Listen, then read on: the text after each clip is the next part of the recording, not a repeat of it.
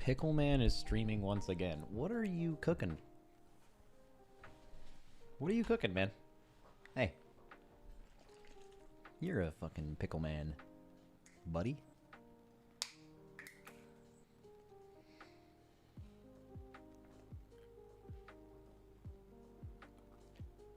This goes out with season 4. No, I believe this comes out a few months or a month after season 4, according to the timeline thing.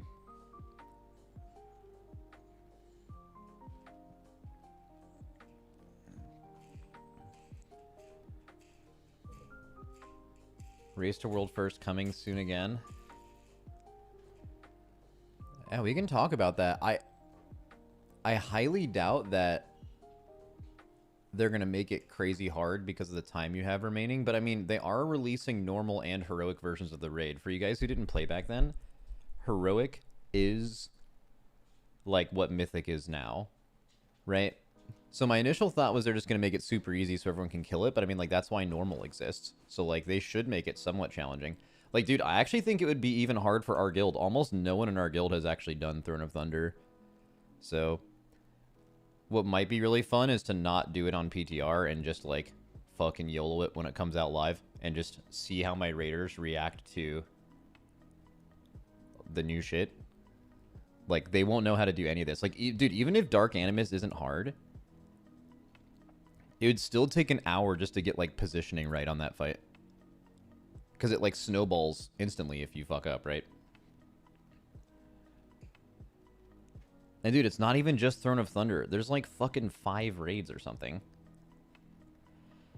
Did you guys know about this before Pod EC? It felt like you guys almost foreshadowed it. No, I didn't know.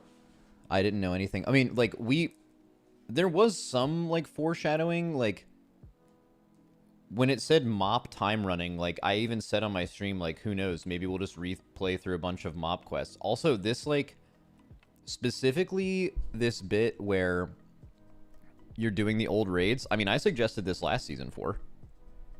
I didn't think they would do a whole expansion, but I said it would be way cooler if instead of these time walking raids, they actually brought raids back and made them real. And that's exactly what they did. And I specifically wanted them to do Throne, and they're doing that. The question is, I wonder if like 10.2.7 drops and literally all the raids are available, so you just blitz through all of them, or I wonder if they release them within like a few weeks apart. I think that would be really cool. I haven't read any of Wowhead yet. Maybe that stuff is figured out already. But I also don't know if the PTR is up yet. Let's see.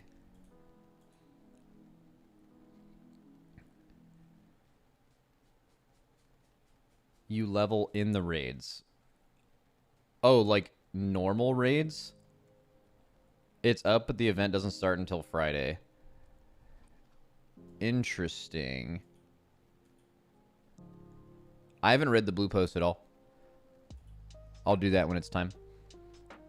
Also, guys, we're probably going to have some insanely cool content at the end of the stream today. So stick around for that. I met with a company today that's, like, organizing this. But here's basically what we're going to do as a chat. We're going to watch... What we can do if we want to do this today is we're going to watch some Price is Right episodes from, like, the 70s. And there will be, like, a whole UI for it and everything. And then we are all, you can guess the price in chat. There'll be a leaderboard in chat. It'll show you how much it would cost now with inflation. It's not an ad. No, I'm making no money from this. It's just cool. Yeah. Oh, there's actually ads playing on the stream right now. And then what we'll do is, like, I don't know, we'll give away the War Within, like a War Within copy to the top 5 chatters that are, like, the closest at guessing prices. I've seen a few people do this, and I'm one of the few people who have access to it. And it looks really, really fucking cool. So, I want to try that.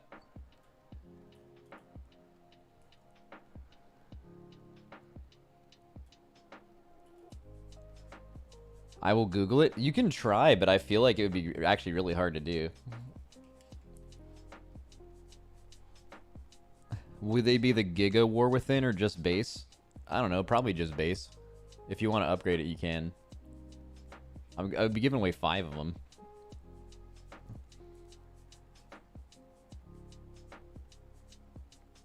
Max, go on the PTR and look at Group Finder. Lots of UI updates. No.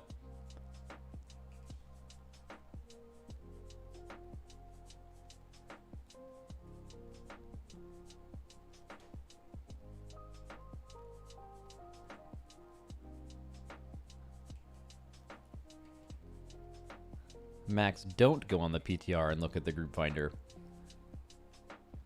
Oh, well. Okay, well, maybe I will. Because you don't want me to.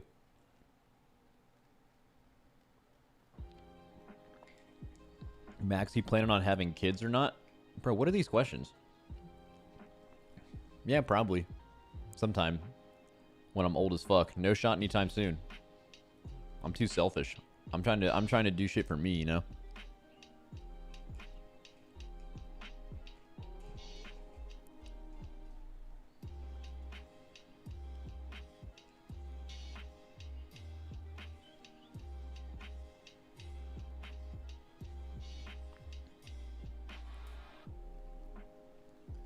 Raid leading is training you to be a parent. Bro, I think I would be an awesome dad, actually. Actually, I think I'd be an awesome dad, but I'd have to learn how to, like, not give them everything they want. That much I don't think I would know how to do, but I would be, like, their favorite dad for sure. I'd be the coolest guy.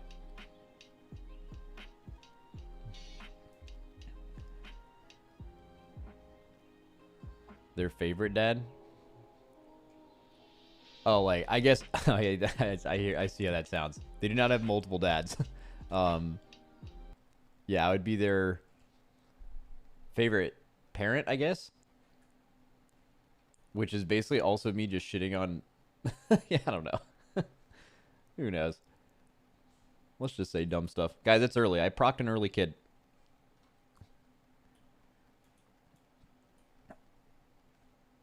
Oh, wait. I did not proc an early kid. I procced an early stream.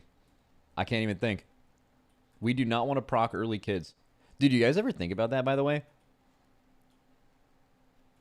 If you, like, what your life would be like right now, if you're, like, 30. And I know statistically most of you guys are, like, 25 to 30. Or more.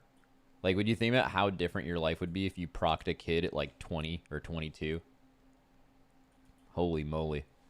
Or maybe some of you guys did. Shout out doing that. That's hard. You're doing life on hard mode.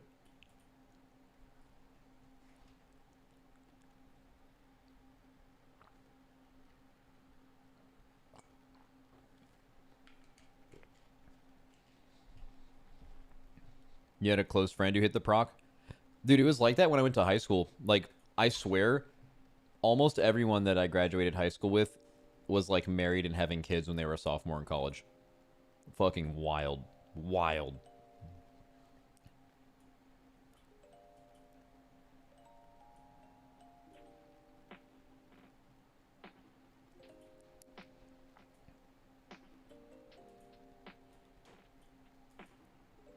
Guys, also, you're gonna have to forgive me for... I just don't usually stream this early. My brain isn't online yet, so we're gonna take a little bit. But it's fine. We can, What is it? It's 1 p.m.? Dude, are none of you guys like that? I'm like... Okay, so I wake up at 11 a.m. Pacific time, so... Like, just about 2 hours ago. And it takes me... Like, I mean, obviously I can do things when I'm awake. It's just, like, being on stream, you have to be, like, mentally on it. You have to be sharp. Because your whole bit is you have to just be creative and be interesting, and people have to listen to you talk and shit. For me, it takes, like, a good 3 to 4 hours to warm up to doing that well. That's why I always stream later, instead of when I just wake up. That's why my streams, in my opinion, are a lot worse when I feel like I have to wake up early for stuff like MDI co-streams and stuff. I'm actually just a vegetable for like an hour.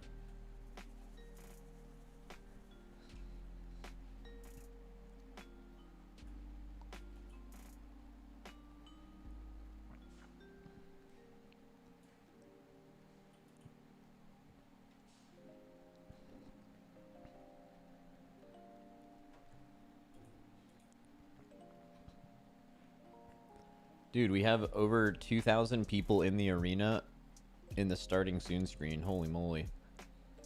including YouTube.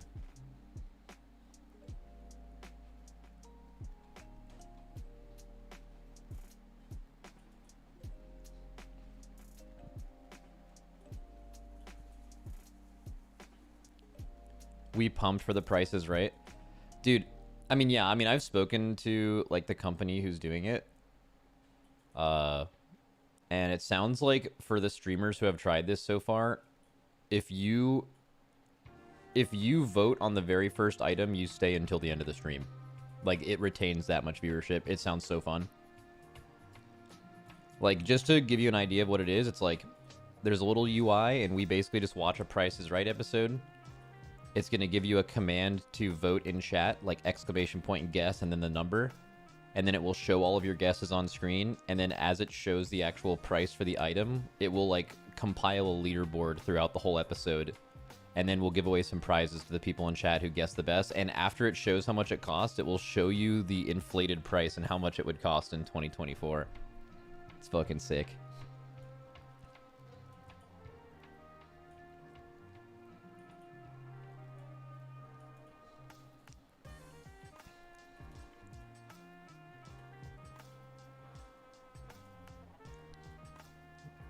I feel like somebody will have just seen the episode. That's possible, for sure. But also they're from the 70s. Actually, you know what? I kind of am thinking of not giving away stuff. Just because I think that might make people feel inclined to cheat, where if it was just for fun, I think less people wouldn't. You know what I'm saying? Like, it would just be more natty. Like, why would someone cheat if there wasn't something to get from it? Like, that would be some fucking psycho behavior. No, actually, well, I kind of fucked up now, but what I should have done is told no one there was a prize, and then at the end, I would just give away a prize to those 5 people anyway and not let them know ahead of time. That would be the move. But I'm not doing that today, because if I did that now, then you would know and people would feel like they have to cheat.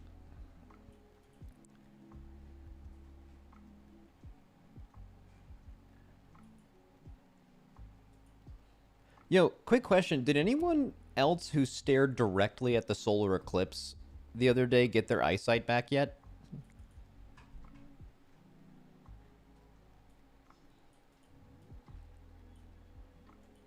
No? Yes? No?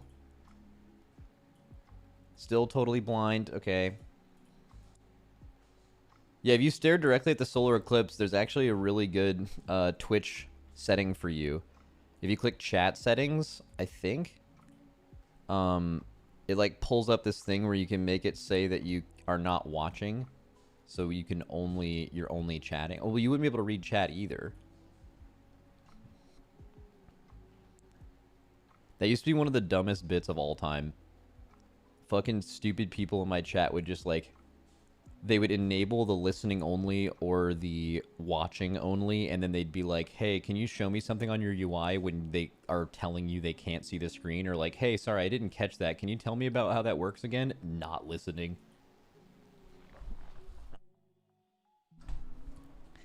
Yeah, okay. Oh, let's just do it again then. I mean, why not, right?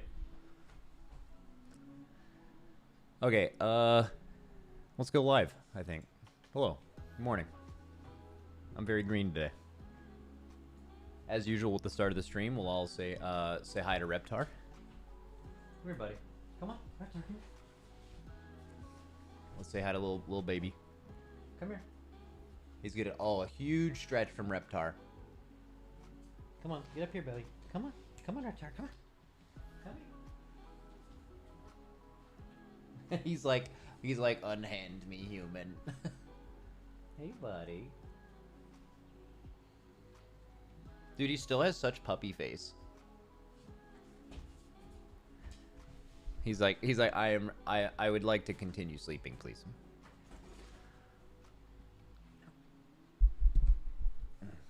What happened to your face? What do you mean? Oh, like my lip? Dude, I don't know. It was like happened in like a hockey game a couple days ago, and then it's been healing. It actually was really worse the last 2 days. It's I think like one more night of sleep it should go away.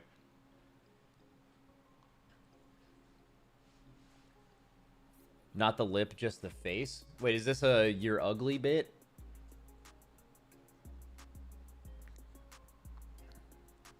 Yeah, very, very, very, very clever.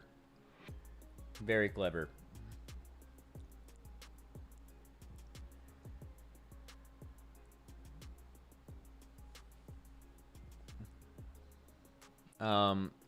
Okay, so I haven't read anything about today other than a few tweets. I saw the initial tweet. I didn't read the Wowhead article. I didn't read the blue post yet. Not for any particular reason. I was just still waking up and I saw the original thing and nah. I know it's not out on PTR yet today, but there's a bunch of information to go through, it seems like. And some of them are even like just for the game in general. You seem super quiet today. Might be my... Oh, maybe I'm like away from my mic or something. I don't know. I sound normal on my end, at least, because I hear myself. Patch 10.2.7 PTR not available. No. Where's that blue EP? Under development, the WoW remix, Mists of Pandaria. Let's go to the original source. It's usually at the bottom. It is not. Probably from WoW's tweet. Twitter Warcraft.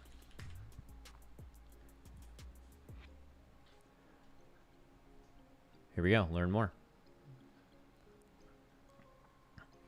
So we knew a few things going into this, that it like clearly was Mist related because it was called Time Running Pandemonium. Time running kind of involved. Actually, I mean, if you used a educated guess on just the name, you would have gotten this right. Time walking is them bringing back old dungeons and raids, and then they're super easy, undertuned, and like kind of worthless content. And time running implies that they would be tuned to be more difficult than that. Pandemonium tells you that it's MOP. Some people projected that it would be challenge modes. You know, but they're literally replaying the entire expansion. You like level your character by doing the content apparently. And I mean, dude, the Mist raids are actually so good, like all of them. Like, one that kind of gets underlooked is, like, that 3 raid section where you do Mogush Vaults, Heart of Fear, and Terrace of Endless Spring. Terrace of Endless Spring is great. Heart of Fear is great. Well, Shaw of Fear is not a great boss, but, like, in general, those raids were really good. Mogush Vaults is problematic, but has, like, a few cool bosses in there. And then Siege of Orgrimmar, Throne of Thunder are just, like, peak stuff. Is this another Court of Stars situation where you'll come to hate it? Oh, yeah, that's interesting. Where, like, Court of Stars was my favorite dungeon in Legion, but then it came back and I thought it stunk because, like, dungeons have got a lot better. Yeah, maybe you're right. I mean, it's going to be hard to tell. Like, I don't know. They could make this stuff not super challenging, and if you just, like, it's a pushover, it's going to be hard to, like, really compare. But, yeah, I mean, certainly I have a ton of nostalgia for MOP. Absolutely. So I could see that happening, yeah. We'll see. All right, let's read through this. So, relive epic adventures with an all-new event arriving in the 10.2.7 content update. First of all, when is that coming out? WoW roadmap.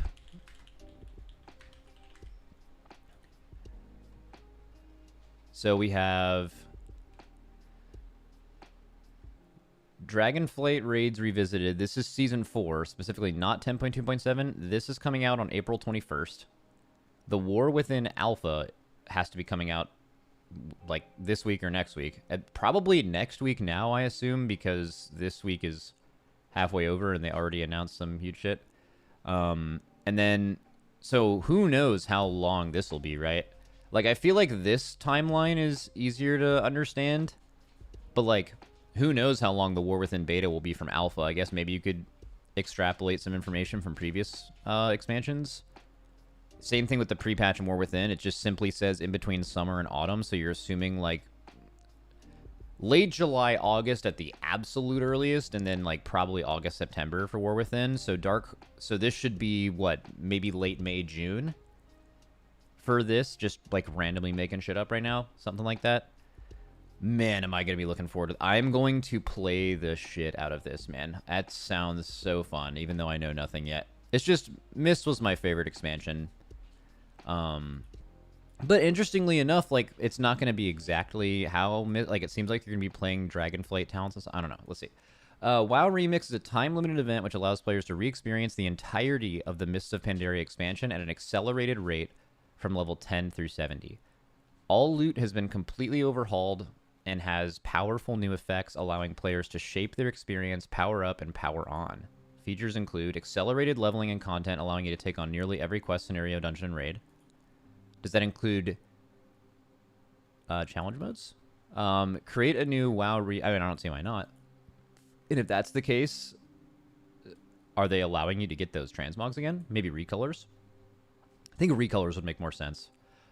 Also, recolors of those would look cool. For some reason, like, Blizzard has never smurfed harder than the MoP challenge mode sets. Like, on average, the quality is better than, like, every tier set that's ever been released, like, across all classes.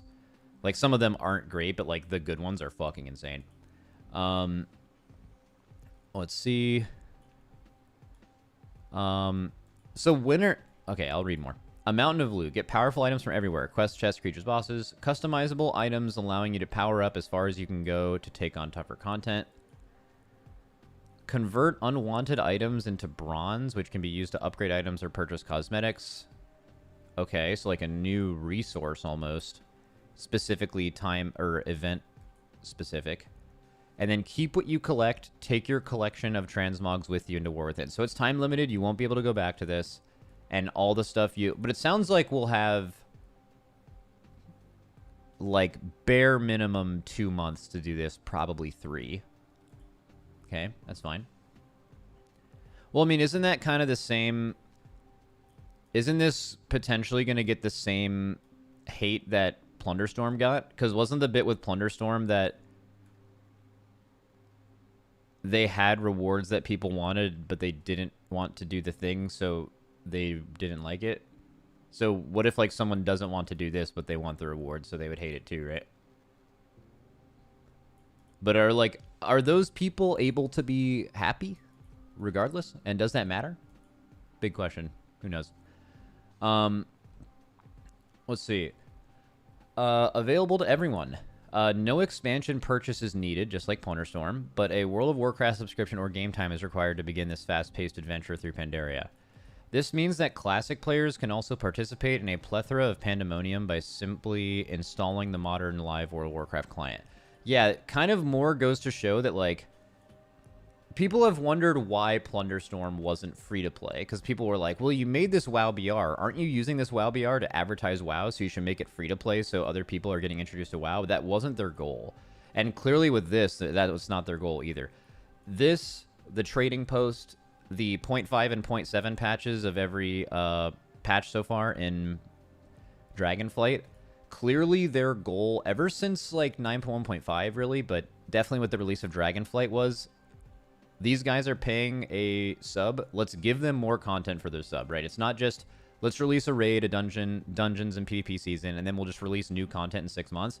Like, they're releasing more throughout the expansion in segments to make you feel like there's more stuff to do. And they're clearly trying to get Classic players to play retail, which my tinfoil hat theory is that's why Classic ever came back in the first place, was a long play to... it serves other purposes, and Classic is great, but as a long play to get that nostalgic WoW audience back into retail. Okay, and this is, okay, and WoW trial accounts will also be able to experience the WoW Remix without a subscription or game time through level 20, and then you would purchase sub. Okay, cool. The War Within launch is going to be huge. Yeah, when we looked at the... so my take, and this is definitely a hot take, but if you looked at the WoW subscriber numbers... let me see if I can pull up a picture of that. I don't know where the hell I would find this. It would be in, like, one of our old podcast talking points links. But, like the WoW sub thing. And it showed, like, basically the biggest peak was even bigger than the Classic peak of subs was Shadowlands. I think Shadowlands is going to... I think the War Within is going to peak for higher than Shadowlands, even though no pandemic. I think the War Within has that much hype. I think they've done a lot of work since Shadowlands to get Classic players playing retail, and a ton in the months leading up to the War Within. I think it's going to fucking go wild.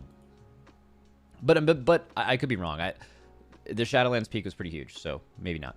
But BlizzCon, this was the first BlizzCon in a long time where WoW was the main event for all of Blizzard. And it was very obvious. So you have that, you have the War Within hype, you have a growing classic and retail player base. Dragonflight has churned less subs than other expansions, even though there's like less content throughout, or there is more content, but less like borrowed power stuff. All right, let's see. So level range 1 to 70 zone is Jade Forest. Oh, actually, let me read this. With WoW Remix, there'll be no slowing you down, and you'll be able to take on nearly every quest, scenario, dungeon, and raid right out of the gate with accelerated leveling from 10 to 70.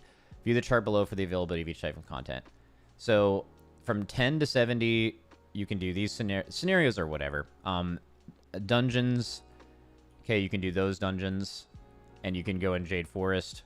From 20 to 70. So I guess all of this will still be relevant. So whatever. Okay, when you hit... Let's look at it this way. When you hit 20, you can go to the Valley of Four Winds and Krasarang Wilds and do the Landfall campaign.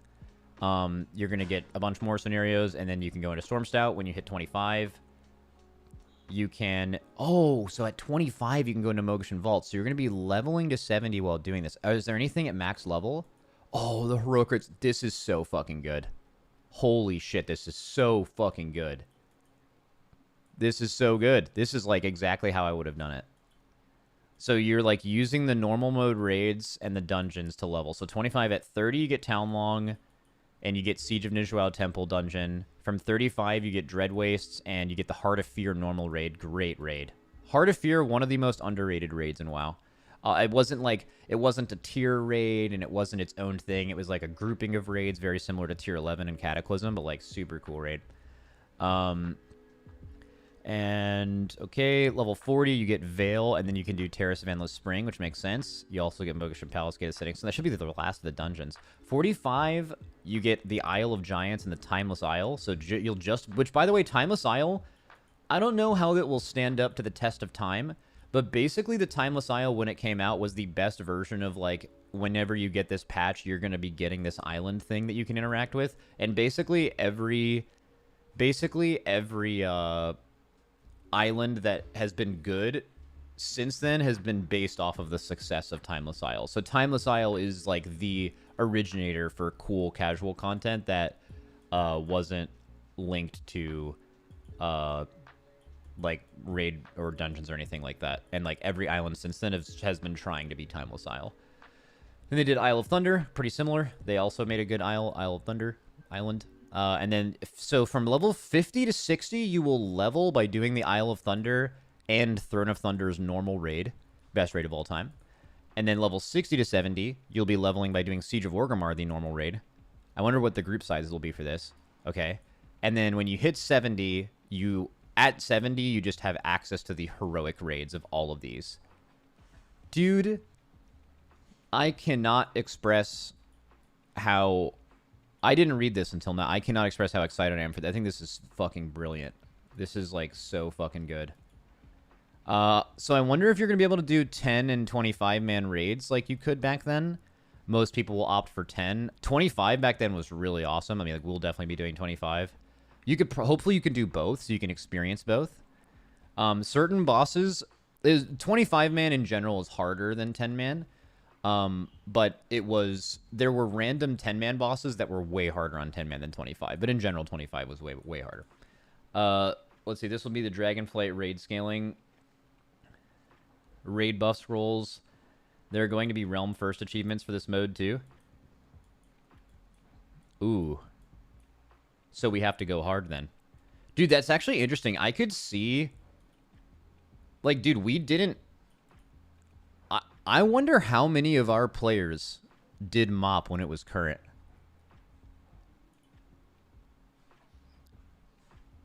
It's not a lot. Maybe 10, maybe 15. So this is going to be new to a lot of them. And even if it isn't new, like right now, if you were to tell me how I would set up a raid to kill like Dark Animus or like G-Kun, like I don't remember how to do that. We would definitely wipe because like, well, I mean, it depends. Apparently this is going to be available on Friday. Are we going to like practice the shit out of these on PTR? That would kind of defeat the point of this. Hopefully they don't leave it up for too long. But I don't know. I hope these are some. I mean, they need to be accessible to people, but they also hopefully they're like not complete pushovers. Like I think it would be kind of lame if they brought back all of the heroic raids from MoP and like literally they're all one shot piss easy fucking time walking to your dog shit, right? Like hopefully there's like a little something where you have to learn through it, but there's also only 2 to 3 months of this, so it can't be like regular mythic like it cannot be mythic difficulty in WoW currently. So hopefully it's a little easier than that, but I also hope it's not just... I mean, that's the whole point of doing something like time running, which is what this is. Time walking is... There's just nothing there, right? Outside of just zoning into the instance, basically. Creating your new identity. Create a new modern World of Warcraft character to undertake your adventures in Pandaria. Collecting a variety... Oh, what am I going to play? I kind of want to play Feral or Monk to relive... I mean, I got to play Monk. I mean, obviously it's going to be Dragonflight shit, but I mean, if it's got to be Monk, bro, you got to live in the times. I know it's Dragonflight talents and gameplay, although I wish, and they still have time to add this, I wish they did add a few iconic things from Pandaria. And I understand this isn't going to happen, but let me cook for a second. Give Druid Symbiosis. It won't be balanced, just fucking see what happens. Give tanks Vengeance. Fuck it. That's a really huge task though, because you'd have to undertune all of their abilities to scale with attack power. Actually, dude, I don't know, just make it defensive. The most fun time to tank in this game was when your defensive healing and absorbs scaled off of the damage you were taking. People often focus on the damage that tanks did in MoP, but if you played tank, you understand what actually was the most fun about MoP is that every tank was completely self-sufficient if you played really, really well. If you made correct decisions, all of the tanks could completely keep themselves alive, but it was difficult. It made every class feel like a Blood DK, and that was fucking awesome. Everyone that tanked them would tell you that was the best that tanking ever was. But I understand why they changed it. But they should change it back. Here we go. From the Realm character selection screen, players will be given the option to create a new WoW Remix character beginning at level 10, which will only be able to play with characters taking part in the event. Characters in the selection screen will only be available to this. We'll have an icon next to them. Okay. Once you've created your character, you'll begin your journey in the Timeless Isle, meet up with Infinite Dragonflight, and Eternus will set you on your path. Also, this totally makes sense for why Season 4, which is coming out in 2 weeks, fucking stinks. Because I bet this took a long fucking time to make this work. And you guys were wondering, like, oh, well, like, what are they doing? Like, what are the raid designers doing? Well, the raid designers were probably exclusively getting these back up to spec. And that, I mean, this is, I'm not upset about this. Like, this is one, I actually suggested this. Not anything close to the entirety of this, but, like, I basically said for Season 4, I wish they didn't bring back and rotate the raids. I wish they just, like, remade Throne of Thunder alone. That was my take for, like, a year. Was, like, just bring back Throne of Thunder, like, a real Throne of Thunder, instead of this rotating raid shit. And they did that and more. So definitely super, super hype. And I just from reading this, and hopefully it turns out this way, I think it is definitely worth Season 4 being the way it is to get this. And like Plunderstorm combined, right? They're kind of both something that probably came from Season 4 being stinky, bad. Definitely owns. Like, if this is as good as Plunderstorm, that would be fucking insane. And for so many people, it will be by default because they just don't like any version of PvP.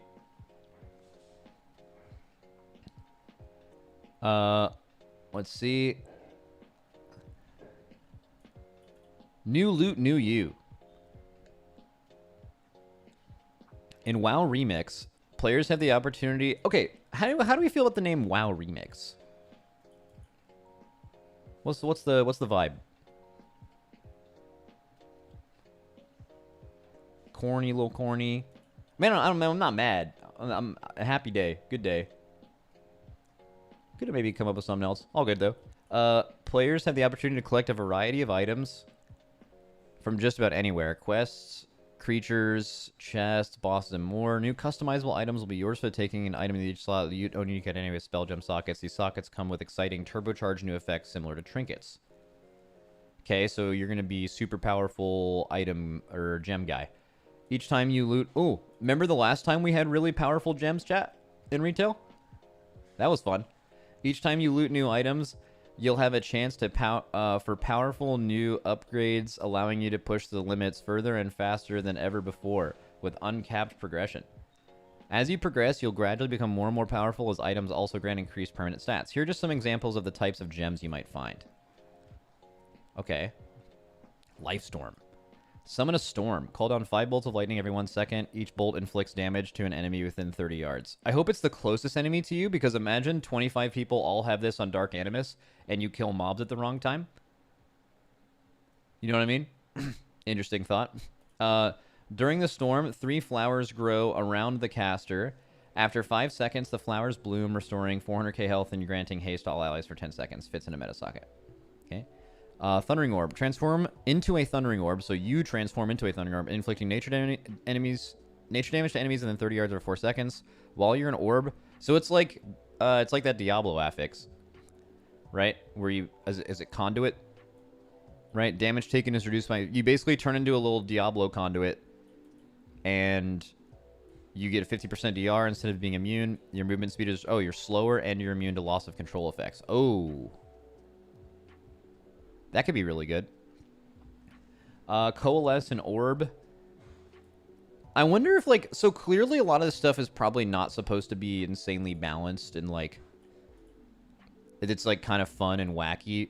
But I wonder if the PvP community will hate it because this isn't, like, perfectly balanced. Like, some of this stuff sounds absolutely broken. Wait, is there going to be PvP in this?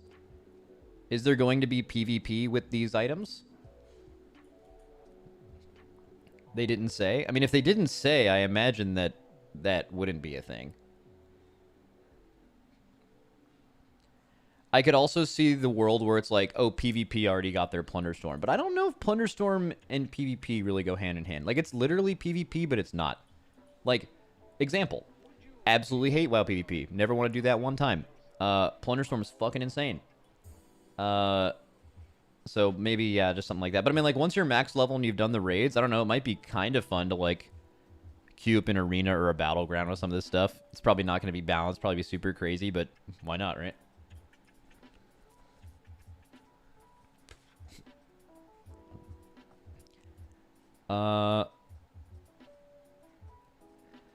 Max, do you think add-ons will be enabled for this or disabled like Plunderstorm? I have no clue. It's just a quick fun thing. I don't think it really matters. Like, are these going to be tuned to a level where you need fucking add-ons to do them? Like, no, like, they could have it be no add-ons. They could have add-ons. I don't really think it matters that much. This is like your own experience thing. You're not playing against other people.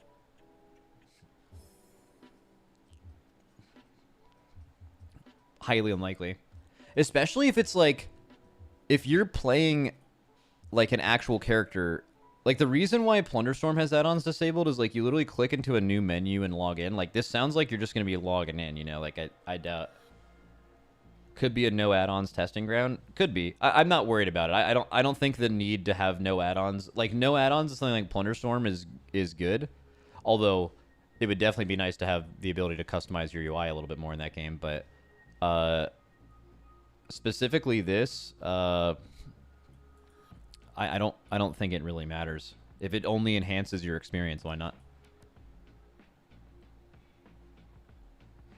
not? Okay. We already... Oh, there's more here? Let's see. So those were meta gems. And these are tinker gems. What are the difference between meta and tinker gems? Like, just certain items, I guess, have tinker slots. And certain ones have, you only get one meta gem. Okay. And then here's some tinker gems. Every 3 seconds, build a charge of Hailstorm. Upon reaching 10 stacks, unleash a hail of enemy. Each impact applies frost damage and numbing cold. Don't know what numbing cold means. Cold front. Okay, very cold based. And it's unique equipped. You can only have one of each. You'll have multiple... Looks like you'll have multiple tinker slots. Your abilities have a chance to grant allies a shield, absorbing damage and applying numbing cold to all enemies. I'm assuming that's like a slow. Oh, we see it right here. 30% movement speed and reduces damage dealt by 10%. Attacking removes a stack of numbing cold. Okay, so it'll be like irrelevant against raid bosses. And they also mentioned that here. Wildfire. Your abilities have a chance to inflict additional fire damage and spread wildfire to additional damage, additional enemy. Stack of 10 times. I wonder if... other people's stacks with you. Probably not. Tink Master Shield. Grant a shield absorbing damage equal to 20% of your total health. It'll regenerate after not suffering any damage for 10 seconds.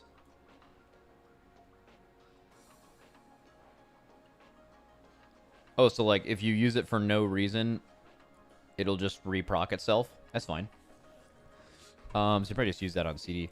Fervor, while you're above 80... Well, I don't know what the CD of it is, though.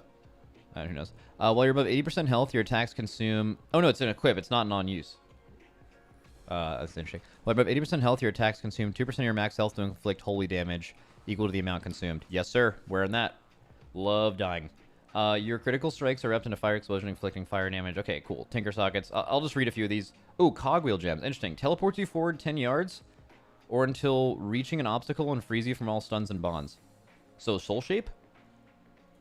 Isn't that literally Soul Shape? It's just Blink? Isn't Blink more than 10 yards?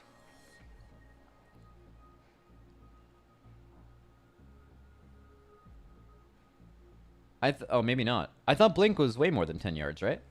Blink is 15, so it's not Blink. Looks slightly above the description. Yeah, I mean, I know it's called Blink, but like Blink is a spell where you go farther than this. Well, either way, you could all read what it does. Sounds good. Sprint. Increase your movement speeds by 70% for 8 seconds. Stop saying plink, chat.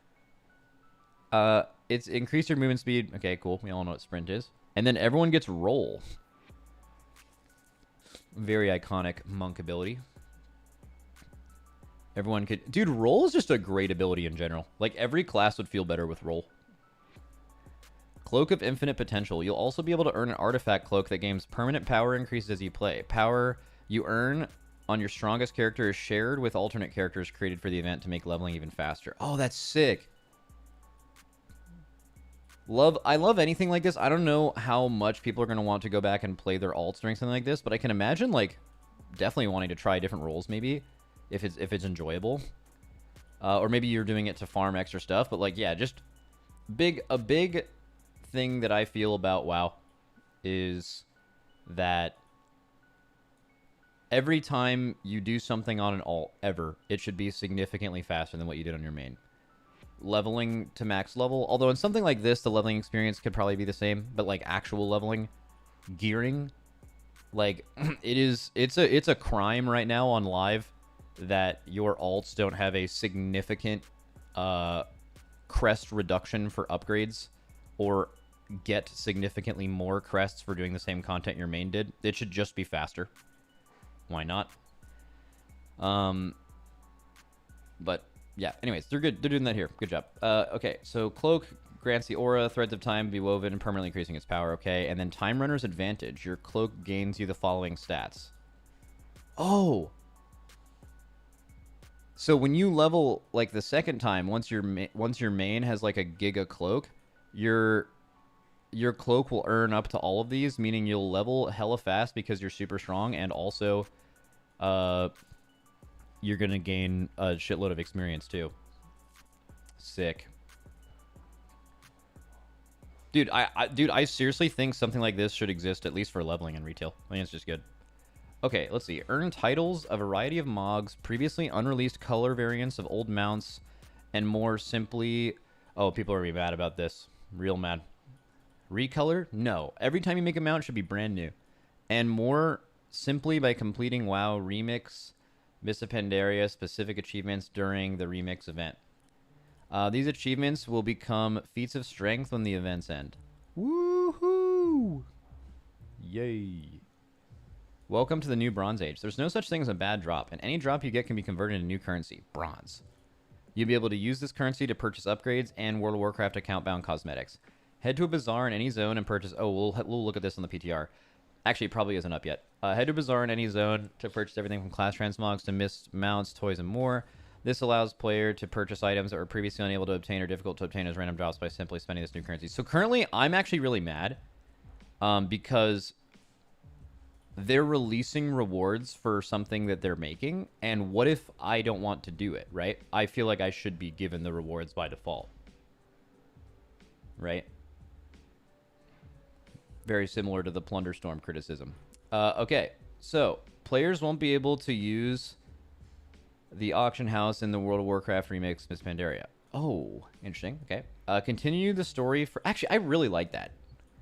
Continue the story in Dragonflight as the Darkheart content update ushers in the final chapter of the expansion and sets the stage for War Within. Wow. What are the comments? Are they bad? Please tell me people aren't mad. Actually, no. That should be the comment, right? Is people should be like, why are you making rewards for content that I now have to do?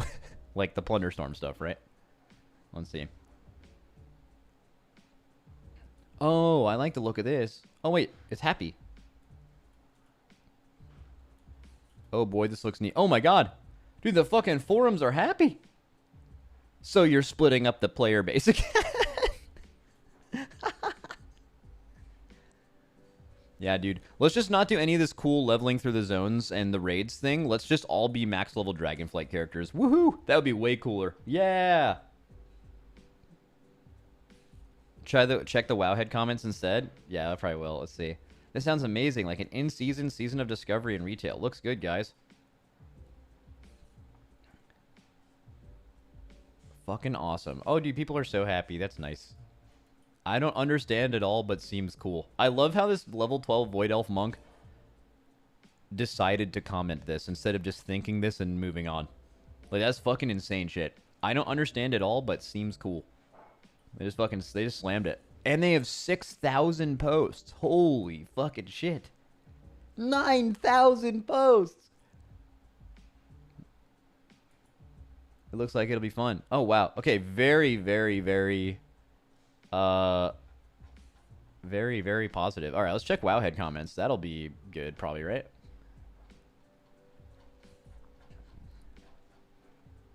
Oh, it's not this post.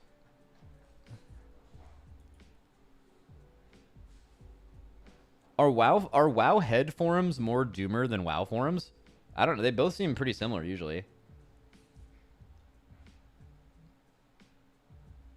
I think here's why. Because if you think of like where these commenters come from, like it's really weird to go to like WoW's actual forums and post on there, but like you'll be on Twitter and then you'll just see, like, this isn't actually natural because you're not going to find it on my actual feed, but like you'll just see a Wowhead post and this is where all the negativity comes from. Like, do you guys remember, for example, do you remember when Wowhead was making Diablo 4 posts and like all the comments were like, fucking stick to WoW, fuck Diablo? Like, people who are on Twitter a lot are by default kind of miserable and really upset, right? So like naturally things that come from Twitter interactions, which I imagine most of the comments from Wowhead actually come right from Twitter, it's by default more negative because like it just thrives on there. Like it feeds Wowhead posts to people that Twitter knows fucking hate anything that has to do with WoW, so they're just always gonna let you know how they feel about it. That's probably why Wowhead is worse. Anyway, let's check. This is a thing. Let's see. Datamine class changes. Where's like the big post? Here it is. This is the post. Is it only 43 comments? Maybe not.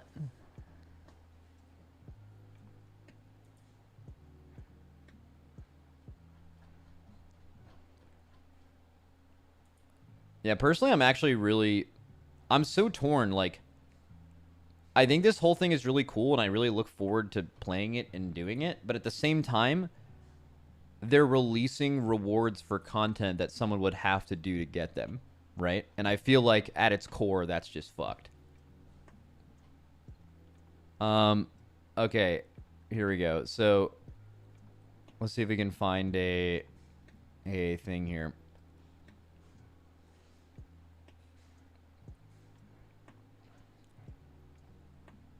It's down more? Dude, when did they announce this shit? Oh, yeah, here we go. This looks like the first one. Well, why did they make two of the exact same posts? WoW Remix Mists of Pandaria patch 2027. Level to 7 using special rules and loot. Remix WoW Mists of Pandaria. Relive. Dude, Wowhead just knows. Guys, can we just take a second and just, like, appreciate Wowhead for being good at what they do? Like, this is legendary shit. Like, this should be one post, but, like, 2 posts, same amount of clicks, more ad revenue. You gotta do what you gotta do to survive, bro. I fucking respect that. That's the hustle. There's probably even more, bro. Nah, there's only 2 that... Yeah. Okay, either way. Here's the original one, right? Let's get more comments. How many comments are on this one? Oh, 225. Here we fucking go. Fix the damn game instead of adding new modes. Oh my god, this is so good. Okay, this is literally the fucking first comment. They should just fix mythic rating instead of... God, dude, people on Wowhead are just fucking insufferable, man. What is it? You can guarantee that person doesn't play also. Yeah, there's extremely high likelihood for stuff like that usually. Good for people who enjoy these things.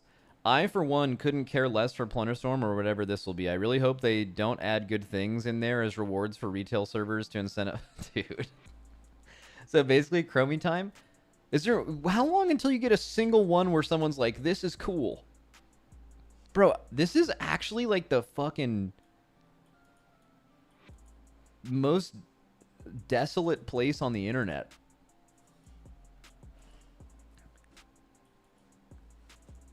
There we go. Good on Blizzard for trying new stuff despite people hating every single move they make. Well, I mean, if you read, like, comments on Twitter right now, even on WoW's official post, if you read WoW forums, if you listen to anyone that's an actual human giving an opinion, this is universally positive and good. It's just, like, fucking internet weirdos that I get. This is like Wowhead forums or Wowhead comments have become, like, the 4chan of WoW discourse.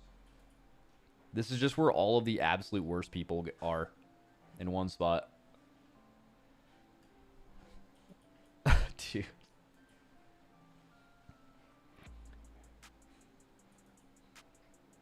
I've actually never seen it this straight up.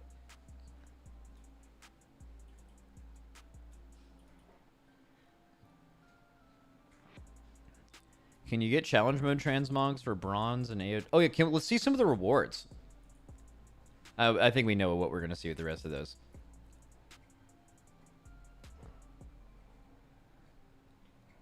What did that guy even mean by mythic rating is broken? No one knows, man. He probably just heard a streamer say it one time and he's just repeating it. All right. Okay. So we've read this. Now available for download and we'll log in the PTR for a second because apparently they've made some like UI updates as well. So the Pandaria remix scheduled this Friday. Okay, dude, I am going to be live on Friday through Sunday, bro. I might goddamn cancel my weekend plans or something. Like, this is... I'm just going to be doing this all weekend. Multiple classes. I just can't wait to do this. Oh, man.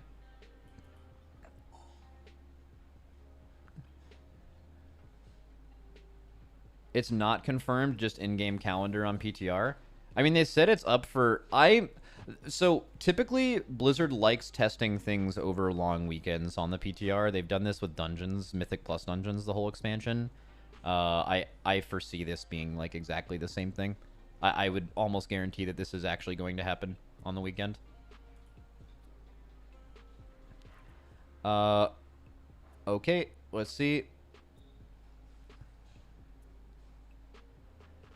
Patched, but also... It's weird. Like, they did no internal testing for... Or no external testing for Plunderstorm, and this is, like, kind of like PvE Plunderstorm, but not really. I think it actually would be cooler if they just released this when it came out and no one could just, like... I don't know if people really care about Realm First achievements and shit, but so people don't just, like, spend every weekend this is available testing it, but actually just, like, getting good at it before it actually comes out, you know? But, like, this seems like a bigger undertaking than Plunderstorm, so I don't know if it would be feasible to do that. Like, basically, the people who are going to, like, play this all the time on PTR are the vast minority that play WoW, right?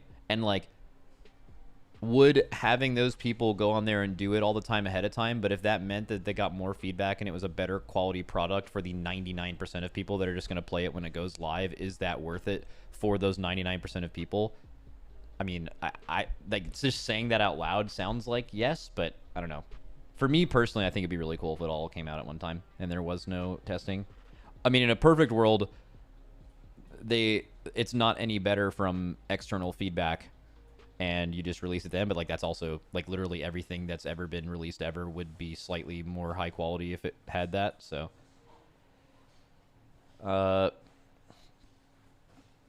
let's see. Let's keep going. So that's scheduled. Now it's available. Data mine class changes. Let's look at these. Okay, this is pretty big. So Reaping. Your Soul Reaper, Scourge Strike, Festering Strike, and Death Coil deal 30% additional. They respelled additional. Very huge buff for DKs. Nothing there. Nothing there. Oh my god, this is a wow head post. Holy shit, is this a wow head post? I wonder if there's a single point of useful information in this whole thing. And I bet it got so many clicks. Just nothing. Just like that's so good. Realm First achievements returning in patch 10.2.7. Time running Pandaria remix. So this is really interesting. I imagine they're doing this because Realm First achievements still existed in MoP. Like profession ones, leveling to the first to whatever level that was on each class.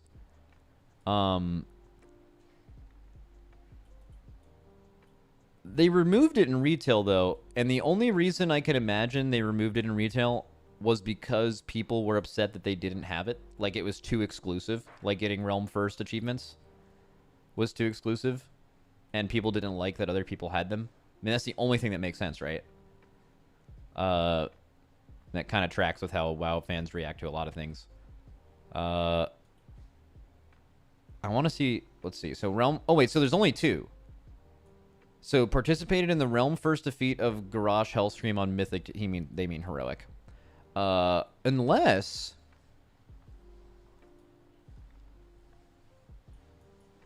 Unless you can do all the Heroic raids, and then there's an extra hard Mythic version that has no rewards, and it's just for Hell.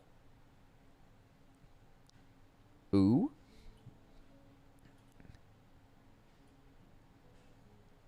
Oh, dude, that's so cool, by the way. Realm First Mythic Garrosh. Reward title Paragon of the Mist. Shout out Paragon, dude. Wait, Siege was Mythic? That's... Well, okay, that's true and not true. So, when it was first killed... It was 25-man Heroic and 10-man Heroic, but in the pre-patch for WoD, when they did Mythic, you were able to do Siege of Orgrimmar Mythic, but only once it was deep in farm. So that's a little inaccurate to say, like, that was the first Mythic. Like, not really. So, yeah, I mean, so maybe it will, but I mean, yeah, I don't know. This is wishful thinking. My wishful thinking is they have, like, you level up doing the normal raids in the dungeons and stuff. I think that all sounds really cool. And then you get to max level and you do, like, the heroic raids. And then it's like, oh, wait, you guys thought you were done? If you want to just whatever, we put, like, a way harder version of this on Mythic, and then you can do it if you want. And obviously there can't be any rewards to it, because adding rewards to things that people would actually have to do to get them is doesn't really work in today's WoW.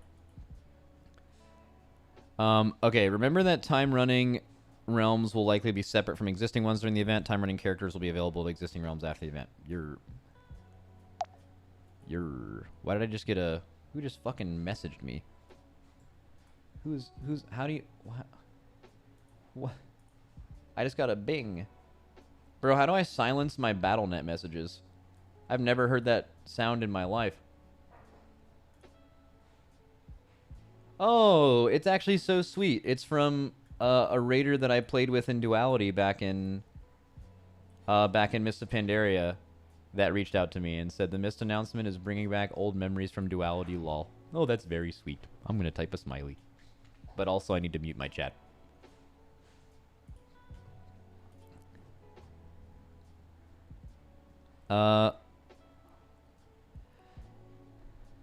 Let's see. That's what everyone right now, go to your BattleNet and reach out to someone that you haven't played with since MoP and let them know that you're thinking of them. Or call them a bitch. One of the two. It depends on how chaotic you are. You could get two very different reactions from those things. All right, let's see.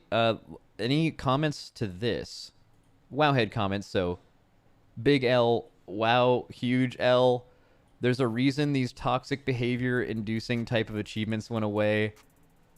Oh my, dude, wow. Guys, listen.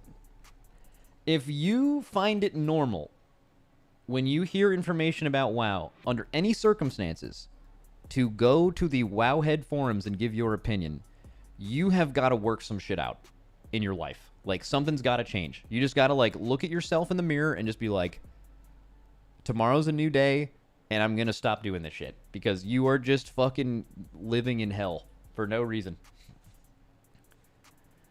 Okay. More posts. Wait, someone said there's a new blue post. All right, let's go to that first.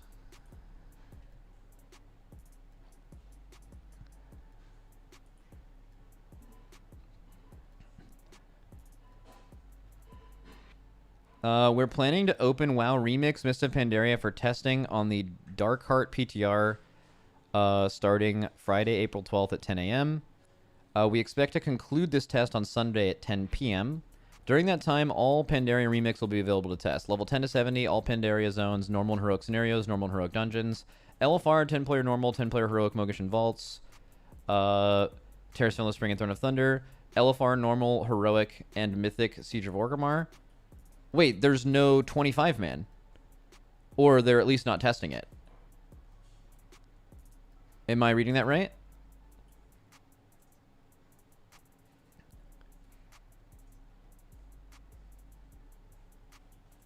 I mean, that's fine. Or maybe it's just testing, but... I mean, they're doing Mythic for this.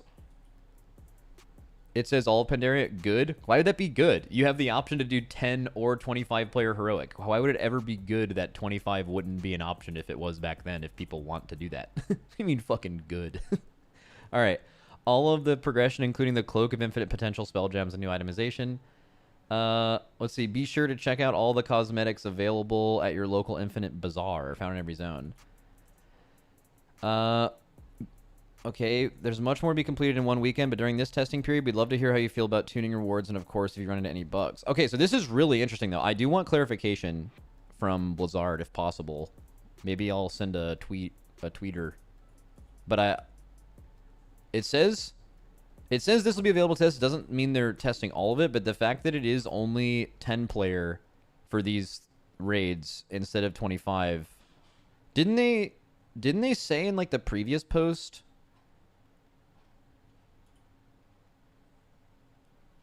$10 is good? No, okay, guys. It's not like you're choosing. So in Mists of Pandaria, you could do 10-man heroic or 25-man heroic. You didn't have to... No one's taken away a 10-man. That existed in MoP. It's whether you would be allowed to do both like you used to. It doesn't affect you at all if you're planning on doing 10-man for 25 to exist. Did 25s get better gear? I believe 10-man dropped 2 items per boss and 25-man dropped 5. I believe. Or was it 4? I don't remember. It was a long fucking time ago. Yeah, it's the same item level gear too. It's just more gear. It was 6. Oh yeah, so you get slightly more gear per player in 25-man, but it's like pretty negligible. So, like, players in 25-man were usually considered more geared, but that's because you would funnel loot to this. You know how gearing works, right? Like, it makes more sense to funnel loot onto the same person rather than spread that loot out, because how scaling works. So, you would have people you could get targeted with more gear in 25-man, right? Like, if you're the warrior that's getting all the plate gear in a 10-man and the warrior that's getting all the plate gear in a 25-man, there's just literally more gear coming your way. But, like, across the whole raid, it's the same. Or similar. I want to see... So, I want to see if they specifically mention 25-man or 10-man heroic in here.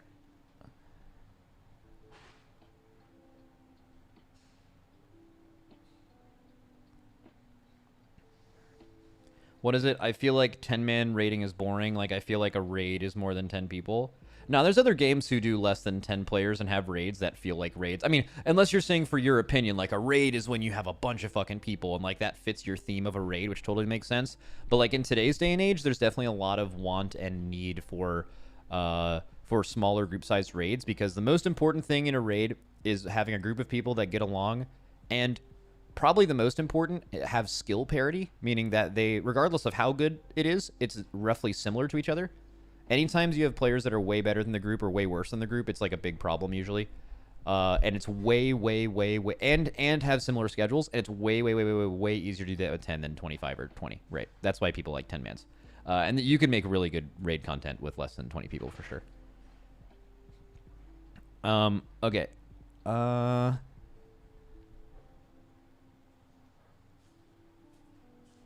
Next, I just tuned in. What are we looking at? Oh, wait. Golden Elgon mount? I imagine that's not going to be rare like the original Elgon mount was. That'll have to be like permanent drop or like a way you can... A piss serpent? Piss dragon. Yeah. The astral piss serpent. Love that. That is what it will be referred to for the rest of time. I'm going to tweet at Blizzard real quick.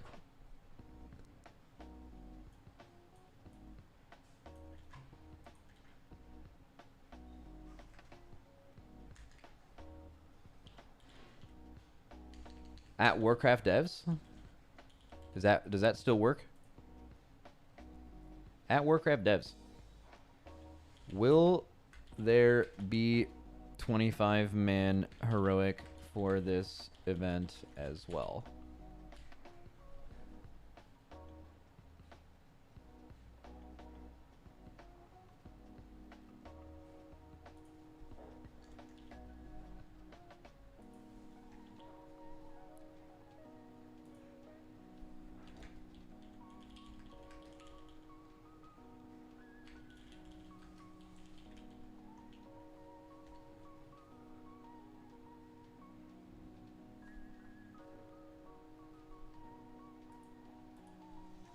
One second, almost done slamming my tweeter. Are you cooking a race for this event? Let me workshop that in my mind real quick. So, how would that work? We all get to max level. We don't do anything on the PTR. And then we like go live, do a charity raid, and race to do all the raids, Echo versus Liquid. But then people would have already had it cleared because we'd have to wait for them. I think it's probably not going to be a thing because PTR exists.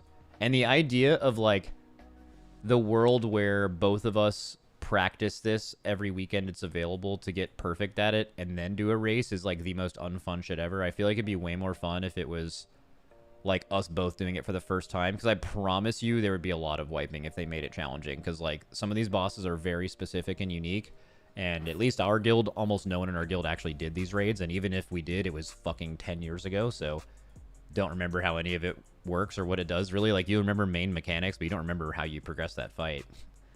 So I don't know. Could be a fun idea to do it live, but I think it's going to be really weird, like, because if we have to wait for them, for their servers to come live, someone will have already cleared it, and then, like, kind of the hype for that is gone. Ooh, or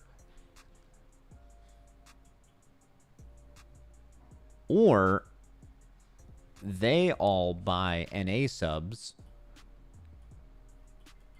and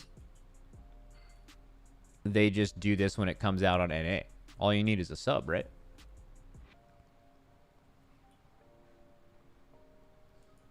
That sounds sick. But then again, it's like, then if we do that, we would feel obligated to fucking, like, unironically practice this shit, which, like, that's fucking corny, you know?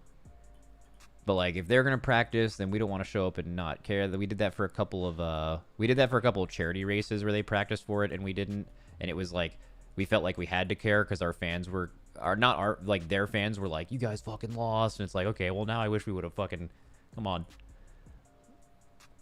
Just you two agree not to practice? Yeah, but then, like, other people... maybe it's just not a thing. I don't know. It seems like a for fun thing. But it also would be pretty hype. Dude, I just want to get my piss serpent. I just want to get that piss dragon, baby.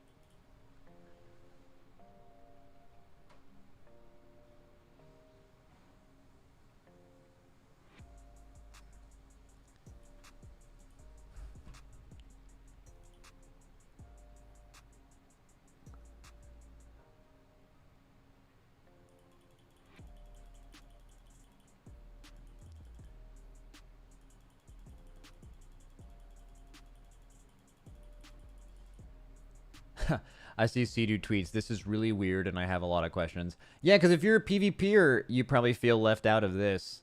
I actually feel that. Because this seems really sick, but, like, as far as I can tell, there's no, like, level 70, like, battlegrounds or... Like, dude, I think, like, just literally letting people play the battlegrounds that existed back then could just be fun for a couple days. Zero effort. It wouldn't be balanced. Who cares? PvPers got Plunderstorm? See, that's the thing. I don't agree with that. I don't see Plunderstorm as a PvP thing. I fucking love Plunderstorm. Hate WoW PvP. I know tons of people that don't WoW PvP and loved Plunderstorm. Seems pretty universal. But, like, some people will definitely see it that way. Like, PvPers just feel left out of this, while PvEers really enjoyed Plunderstorm.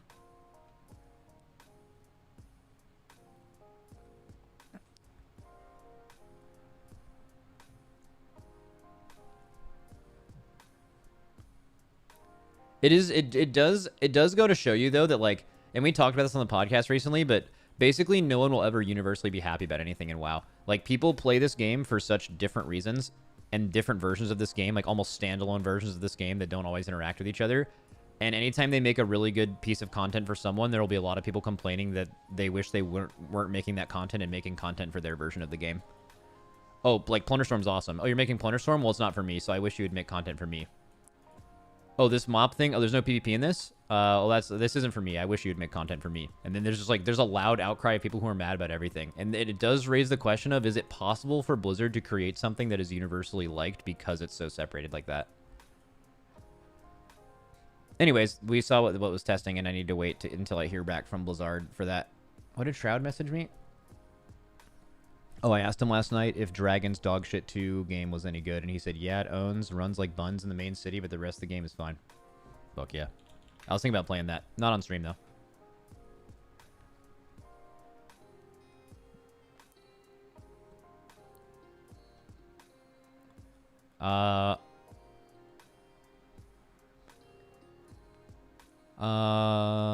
Effects toys. New Pandaria cloak. Okay, I don't care.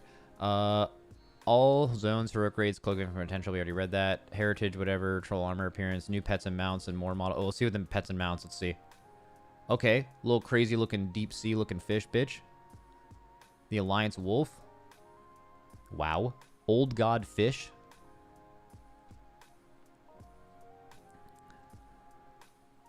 Horde Night Saber.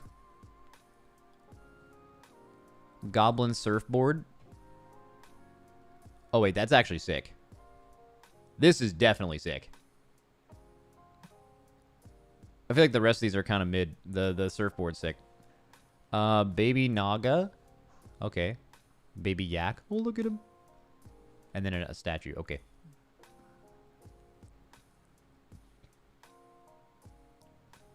Raid buff scrolls returning in patch 10.2.7. Time running Pandaria. So this is probably exclusively because 10 man exists. Like when asking Ian in an interview about like raid buffs in this game currently, and I pointed out how there could be some groups in heroic raid, for example, that only have 10 players, or maybe they have 15 players, but a few of them are on the same class and they actually can't get all the raid buffs. And he said that heroic is not tuned for really needing most or if any raid buffs. It's mythic where we kind of expect you to get that, and the reason raid buffs exist is so you actually see class diversity instead of 8 of one class, or, you know, if there was no raid buffs, for example, you would just see people being brought because of how defensive they are or whatever, right? Like, it at least means that there's a hunter and a raid. Well, except LA Shamans are hearing this and want to die, but yeah, for everyone else in the game, there's like a spot for you, right? But if you're doing 10 man but if 10 mans are the hardest version of the content, then like raid buff scrolls are more necessary, like they were in BFA. So definitely makes sense.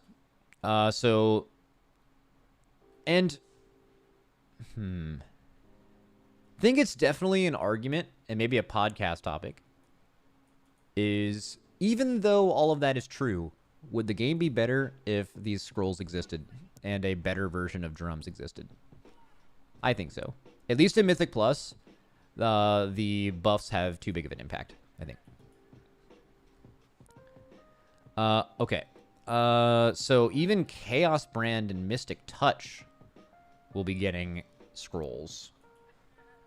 That's only, so like basically a Demon Hunter's version of Chaos Brand is 25% better than this. But, you know, you're getting a decent amount of the effect. Timeless Scrolls of Battle Shout. Same thing with Chaos. Fortitude, Intellect, Mystic Power. I'm assuming that's the Monk thing. Yep. It's one of the weaker buffs anyway. Okay, Timeless Touch. Scroll of the Wild. What is that? It's 2%. Okay, so a Druid bringing Mark of the Wild is 33% better. Or no, sorry, 50% better than having the scroll. Get owned, Demon Hunters. Your value over your scroll is worse. Dispel? Wait. Used by item Timeless Scroll of Cleansing? You can get a scroll that on a 30-second cooldown can dispel someone? That is really interesting. What? Wait, I'm so... I mean, that's fine, I think. That's really interesting. It's basically giving everyone in the raid a 30-second dispel. Maybe it's healer only, but if it's healer only, why would it be healer only? Right? Like, healers have dispels, right? This isn't supposed to be some crazy, super balanced thing. I actually kind of fuck with this. Kind of interesting.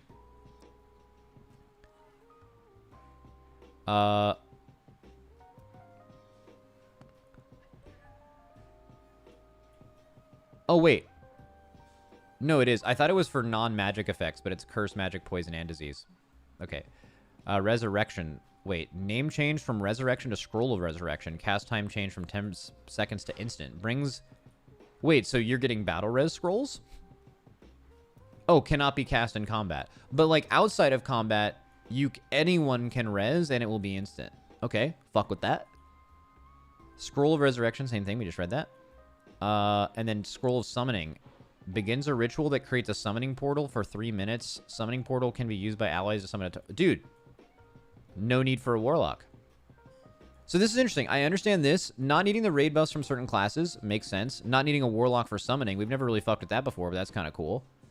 Yeah, also rest and piss warlocks. This is what you guys get for never clicking your own shit. You know what I mean?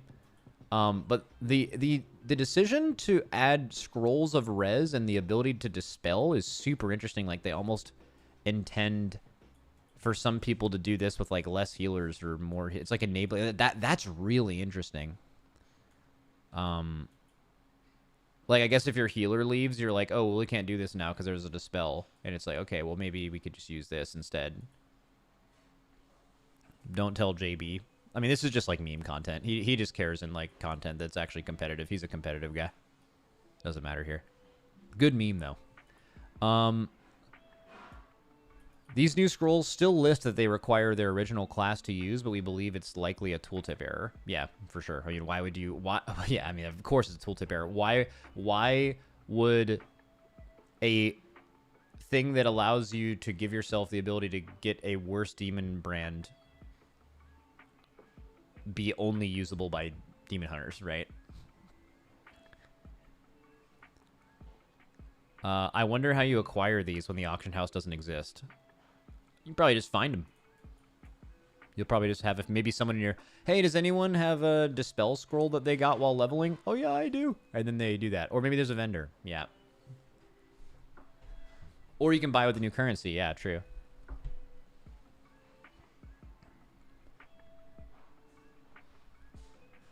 Very lit. Awesome. So far, very happy.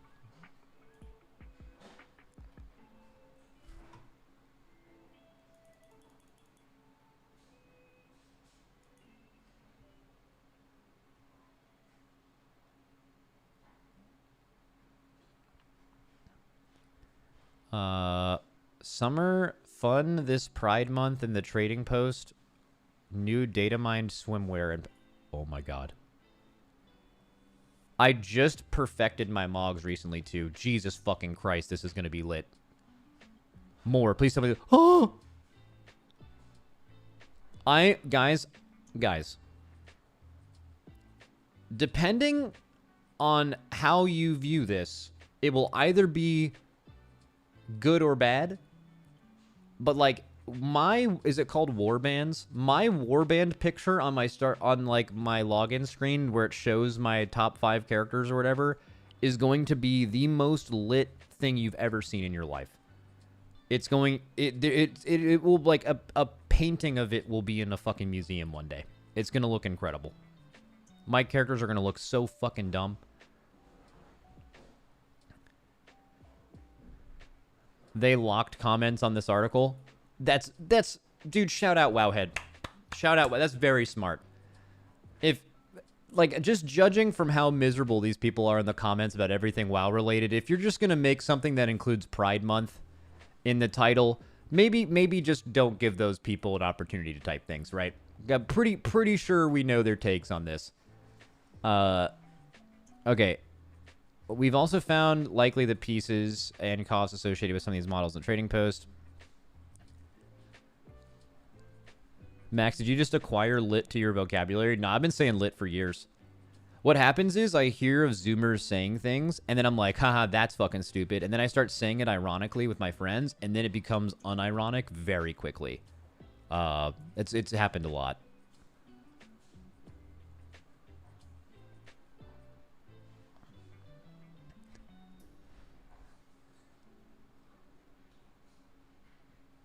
Yay. Dude, I can't wait to buy these. I'm going to buy all this shit. My characters are going to be looking crazy.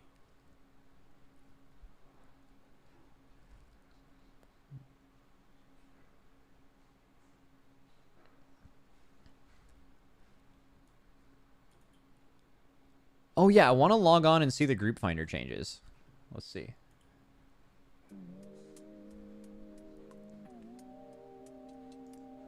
Let's see. Oh, dude. Wait, let's see. Is little Reptar sleeping? Wait, he heard his name. Dude, Ella's actually fucking zonked. She sleeps the whole stream. Every single time. Donkey Man, Dog Captain, let's go Rizzy. Rizzy G.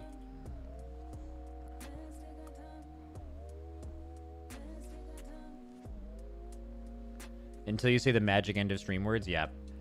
The UI changes are on the filter in Dungeon Finger. All right, let's go to the Dungeon Finger. New season. Awaken. Ugh. God, season 4 stinks. All right. So what? This pre-made groups, dungeons, find a group, start a group. This.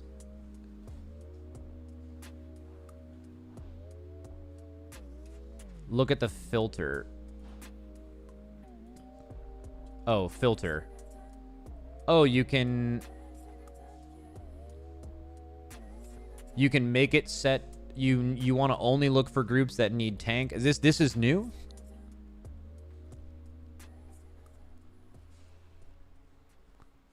Oh, that's really nice. I mean, this is an example of baking in add-ons into the game that are like really fucking good. Like the group finder is infinitely better with add-ons.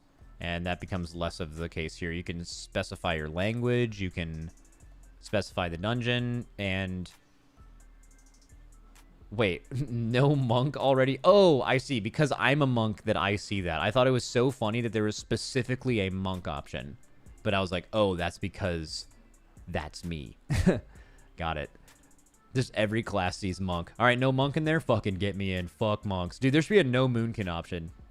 I only want to see groups with no moonkins in them.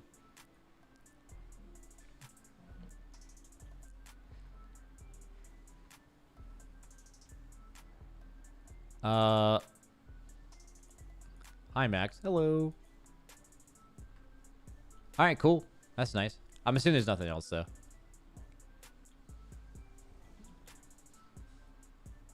Dude, what a time to be alive. This Friday, it's going down. That's good because I can't stream tomorrow anyway because I'm doing a commercial thing. And then I have 2 hockey games later. But on Friday, not a single hockey game.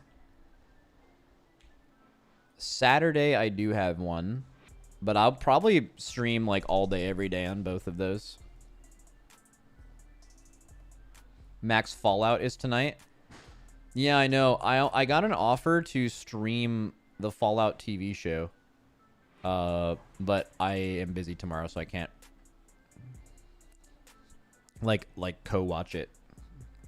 What's on Friday? On Friday, they're letting you test all this shit. Max, do you think this removes the possibility of a MoP Classic release? No. I don't think it removes it, but it is interesting. It would be interesting to like do a basically full rerunning of MoP on retail and then just a year later do it but the slowed down version. Like, it definitely does. This existing remove some hype or some player base from MoP Classic when it is released, seeing that it's going to be probably within a year of this coming out, or a year and a half? I think the answer to that is absolutely yes. Right? It's like you're getting the TikTok truncated version of it. Why would you do the long version again? Like, for sure. Damn, so, dude, I haven't thought about it, but I don't think it removes the possibility, but it's a question to ask for sure. But MoP class design, yeah, MoP will be different for sure, and they'll probably still do it, but it is an interesting choice. Like, I think it absolutely will remove people from it, though.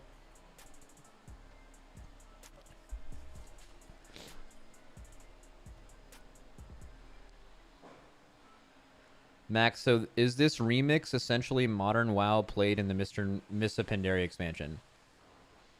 I like, yes and no. Like, it's not like you're logging onto your level 70 character right now.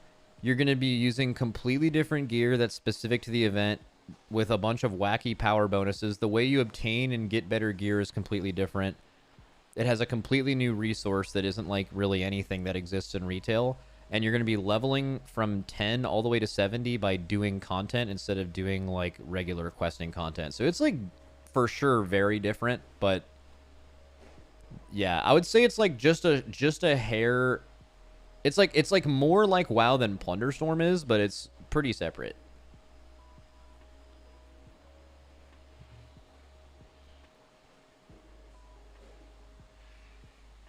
My theory is that they'll do it for Legion next expansion, Max, which is why they chose the neutral name Remix so it can be reused. Yeah, see, now this is something that they could do multiple times and it would always be cool. Like, if they did this next expansion, people would be looking forward to it pretty much no matter what expansion it was. Right? WoD Remix? Bro, WoD Remix would go fucking hard, man. Like, the only problem people had with WoD, maybe some lore stuff I'm not quite sure of, but I think all the lore stuff just kind of kept falling off after Wrath because nothing could equal the Lich King. But, like, WoD had fucking awesome raids and dungeons, so there was a huge content drought in WoD, but guess what wouldn't exist in a thing like this? That. Right? So, it would be sick.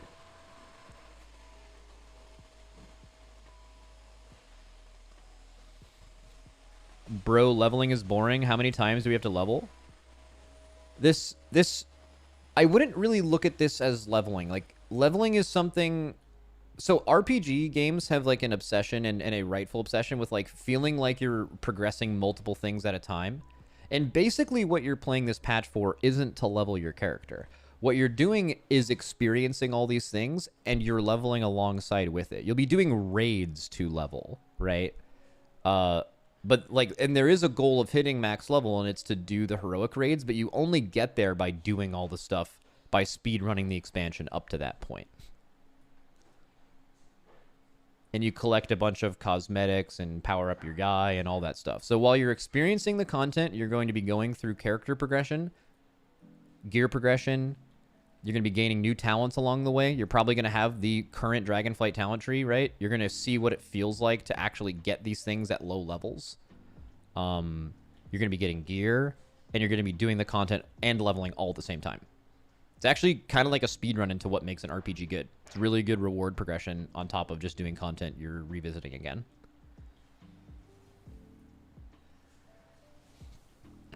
The level 70s convert to retail in the War Within? Yeah.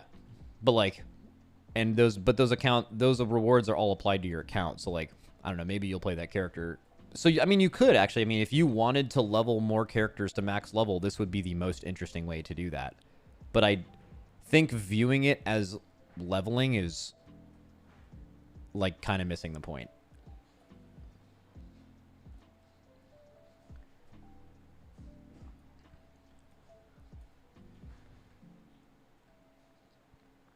What is it? It seems like they need a way for people to do old content. Now we have classic versions that are temporary and retail versions that are also temporary. Yeah, but I think they're all good, though. Like, I think people are going to love this. I think people are going to love... I actually, again, kind of similar to Plunderstorm, where, again, Plunderstorm might not be your thing. You might have hated doing Plunderstorm. You might have felt like you had to do it because of rewards, but I still don't really get that. But, whatever.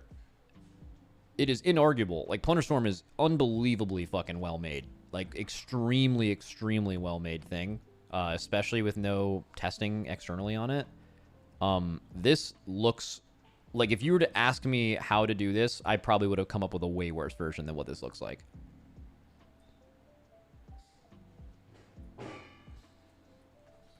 This is not the Pandemonium, is it? Oh, it definitely is. Like this thing, the time-running Pandemonium, that's exactly what this is.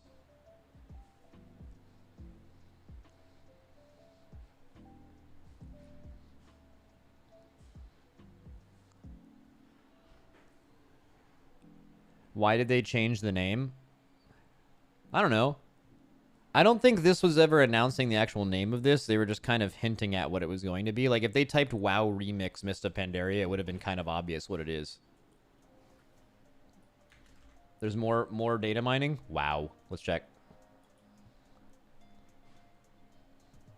Wanted a roguelike, but this could be so fun. Yeah, yeah, you could tell it was a red herring. So before this, there was a T&E video and some data mining that suggested that the PvE thing in 10.2.7 was going to be a Vampire Survivors game mode. But I was kind of off of that because there was literally a file called 10.2.7 Vampire Survivors game mode. And that's just too on the nose. You know, that's like so obviously there to bait you. But they should do that too. WoW players really like Vampire Survivors in general. It's a pretty well-liked genre for people who play WoW. It's just a good game in general. If they made a Vampire Survivors inside WoW, it would go hard as fuck. Be sick. Look at the achievements. Oh yeah, maybe that'll tell me about the 25-man thing. Okay, WoW Pandaria Remix PTR testing, all heroic... Okay, it's just them reposting the... Jesus. Okay. New Legendary Pandaria Cloak Effect, toys added and whatever. So, in today's thing, we have new toys that will allow players to don the wings of the August Celestial Legendary Cloaks, so just cosmetically. Okay, since cloaks will be replaced by the new this, and the potential new meta gems, it makes sense that Blizzard would create a way for these highly coveted wing effects to return. You'll need to fully update it. Okay, whatever.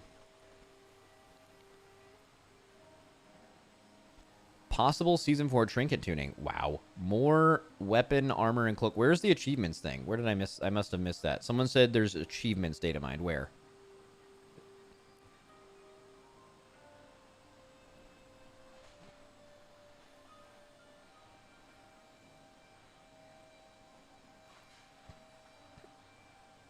It's in-game? Oh, okay. So Dungeons and Raids, Dragonflight Raid... would be in a completely different spot, I guess. World events, feats of strength. Where do I find the achievements? At the bottom, it's called Remix. Legacy? Oh, Pandaria Remix. I see. Raids. Raid Finder Mogishan Vaults. Raid Finder Heart of Fear. Heroic Mogishan Vaults. Rewards bronze cash for all this stuff. Okay, Heroic Greater Bronze Cash. Heroic Siege of Orgrimmar. Salacis Warband, Shaw of Anger, Nalak the Stormlord. Okay. Yeah, so no differentiation of whether you do 10-man or 25-man, but dude, I'm really interested in there being 25-man. Like, I could see the argument for not bringing back 25-man Heroic. That, like, they just want to tune one version of this and have one version be really good. And if they had to choose one or the other, I think choosing 10-man is the correct choice for a small form content like this. I don't think Mythic should go to 10-man, like, in live. But, like, them doing 10-man hero would be great if they had to choose. Like, if you guys remember why they made Mythic, it's because 10 and 25-man difficulty was super variable, and it was really hard to make content for both sizes, so they committed to one size. That was a historically good decision. So maybe they're committing to one size to make sure the difficulty is on par for this. Like, they wouldn't want one to be significantly easier than the other, and maybe they just pick one and they pick 10. If you're going to pick one, picking 10 is good. I want them to clarify if 25 is going to exist, because it did for all of these raids.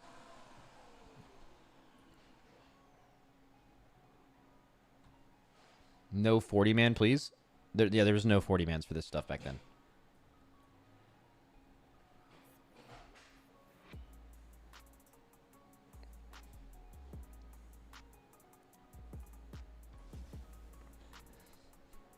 This is basically Season of Discovery for retail, is it not?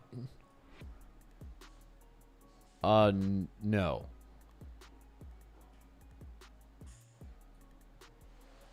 I don't think so. It's not like Mop, but hey, Mop, it's super different. It's just... Yeah, I don't think so. Yeah. It's close. It's close that it has, like, gems instead of glyphs, I guess. More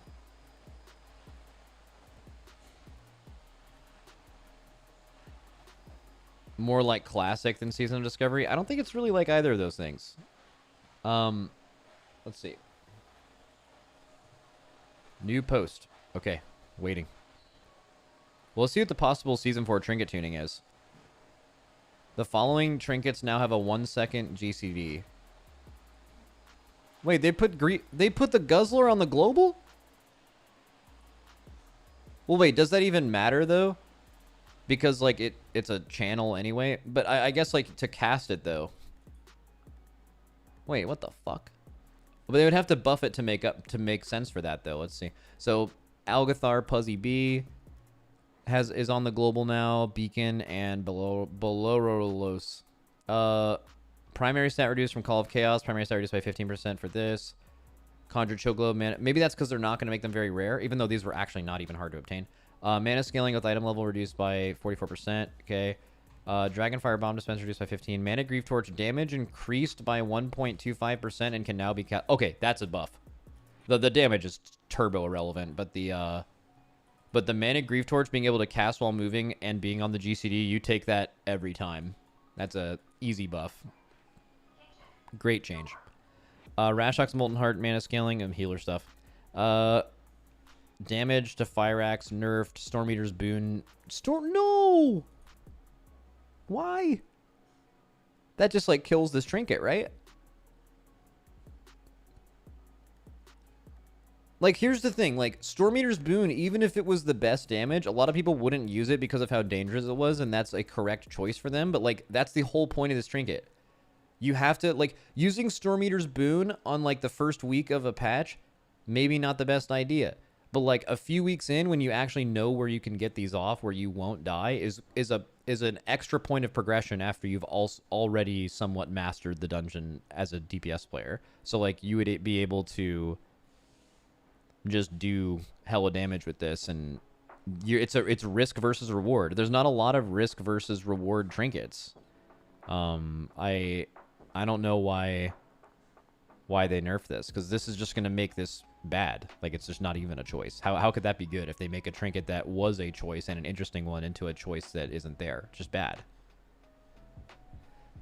Maybe if there's any, like, positive side to this, I don't know how Storm Eater's Boon did scale or how it would scale in this patch. But if we were in a scenario where even non-strength and agi users like healers were using Storm Eater's Boon, and everyone in the party was using it, that could be like a huge epidemic that like griefed keys because people couldn't control themselves on using a trinket they're not good enough to use. And then like, then it's just way too good. And then in which case removing Storm Eater's boon from the season could just be overall a positive thing. But in general, I just don't like the ability of using the choice. Like I loved using this as a Windwalker. Like having a Transcendence outside the group, using Storm Eater's boon. If there was something on the ground that was going to hit me, transcend out, transcend back in, still get most of the value from it. Like I really enjoyed playing with this. So who knows? Anyways, Whispering Incarnate Icon. Secondary stat scaling with item level reduced by 17%. Wait, secondary stat reduced to 864 was 1643 at item level 535. That's another one where they're just like, okay, so this trinket's just not going to be, this trinket's just dead. But I kind of fuck with that. Like, what they did was, and I think it kind of makes sense, is they changed very rare items throughout the expansion, and very rare trinkets have been like kind of a point of controversy. And if they're going to keep them as very rare loot in a raid that is already harder to get loot, yes, you can use Dinars on them, but like very rare items in the first raid were significantly more powerful than they were in the second and third raid relatively. So nerfing them makes sense. Nerfing them by that much is definitely a choice. But it would have been kind of boring if everyone was just using very rare trinkets and then like everyone had to use their Dinars on them because it would be impossible to get them otherwise. It was scaling too high. That was the issue. Well, yeah, I mean, it was the best trinket in Season 1. I imagine unless it was a weirdly non-scaling trinket, it was going to be the best now. They gave Icon the wrong scaling when they implemented the item in Season 1. Okay. At this rate, we'll need... Wait, what? Dude, what is the bot even talking about?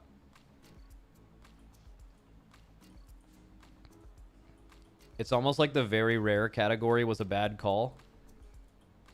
Yeah, actually, you know, conversations we've been having recently have made me understand very rare more and why Blizzard tried it in the first place. Like, for the longest time, you talked about how everything they fucked up from Legion all the way through Shadowlands was acquisition, accessibility. How could Blizzard keep fucking this up? It's just accessibility. Just get it right. Put a vendor at the start. Well, what Blizzard wants to, like, Blizzard is trying to toe a very fine line. They're trying to make something difficult enough to obtain to where you feel awesome when you loot it, and also accessible to where you can actually play with it. And that's an insanely fine, razor-sharp line. Right? Like, for example, if they made something like a legendary like the Axe this season or the Evoker Staff last season, and they made it as rare as Warglaives and as powerful as Warglaives, to where basically no one interacted with it, and if you were the class that got the legendary for that patch, and you actually got it, you were just way better than everyone else. That's the far end of the spectrum that is away from where we are now. And that would make that item, you'd remember for the rest of your fucking life where you were when you looted that item. And that's that feeling that Blizzard wants to give you. But it would also be not balanced, and people would go crazy about that in 2024. That could work in the 2000s. 2024, people would lose their minds, right? If they give something to you instantly, it means nothing. It's just an item. But what we're in right now with legendaries is we're in this weird world in between those two things where, like, you're eventually going to get it, but there's bad luck protection, and, like, if you don't get it early, you feel bad. It seemed like the classes were tuned around it. It was just kind of a mess, right? And I'm not saying that currently we have it all figured out with legendaries, but just using that as an anecdote to point out how challenging making a cool system is, because, you know, like, corruption. Why did corruption not have a vendor right away? Corruption being on BOEs was a huge problem in general. Like, one of the few times this game could actually be considered pay to win. And it was, like, just mercilessly bad. You would have, like, they wanted to give you the feeling of, oh my god, I looted a really good corruption this week from my vision, and that's fucking insane. Oh my god, I remember when I looted a Twilight Dev before everyone else had it, you know? Legion legendaries. If you guys in Legion actually got one of your good legendaries early in the season, you were fucking ecstatic. Your class was more fun to play. You were super powerful, and it was super rare that you got it because you know so many people who didn't. You'll remember where you were when you looted that fucking item. Probably right now, right? But because of but the other side of that is so many people didn't get to experience that, and they felt the opposite feeling of feeling in hell because they were not as optimal as they could be due to pure RNG for, I think it was literally 8 months until you were basically guaranteed to have your best legendary.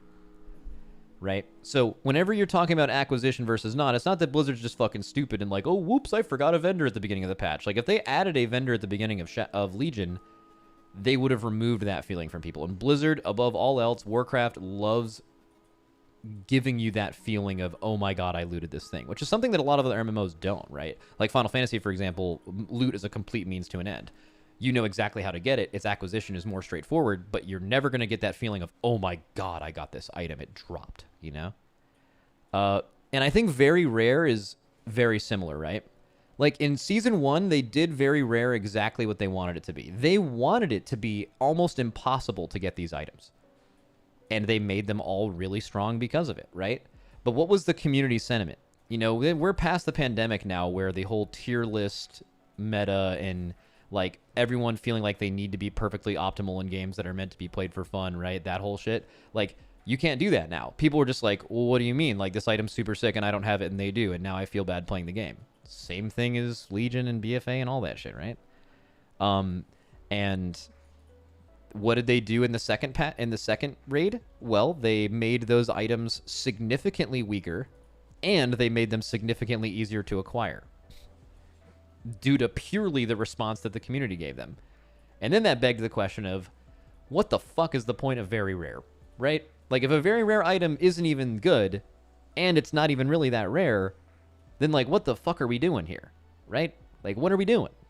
And then this season was pretty similar, right? So, like, I understand that they're trying to exhibit that feeling, but clearly the community's reaction to that, and increasingly more so as every year goes by, because gamers become more and more like this, Blizzard's idea of wanting to have people feel that is, like, so resisted. And, you know, I still think, like, us being given everything at the beginning of the patch is just a worse game, you know, and it makes everything feel worthless. But, like, Blizzard trying to find that line between acquisition being really easy and really hard, and then obviously the prestige and rarity and really cool feeling that comes from it finally dropping, versus you having everything you need to in quotes compete, which is fucking corny, right? Like, the middle line there is super hard to hit, and they're constantly trying to hit it. And if you guys ever wonder why, or have ever, you know, a lot of you guys are like, I just want all this stuff, right?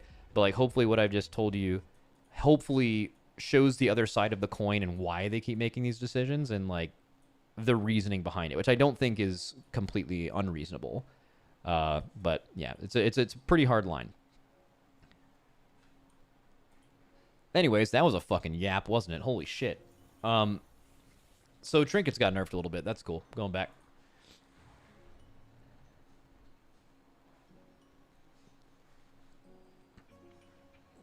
Uh, 32 mounts from the events, boys. Let's go. All right, we have the Piss Serpent. Number 1, Astral Emperor Serpent. How do you get this? Source World Event.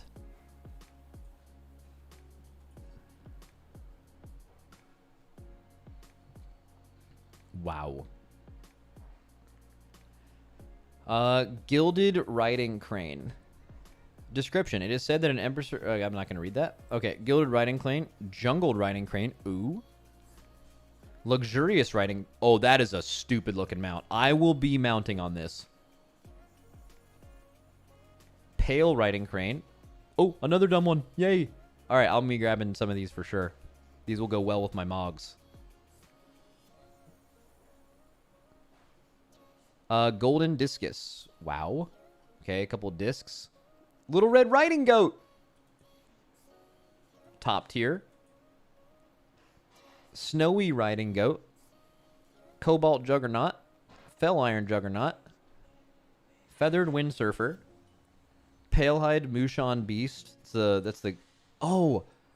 Are these going to drop from the world bosses? Or like the world boss is going to be up throughout Pandaland throughout the entire month? And you're just...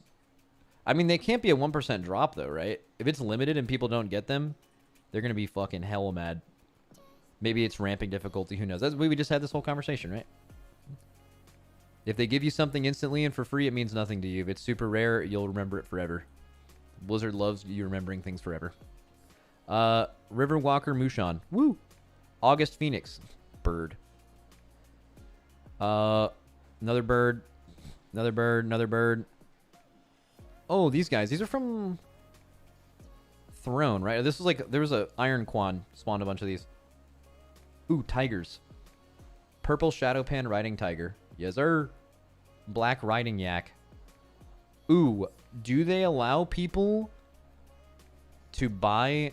Wait, can you still buy the Transmog mount? The Grand Expedition Yak? That's not... Oh, okay, okay. I thought that was gone like the Long Boy. Okay, Wind Steeds.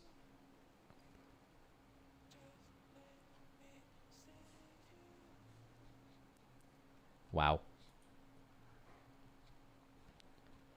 Long Boy, my heart yearns for thee. Dude, definitely one of the most useful items ever is the Long Boy. Was also obscenely expensive.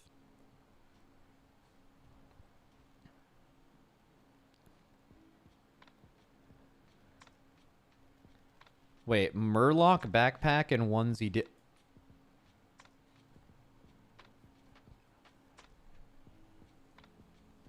Bro.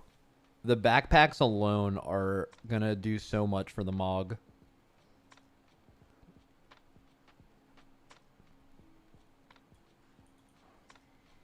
Crazy. Those are in the shop? Yeah, smart by them. They will be obtaining my dollars for every single one of these things.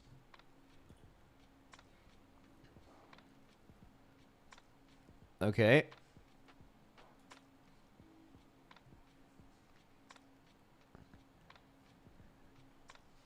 You can put a fucking chicken coop on your back? Dude, it's as if Blizzard is making these Mog choices just for me. And no one else. Dude, let's see if I copy over my shaman if you guys can see his glory. What's his name? Isn't it Dog something? Dog form. Yeah. Bro, check out Dog form's fucking... Look at this. Yo.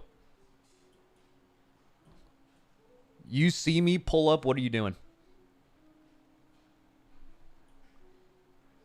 What are you doing? Turning around? You better fucking believe you are. What's Rizzy's current Mog? Copying him over.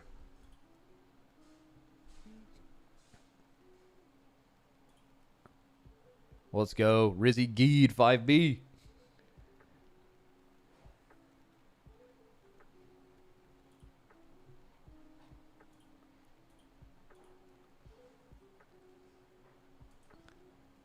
And Shark Shoes. Shark Shoes is a classic. I can't give him a bad Mog. He has too much style. Yeah, Shark Shoes does have the shark hat, actually. Let me fix that.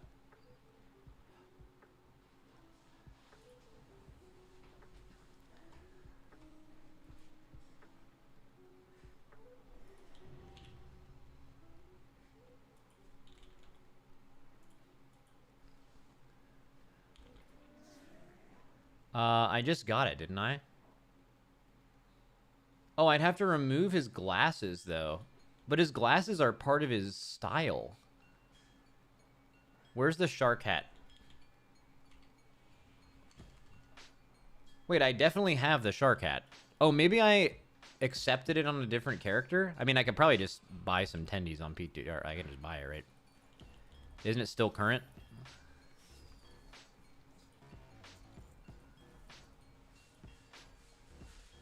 Oh, it has me buying it, right?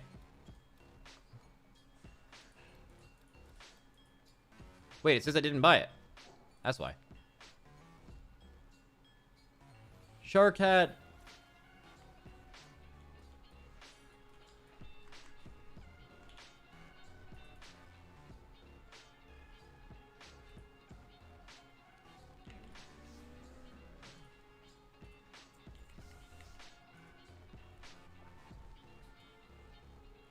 Dude, guys,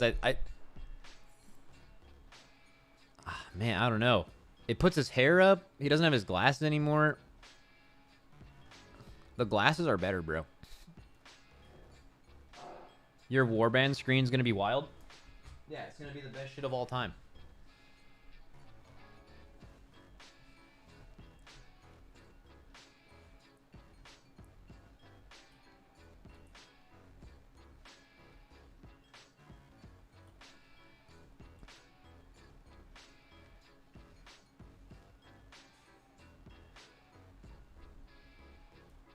Wow, dude. Oh, also in other news, so WoW is back in China, right? NetEase and Microsoft, or NetEase and Blizzard, whatever, they made up. Bro, wasn't it like kind of a messy breakup too?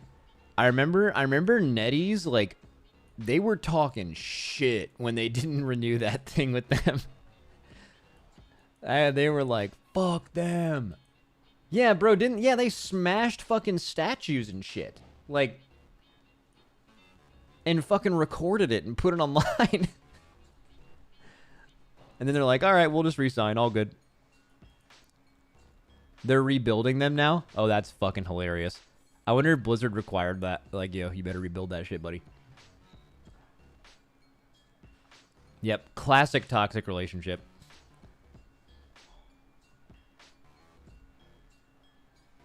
So I'm glad.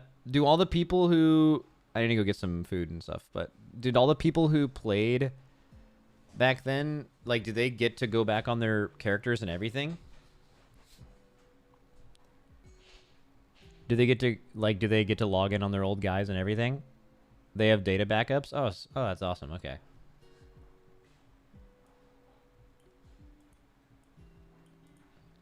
Will all the bots leave? Oh, yeah. I mean, I know a lot of the players who played on Chinese servers came to NA servers after it went down. So I mean, I don't know if it has anything to do with bots or whatever, but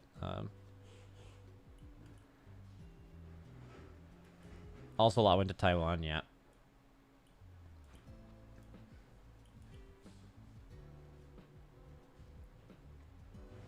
They're also making a way for them to get rewards from seasonal stuff. Oh, that they missed?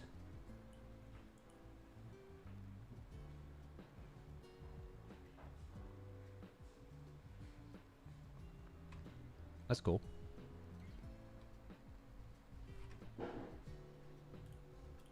Very, very cool. Yeah, the question is when we're getting this.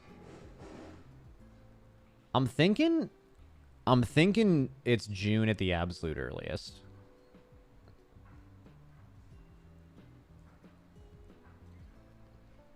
I don't think this is coming out in May.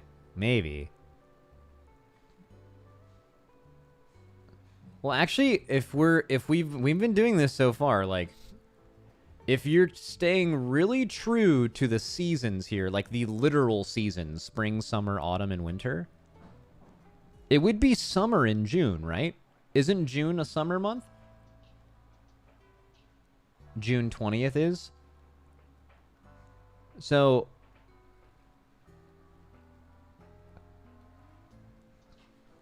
that means it has to come out before June. I mean, so it could come out on June fucking 19th, you know? Still be accurate. Actually, it even says that, like, War Within pre-patch is almost coming before then. If you want to be real put in the magnifying glass on this.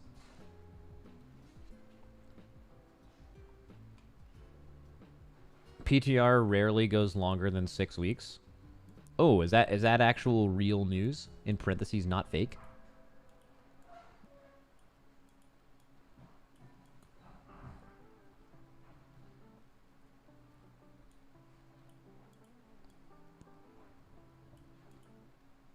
Kata Classic is actually dead on launch.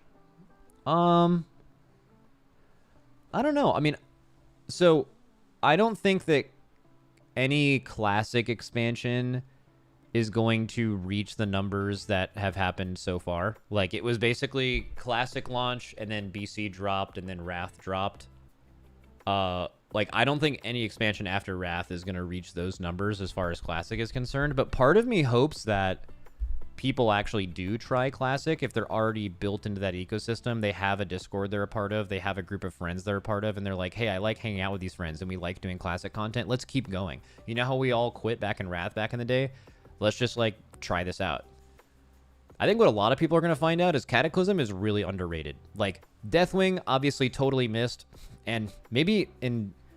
outside of the actual raid fights involving Deathwing, like just lore related, nothing was ever and will ever live up to the Lich King in WoW players' eyes. It was impossible. Right? So, again, if you're a lore guy, I got you. Like, I hear you, but,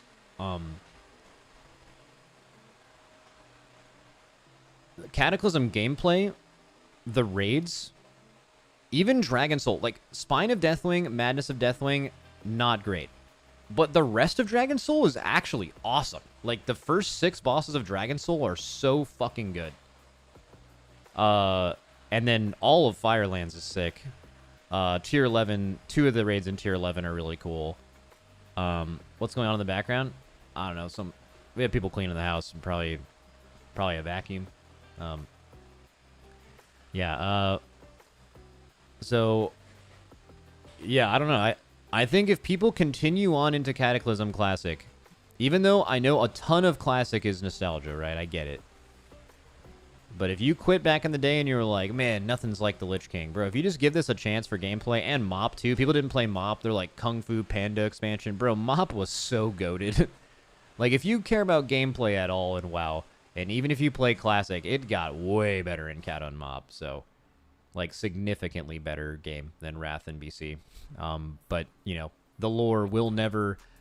It's just true. Like Illidan and the Lich King are just cooler than anything that any person you were fighting in any of those 2 expansions. But the gameplay and the raids and the PvE got significantly better.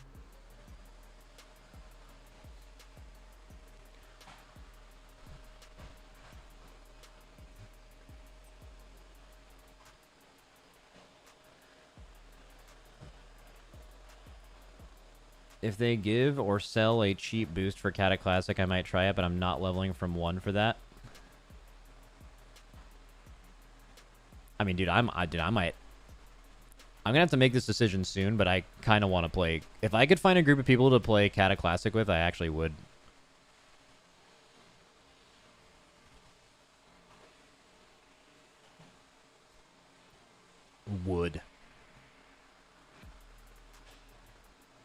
Definitely buy a boost, though. Never catch me leveling.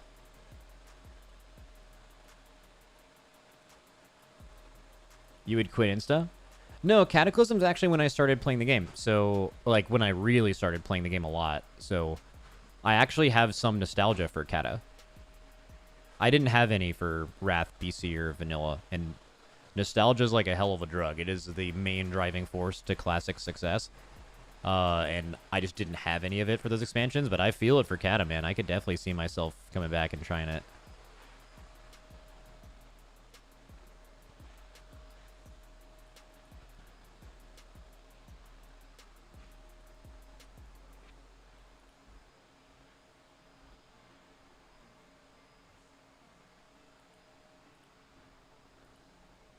Dude, what is YouTube chat even talking about? Man, YouTube streaming is so much better for the viewer. No ads, no 480p, a chat that's readable. Are you talking shit on Twitch chat? What the fuck? This may come as a surprise, but I also prefer watching on YouTube. Bro, you know what actually I should do? I should, like, instigate chat beefs between YouTube and Twitch. That would be so much more fun for me. Like, if somehow over the next 6 months I can create this dynamic where YouTube and Twitch chat absolutely hate each other. And then just everything that comes along with that. That'd be so hype.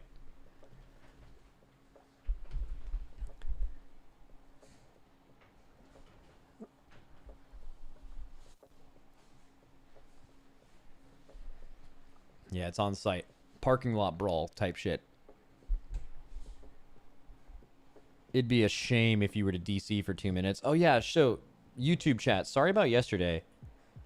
But I figured out some weird dynamic that goes on with YouTube and Twitch streaming simultaneously. So I'm not using a program to stream to both. I think it's called like Restream.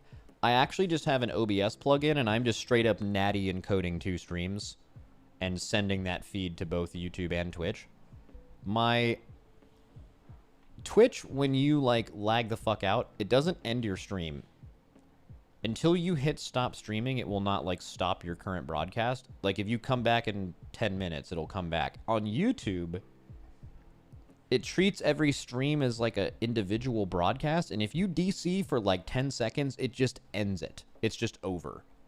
And I would have to restart both of my streams to restart it. So I like DC'd for like a minute or 2 yesterday.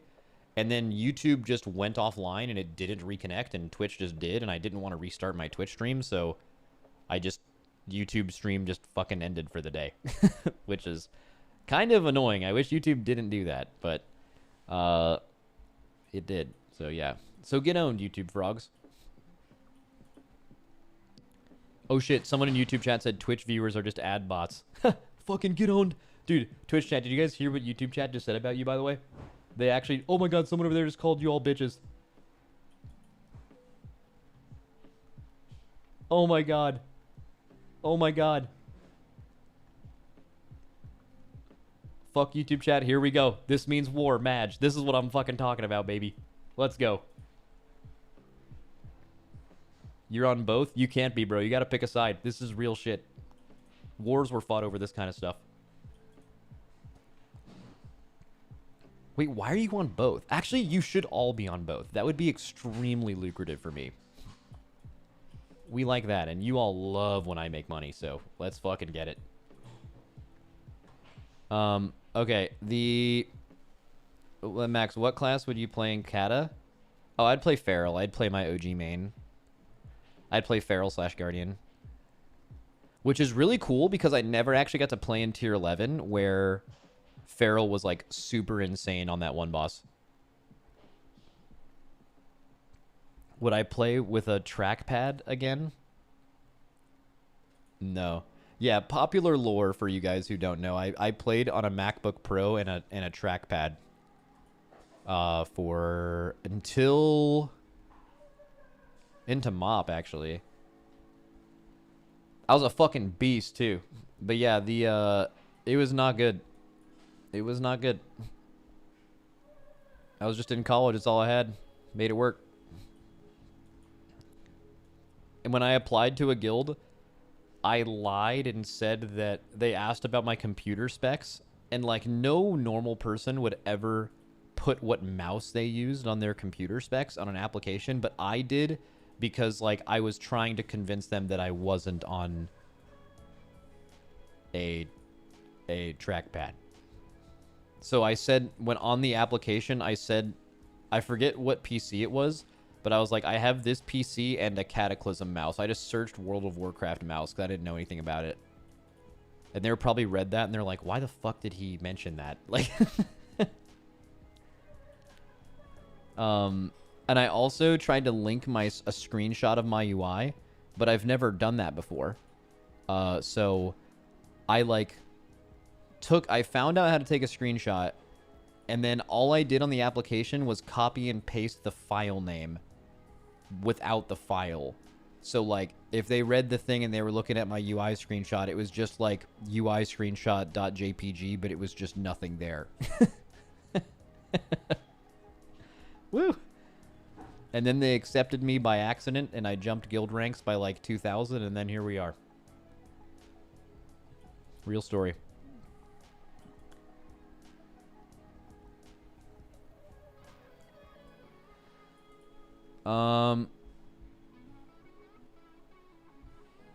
Yeah, dude. Yeah, let's see. Cataclysm mouse. You can see it, bro.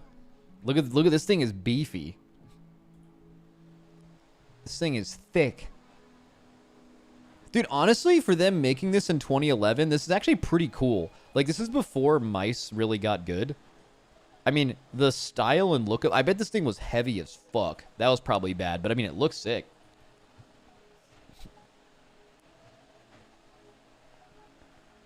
Does anyone have one of these? It had to be extremely heavy.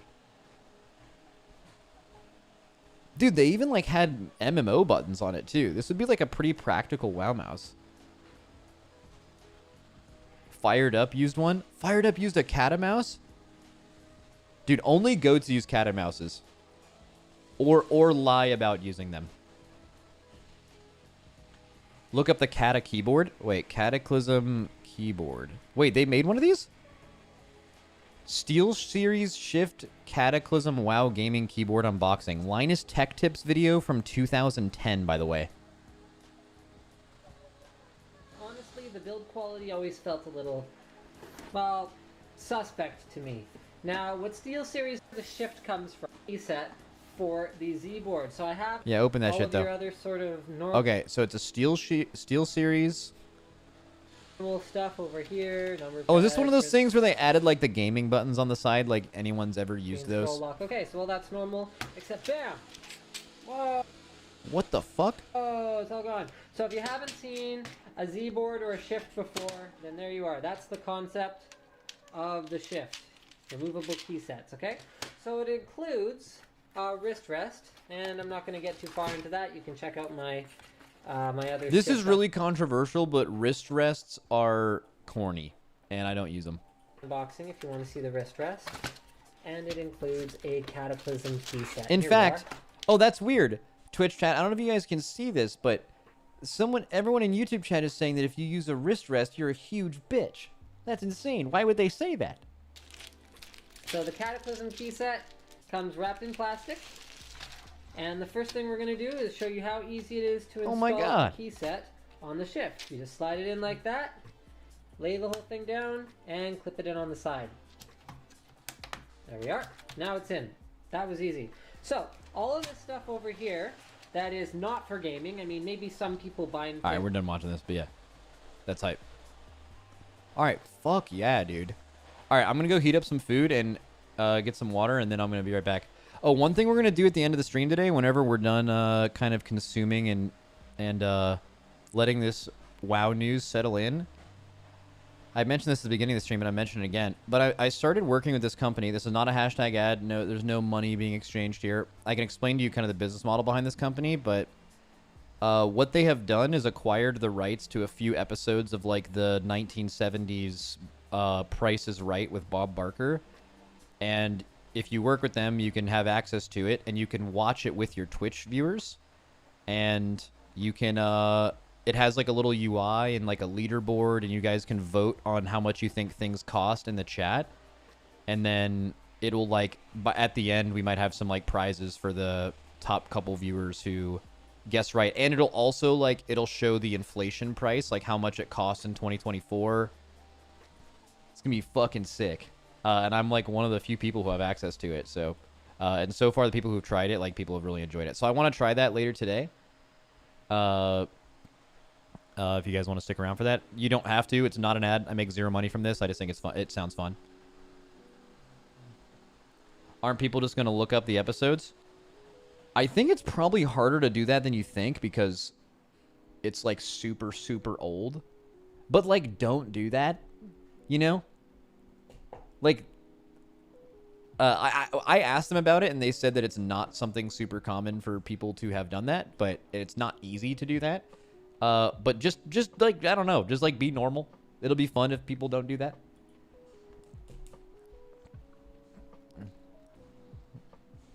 But yeah, we're going to try that a little later.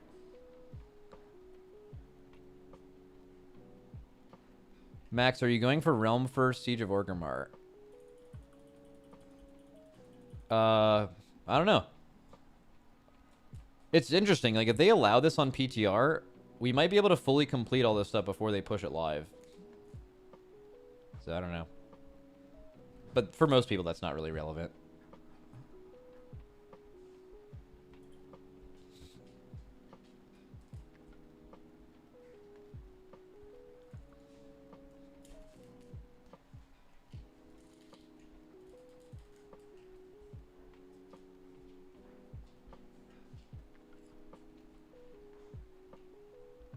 Why did Ahmad just link a link to the retail prices of The Price is Right. Why would you do that? Or what is wrong with you?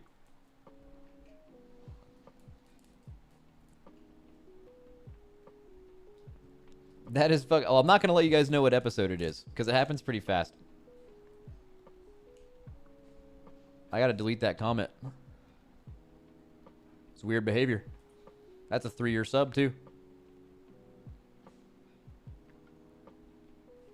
Wait, how do I remove a comment without unmodding them?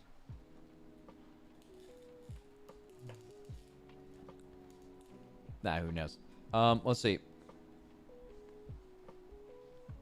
5 episodes a week for 40 years. There's probably thousands of episodes.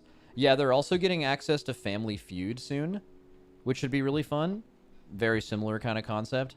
I think what this company wants to do, from what I can tell, and it seems really smart, is, you know, you get some experience from this, and like the younger generation of people isn't really watching, certainly network television, but even a lot of streaming television.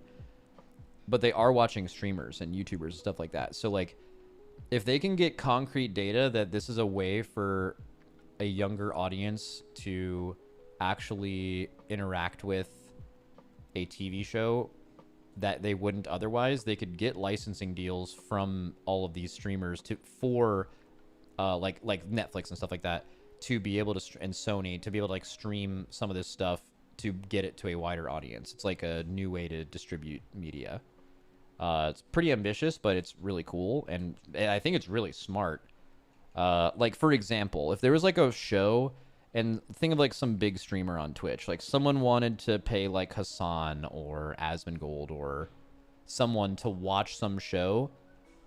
I'm thinking Asmongold is like an older audience. I'm trying to think of someone with like a Zoomer as fuck audience, to like watch a show. Like, dude, they would be potentially hooking thousands and thousands and thousands of people onto shows that they wouldn't otherwise ever come into contact with. And there's a value for that for networks and streamers, right? Like, I think it's definitely smart. That's their long-term business goals. They're not doing anything like that. They're using this as a test to kind of prove that, but yeah.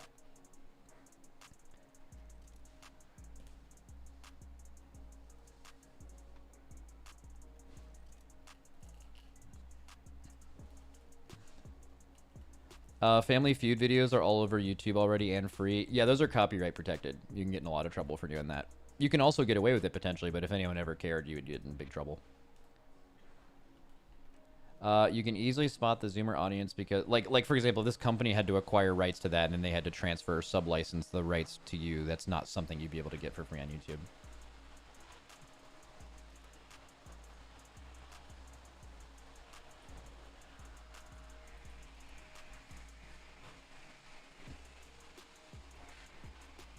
Any news on the war within Alpha? I mean, here, you know what? We'll talk about that when I come back. I'm going to grab some food real quick.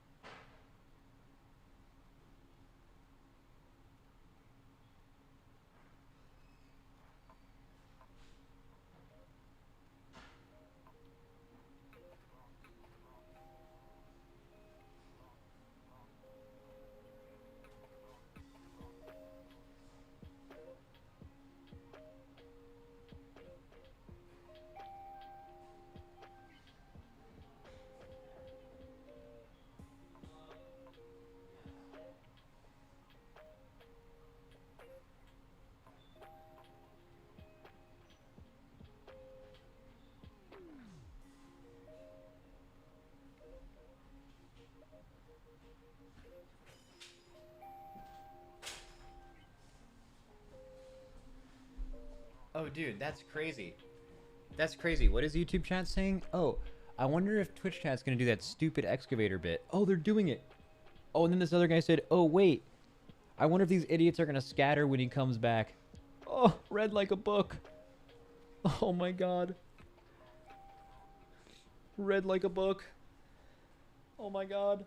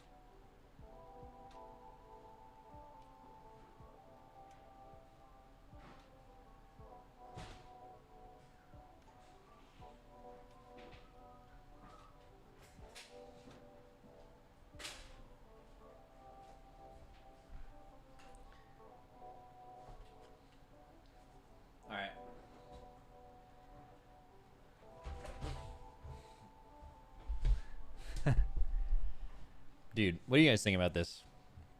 This announcement? Madge, Gladge?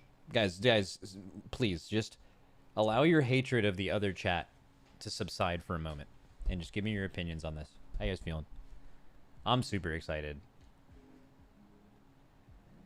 But, like, I was super excited for Plunderstorm, too. But then I got a huge amount of people that were like, this isn't for me, and there are rewards to it. And now I'm forced to do it, and now I hate myself. So I imagine that same thing has to exist for this. Someone who didn't want to do this, but there are rewards, and now they're mad. If you guys feel that way, tell me why.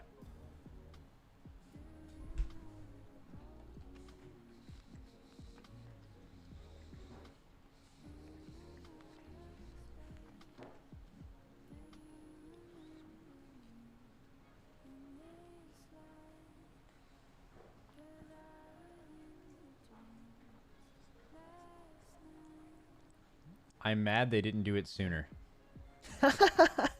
It's like you can't even experience... You can't experience new... Like, anytime they come up with something good, you're like, could have been faster. Could have had this a year ago. Touchpad Warrior says, oh, what's up, dude? I haven't talked to you in a while. Easy solution. Oh, I saw you tweeted you're really happy on Twitter the other day. I gave it a like. I like that. Easy solution. If hating yourself is a pre-existing condition, the game can't make you hate yourself. True.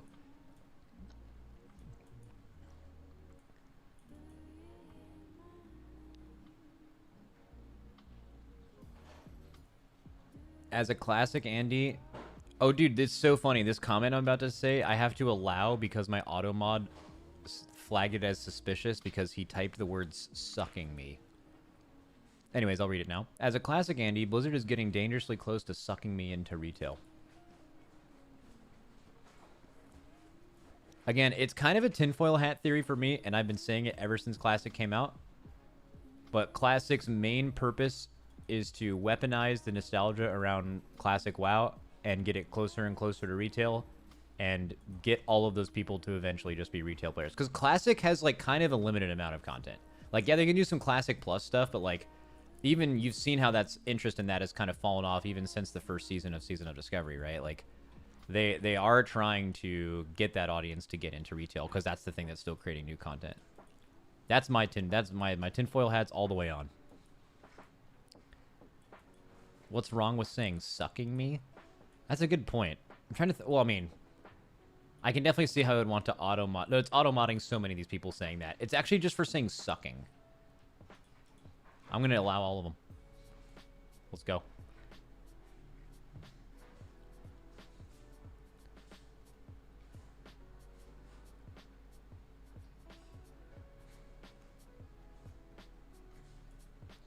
I have to keep allowing these.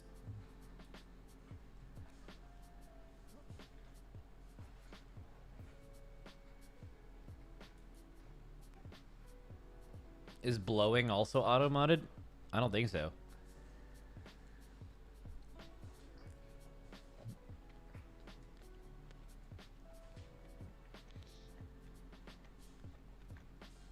Ooh, blowing me is in similar context, yeah.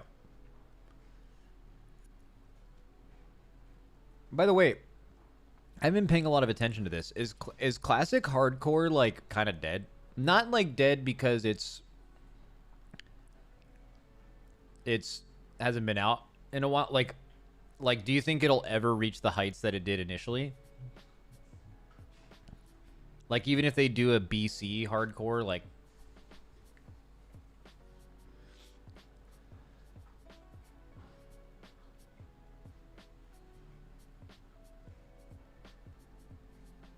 they need to release a fresh server, but even if they do, like, I mean, how many times can you do it before it's like, you know?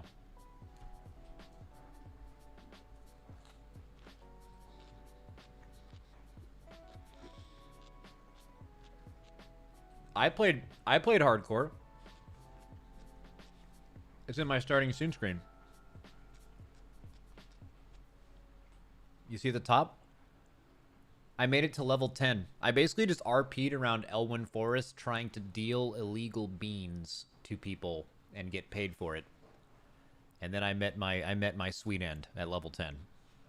To someone who mock-garaged me, and I fought him because he was my main nemesis during that time. And he got fort from another priest.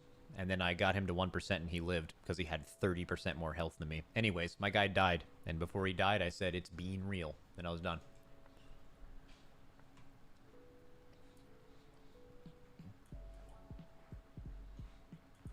Oh yeah, I tweeted this earlier, but guys, there's someone who raids in my guild right now. And when they were fighting Lei Shen, this was their UI.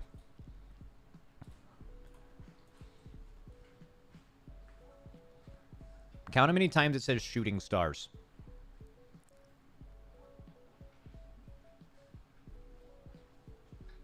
You notice how he has default binds on? Okay, Sang did defend himself earlier.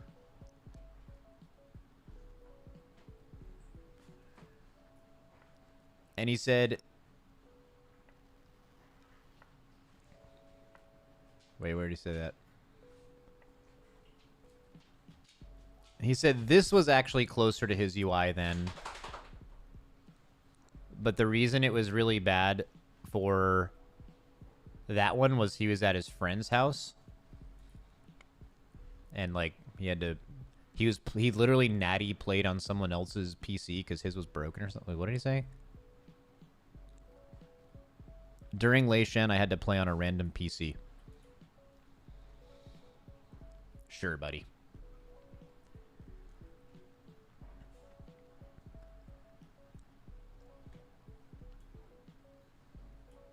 Sure, buddy. You're done? You're fucking done. Max, will your starting soon overlay collage reset on new expansion? Yeah, probably.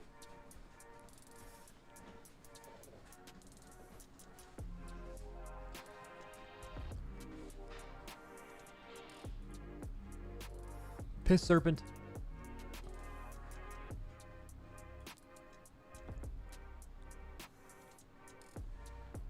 Dude, I wish they let you have Symbiosis. I'm going to let you guys know what this does. Symbiosis WoW Mop. I'm going to show you guys what... There's a spell in this game that used to exist. And Druids had it in Mist of Pandaria. And I think they should bring it back for this time-limited mode. It gave some other classes some stuff, but let's just talk about what it gave druids. If you use it as a balanced druid on a Death Knight, you got AMS. If you use it as a resto druid, you got IBF. If you used it on a hunter as a resto druid, you got deterrence, which is now turtle. If you use it on a mage, you got ice block. If you use it as a feral druid, you got literal divine shield, like the entire button. Guardian got a bunch of defensive stuff, but like Moonkins could get mirror image, mass dispel, unending resolve. Fucking crazy shit with whoever you're playing with. And then it gave other people some stuff too. It gave hunters dash. It gave every tank like a version of a tank cooldown. It gave Brewmaster Survival Instincts, Blood, Might of Ursoc. Protection gave it Savage Defense, Active Mitigation. Crazy stuff. It gave Rogues Taunt, which was pretty insane with Evasion. Gave Enhance and Ellie Solar Beam. Gave Warlocks a Hot. Gave Mages a single target heal. Gave, yeah, Prop Paladin Barkskin. Gave Holy Paladins a Battle Res, which they have now anyway, but... Shadow got Tranquility. Holy moly. What a cool spell, man. I think I understand why it was removed. Mainly because, I mean, just in a vacuum, can you imagine trying to balance the game with something like this in it right now? Like, what the like, absolutely fucking ridiculous. Super OP. I don't care, just do it. Yeah, it was definitely sick.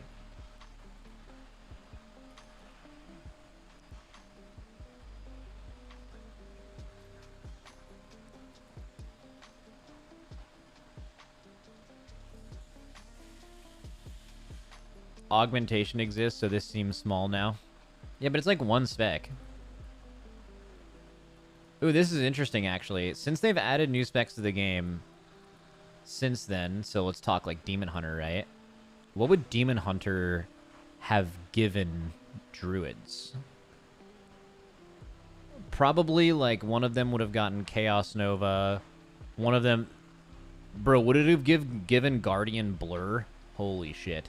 Would have given one of them Netherwalk, maybe.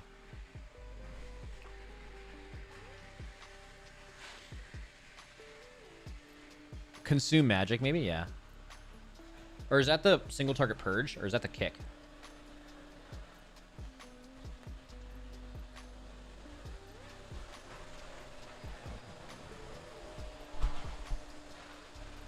The purge? Okay. Oh, we are vacuuming, by the way.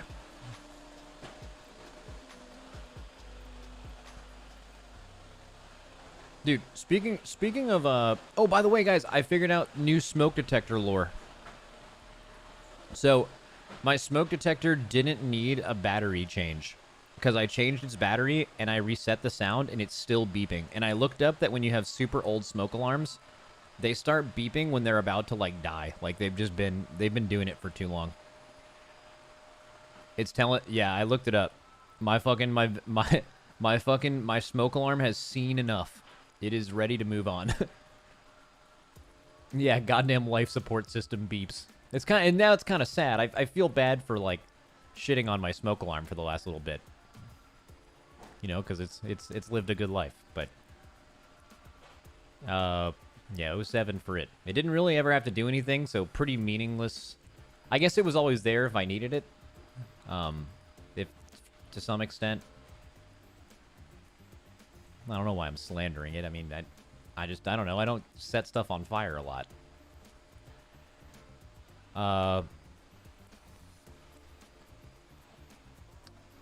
Yeah, okay, this is super random, and I promise you I'm not high on anything, but, like, if you were, like, shrunk, like that movie where they, like, shrunk you real small, or I guess, like, kind of like Ant-Man shit, would being sucked up into a vacuum cleaner be, like, the single most terrifying thing that could happen to you?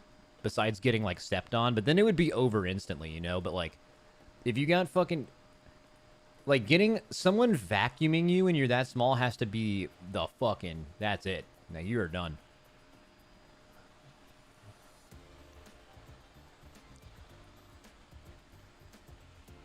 It would feel great at first? No, it wouldn't. It wouldn't feel good at all. That's not... Come on, man. Getting sucked? Bro, that's... Okay. Now I see why it was being auto-modded. Bro, your whole body would be... Your fucking skin would be sucked right off you. You would just... Oh, God, this sounds even... I hate you guys, man. I don't mean that, but, you know.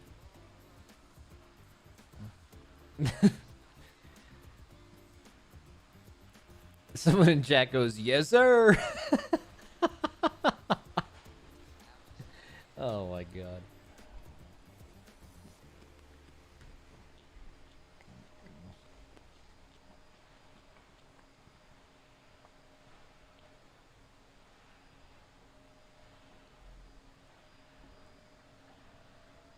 Oh, guys, I want to show you a funny clip I saw earlier.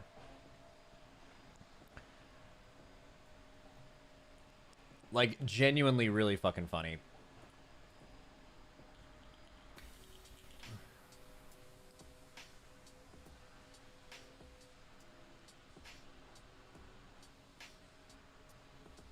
Here we go.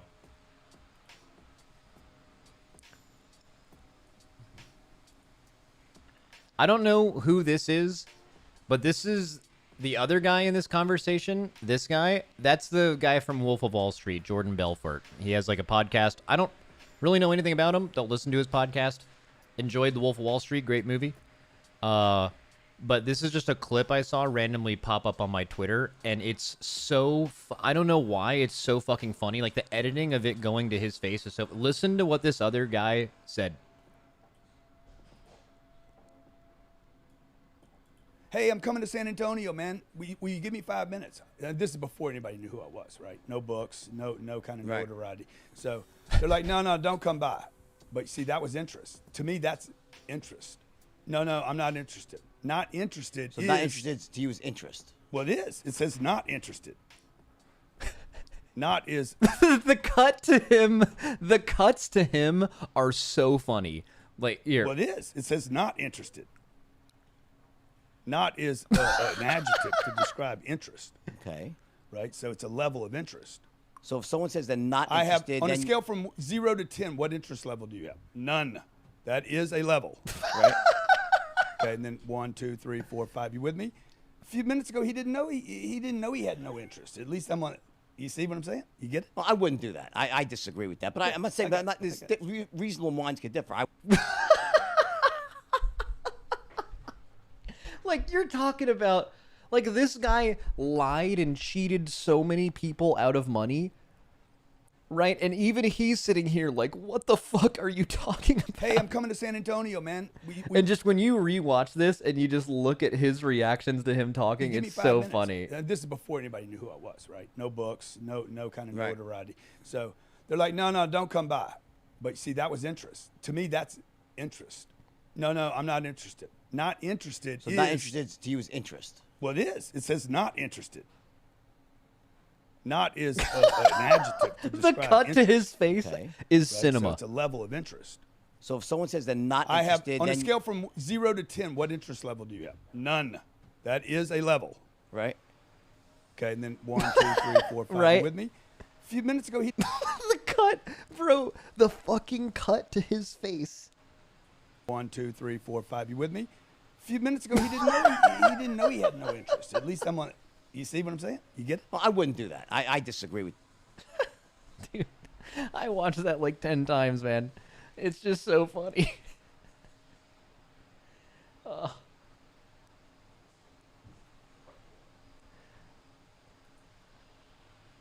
You get him?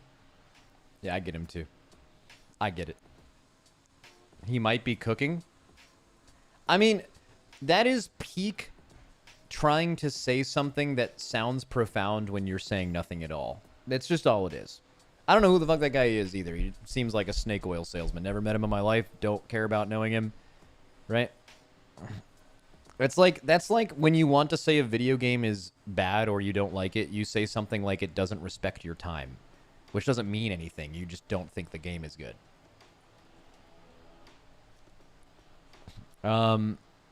Let's see. This is the definition of gaslighting. Yeah.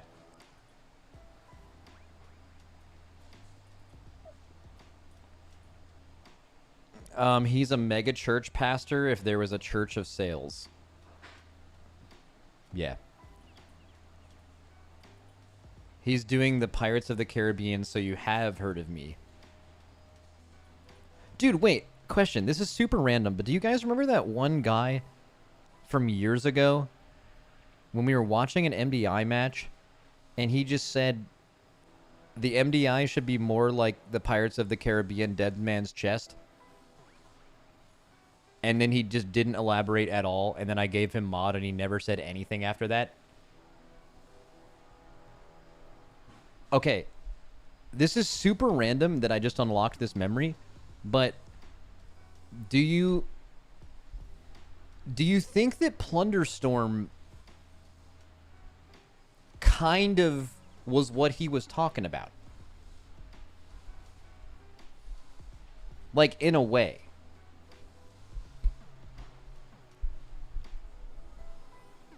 Like, he fucking knew.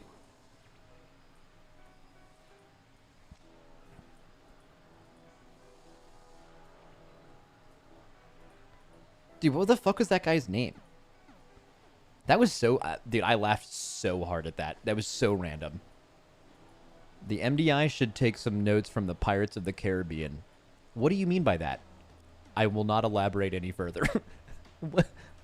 What?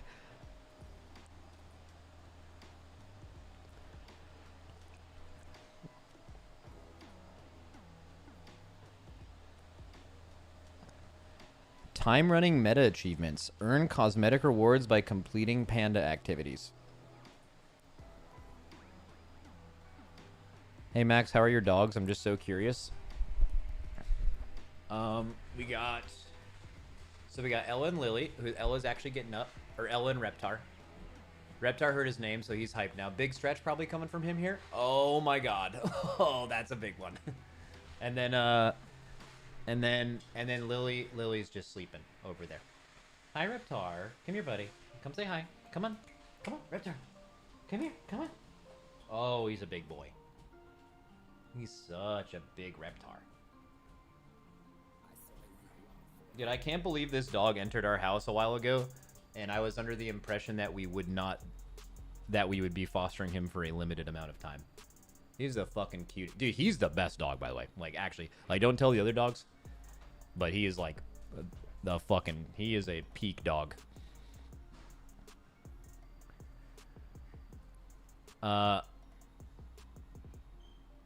There was never a chance that dog was leaving. I know, yeah. Dude, fostering animals is such a huge bait. Is that a master sword? Yeah. Fostering animals is like... And I imagine the people who are doing the fostering or like giving it out understand this, but like the line between caring enough about an animal to be willing to foster it so it can find a new home and taking care of a pet when you already have your own life and shit, that line and the line of not loving the pet for the rest of your life, you know, is so razor thin. Like, I would say like there's probably like 3% of humans that could effectively foster pets and give them away when they get adopted. Like, you just, it's impossible to not like love the dog, you know.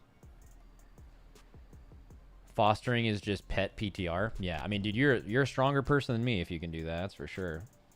Although I actually do think that like most dogs I wouldn't have adopted, but like he's actually the cutest dog of all time. Like he's extremely smart. Maybe I would have, I don't know. Maybe it's copium.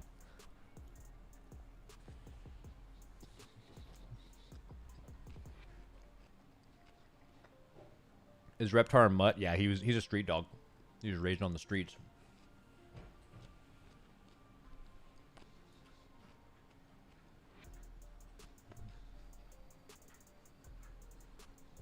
Yeah, he's literally got that dog in him. Street dog for a street man. Yeah, I would thrive on the streets, I think. I belong there, so yeah. Would do well.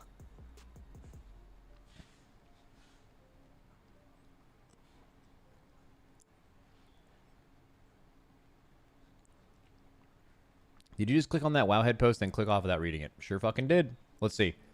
Isn't it just more of the same stuff we've already seen? They're just like posting an achievement list, but this is just like, you know, we've already looked at this. We're ahead of the curve.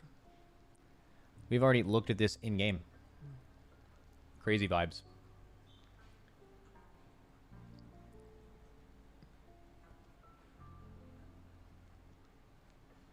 Glow in the dark astral piss serpent. Wait, does it glow in the dark? I am aware of the astral piss serpent. It's this guy right here. Oh, I guess it does glow in the dark. Eternal piss.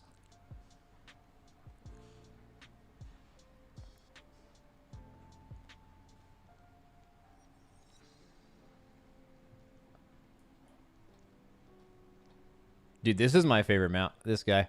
This guy's gonna go so crazy with my Mogs. Max, I came in when you were talking symbiosis. Do you think they could have cooked a hero talent tree based on it? Actually, yeah.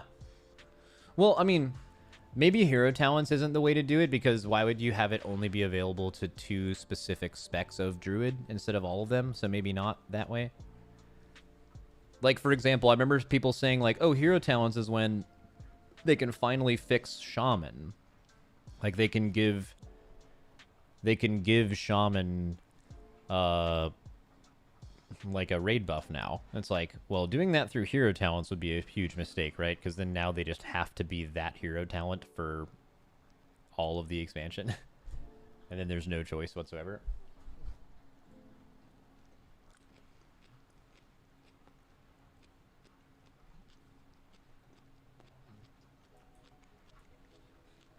So we just have to do mop again then, or what?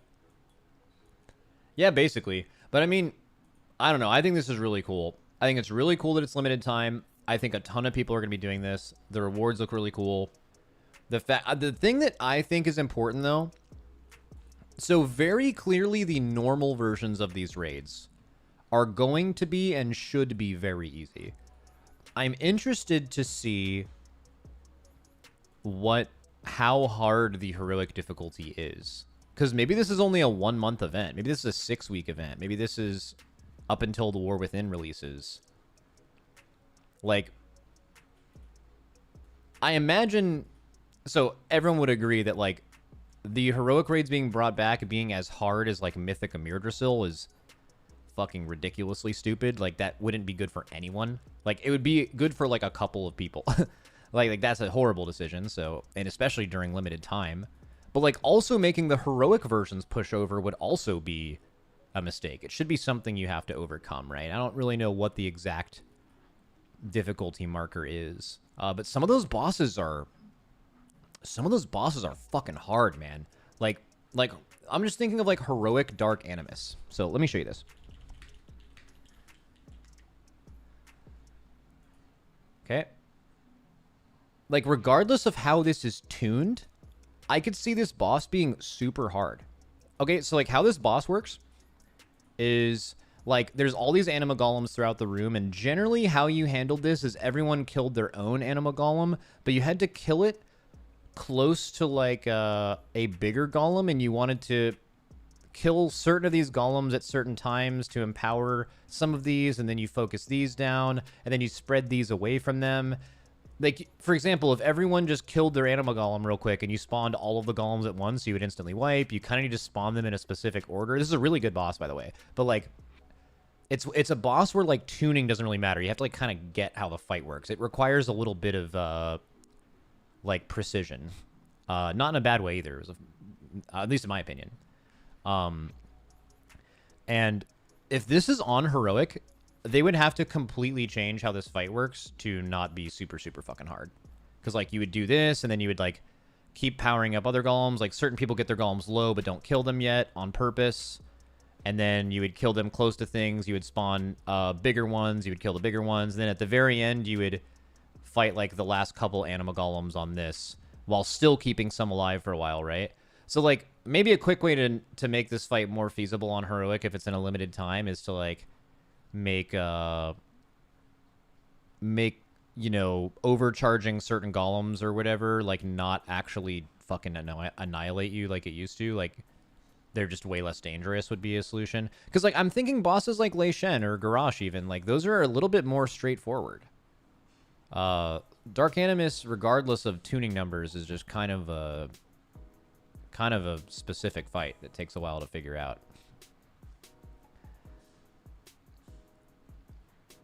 Or the first week it's out, before you can clear all these raids again, or like the first day that you can do this, it's really hard, but like the gear and all the gems keep ramping. And if you tried to do this 3 weeks from now, you would just have so much power that it gets shit on. So it's like really hard for the first like day or two, and intentionally, and then like you naturally overpower it through gear progression, which could work. That's like how retail was supposed to work, but it actually didn't this patch because oh yeah, you guys mad by the way watching this warlock have kill Jaden's Cunning and just cast while moving? Wait, was that what it was called? Dude, what a fucking transition. What the hell is that? Okay, yeah, so let's just flashbang, quick transition. That's sick. Really good fight. The thing is retail was supposed to do that this patch. It's actually one of the, in my opinion, this is one of the reasons that this patch was so hard for Blizzard to know how much they needed to nerf, and why, you know, Tindral and Fyrakk were left too hard for too long. Because in most patches, you get, like, if we kill a boss world first, by the end of the patch, you'll be killing that boss with 10 to 15 higher item level, and that naturally nerfs the raids, right? But because of the new upgrade system, and because of splits and crazy optimization and shit like that, we actually ended up killing Mythic Fyrakk and Tindral at like 481 eye level or something for both us and Echo. And you guys are like barely even higher than that now. And they obviously tuned the bosses for whatever gear we have at the time. So something I think Blizzard could look at in the future is either give you, if the gear isn't going to increase, give you some kind of natural power gain throughout a patch. Because, like, they had to nerf this raid more than every other raid because it just simply wasn't nerfed by gear when every other raid was, because of the upgrade system and how much we did it. And Blizzard just didn't realize that and took too long to nerf the fights because they didn't realize, I guess, that they had to nerf this raid much more because we did it with the same gear you did.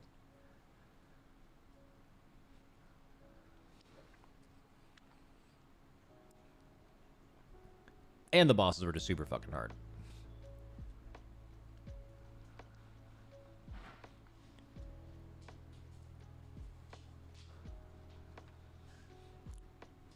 What even is this fight? So this is like the main boss you have to kill, and then these two like can't be attacking the same target or something, and you have to spread them out. And this is like the main guy you have to kill, but you can only fight him after you've killed. Basically, it's like, what's that game that kids play where like you put the big cup onto the little cup or whatever, and you have to like stack them perfectly? It's kind of like that, like where you only start with all the small ones, and you have to kill a certain amount of small ones to fill up the medium ones, and then you have to kill a certain amount of mediums in proximity around the big ones to charge their battery. Like when you kill one of them, it discharges their energy, and then enough of that energy fills up and like spawns one of the bigger ones. And then it's just about doing that correctly with you being able to deal with all of it, and then eventually funneling them into the larger ones at the end. And then you kill the big one at the end. It's really cool. What are some other cool fights from MoP? Even in this, oh dude, Duramu, I think, Thronebreaker.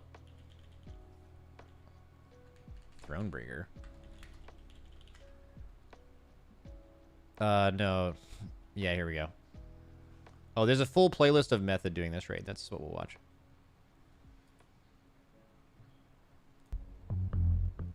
So this fight, you're like fighting a big eye, and then there's like some invisible mobs that you have to get some debuff to know where they are, and then you kill them. But interestingly enough, warlocks had like metamorphosis form back then, And if you brought too many warlocks, you would actually kill multiple mobs at the same time, instantly killing everyone, even though you couldn't target them because of how strong their AoE was. Random fact. And then they had like these things where you had to like sit in a certain pool, kind of spread out, which was fun. And that's like moving along the room, and you have to stay in it as you're seeing. It's kind of nice. And then you do Lingering Gaze. You get the debuff. You see the ads. You kill the ads. And then you have the dance. I guess you would call it the dance. When does the dance happen? Oh, yeah. It's Walls of Ice. And then it does... I forget. You kill, like... usually focus down one of the walls so you can move. And then he does this beam. And he just, like, beams around the room. And if you don't have any way to get through, you just die. And so they knew which way it was going. So they killed that quickly. Got on the other side of it. And then now you have to, like, top down your camera... And you have to move. If you get touched by the beam, you die. And you have to, like, find the opening. Like, it's kind of hard to see, but there is an opening here. Like, you'll see it open up, but you have to kind of wait. Super precise. It opens up. You give yourself space. They could definitely make this easier to see now. I don't remember it being that hard to see back then. I think it's easier when you're in-game versus watching a super... Also, graphics have just gotten better since then. But it's a cool raid. So, Durmu was cool. What other boss was cool? G-Kun. G-Kun was Big Bird. And you fought Big Bird. Big Bird tried to knock you away. And then there's, like, some other shit going on. And then the whole time, you're sending people up to different platforms on feathers like this to go kill these eggs before they spawn. You know, just, like, some real bird behavior. And then you finish these, then you come back down. I think you get a buff for being up there, so now you, like, hit the boss harder for a while. Quills is just raid damage, if I remember correctly.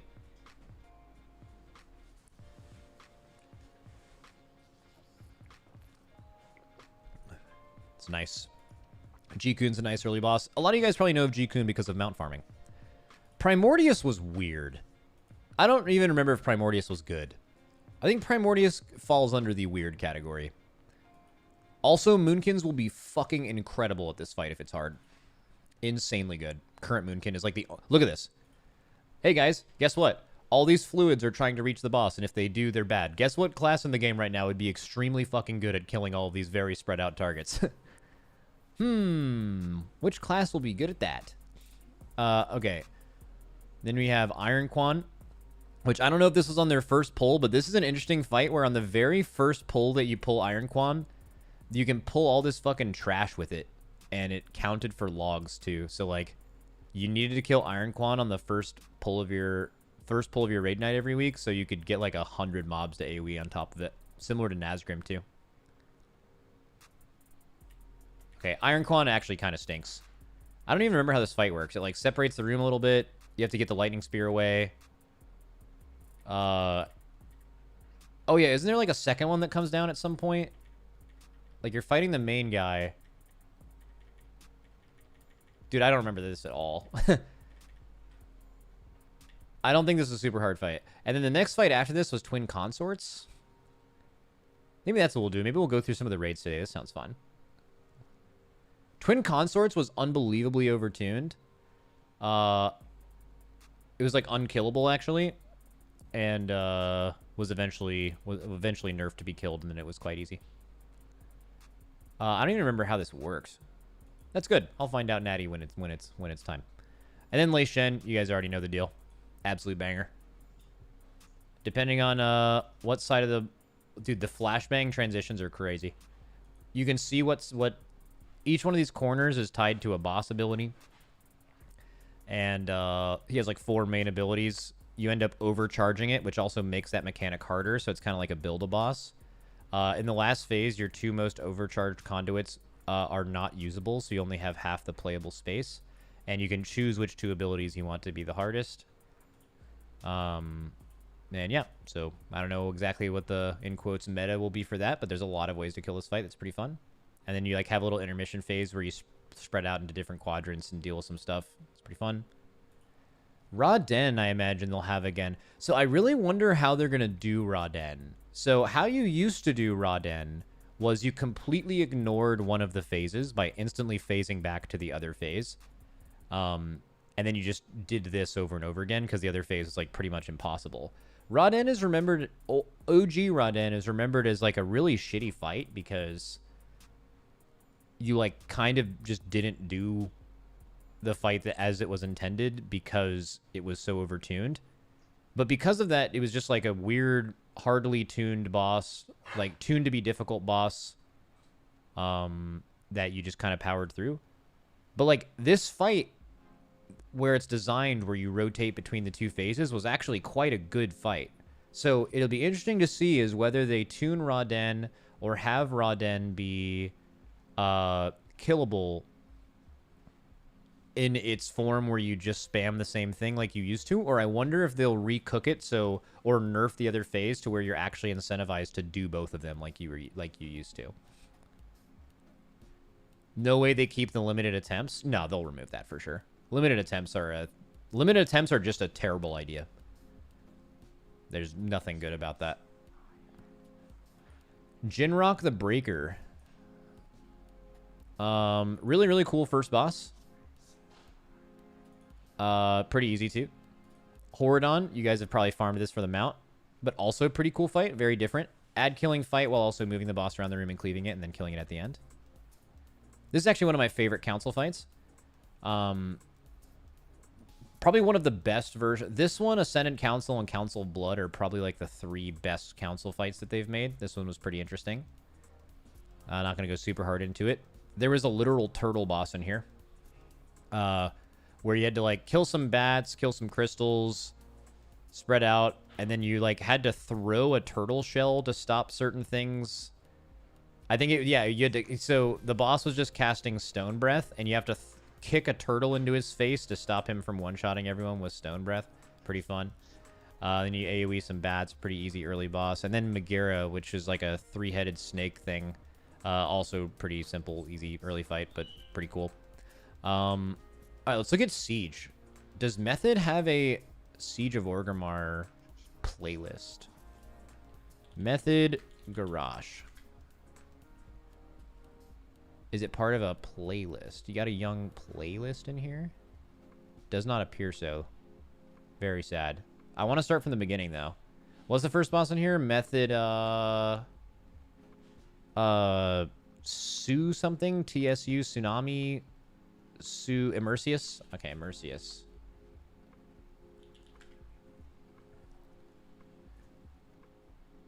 Bro, you're telling me you guys don't... Oh, this is 10-man normal. Nourish and 25 heroic. Come on, there's no playlist. Bro, that playlist was so clutch in PTR, man. Why is it telling me to watch my own stream? Hey, that's me. Okay, let's just... I guess we'll have to just type them all in. Oh, wait! There's a playlist! Oh my god! It just starts with the second boss. Oh, okay, whatever. Second boss was really, not super special, actually. I don't really remember what they do, but they do some stuff, and you have to deal with it. Moving on. Nourishin. Snapshotting AF was super fun there. Oh, yeah, the Black Blood trinket. Nourishin... Dude, okay. Nourishin was a really weird boss. I don't remember how this boss works at all. There's some element on this fight where you go down, and I think you go down by clicking these orbs, but I don't remember why you have to go down. Let me, like, see if he goes down, maybe. Come on, go down. Go down. Come on, do the fight. Let's go. This looks like they don't send anybody down for a long time, or maybe just that priest is down. Corruption, there was some sort of damage. Okay, he just reset his corruption, so does that mean he went down? Oh, no, they swapped POVs. Fuck yeah. With the flashbang intro. Dude, who was editing this video? Was it popular to do flashbang transitions in... Okay, everyone starts with 75% reduced damage, and you have to reduce your corruption to do full damage again. Oh, okay. Okay, well, they killed this boss fast. Shaw of Pride, the 4th boss. Yeah. I'm trying to remember just by looking at it. There's something significant about these things. I think some ads or something spawned on the outside of the room. It's like bullet hell sometime later, I'm pretty sure. Nourishin's helping you. I forget exactly why. So banishment, you have to take a banishment. Oh, banishment lets you clear these. Oh, so I think these rifts either spawn bullet hell or ads, and you getting a debuff means you have to actually run over and clear them out. Oh, this is the thing. Yeah. So they cast some spell imprison, and all like 4 people get imprisoned instantly. And how to break them out is you have one person stand on each part of the like triangle thing here to instantly get them out. And I think people are like assigned to each, and then with a backup system. That's how you did that. And then I think that's pretty much everything. Some ad spawn. Imprison happens again. Does something... I remember the end of this fight being kind of hellish. I don't remember why.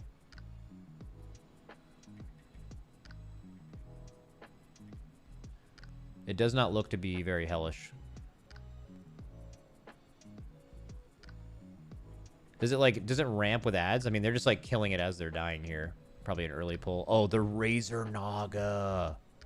Galakras. This is one of the worst bosses of all time. It's just like an ad kill fight, and eventually you go shoot down Galakras and then fight him. This fight's really, really bad. Will still be really bad. Iron Juggernaut. One of the cooler sludge fisty patchworky kind of bosses that have existed.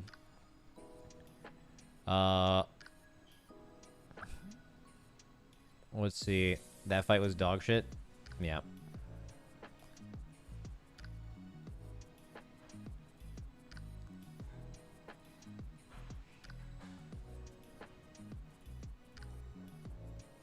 Yeah, this fight is not dog shit. This fight is good. It's just a... You'll see. Kor'kron Dark Shaman. So this was...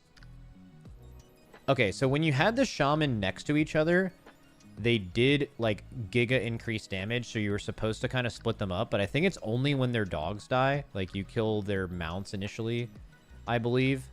The thing in farm used to eventually be you would actually just fight them inside the area where they spawned in here, and you didn't even spread them out anymore, like the parse strat. But it was super dangerous to do that initially. So they're doing this normal. They're still... Okay, so they have them spread now. So Wavebinder Cardress is here. They do, like, rotating abilities. I think there's a reason why you have to swap between them. I don't think you can just have the same group on the same one every time. I'm not going to, like, giga go over all the mechanics. It's not super important, but it's just, like... It's kind of like Queen's Court, but you're in the middle of Orgrimmar, and the mobs are, like, slightly more interesting. Queen's Court from Eternal Palace. General Nazgrim. This is a really stinker of a fight and really funny. If you ever killed it on the first pull, there was just like fucking 20 ads on top of him, and you would, back then, you would, if you were in a guild that cared about stuff like this, you would roll to see who got all the AoE pad, because it counted for logs, very similar to Ironquan. And if you wiped on the first pull, they'd never respawned. But yeah, so... Doing Nazgrim. I don't remember really what Nazgrim spawns ads at some point, and you have to kill them for some reason. But, like, this boss was... Like, this boss is just bad. Like, it doesn't do enough. Like, it does, like, shockwaves and... Like, a frontal. Like, this is literally it. Like, and he spawns some ads you have to kill, and... Like, this is the whole fight. It's pretty bad. Pretty bad fight. Okay, but then the rest of the raid gets fucking sick. Okay, Malkorok. Banger. Knocks you up a little bit. He's going to slice parts of the room that you have to not get hit by. Little frontal right there. Don't get hit. These little orbs, I forget what you use these orbs for.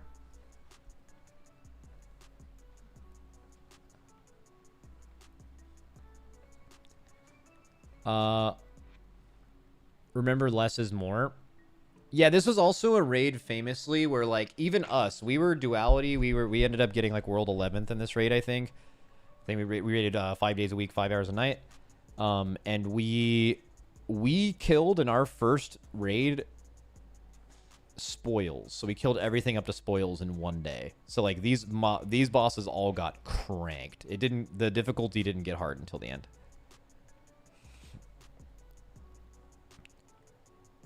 The orbs removed your shield. Oh yeah, you couldn't be healed on this boss. That's what it was. And the orbs removed that ability, so you could get healed, but there were like a limited amount of them. Or something like that. There also was like a little dance phase, wasn't there? Blood Rage. Oh yeah, you have to all stack up, and he like AoEs everyone. And like certain people have to move out to get healed.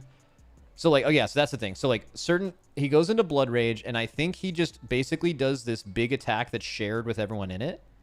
So you have to like live that, right? But no one can be healed. So you use big DRs during this, and then you send people out in groups to remove their thing so they could be healed, which means that hits harder. So those people, oh, this phase you could be healed. Never mind. Then why are, oh, they're removing these for, they're having the other tank go out and just like soak all of these and get rid of them so they can go back and do, it's like a clearing phase.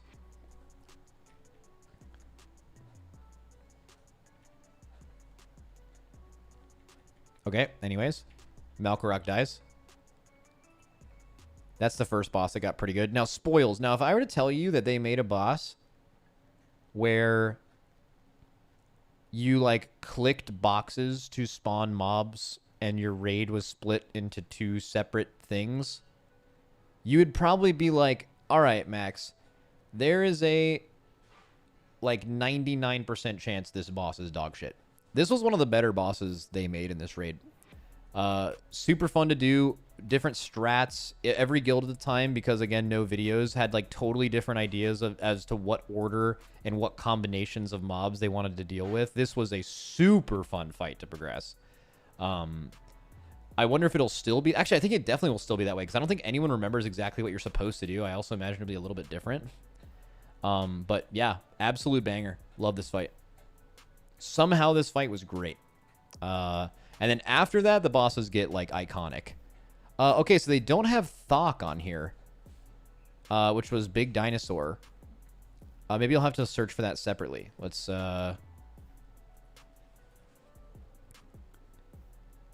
Oh, one of the guilds did some shady stuff on the dino and didn't upload a video of it. I don't know if that was Method. Was it Method? I mean, they don't have it. It's the only one they don't have a video for, so maybe. All right, let's see. Thok the Bloodthirsty.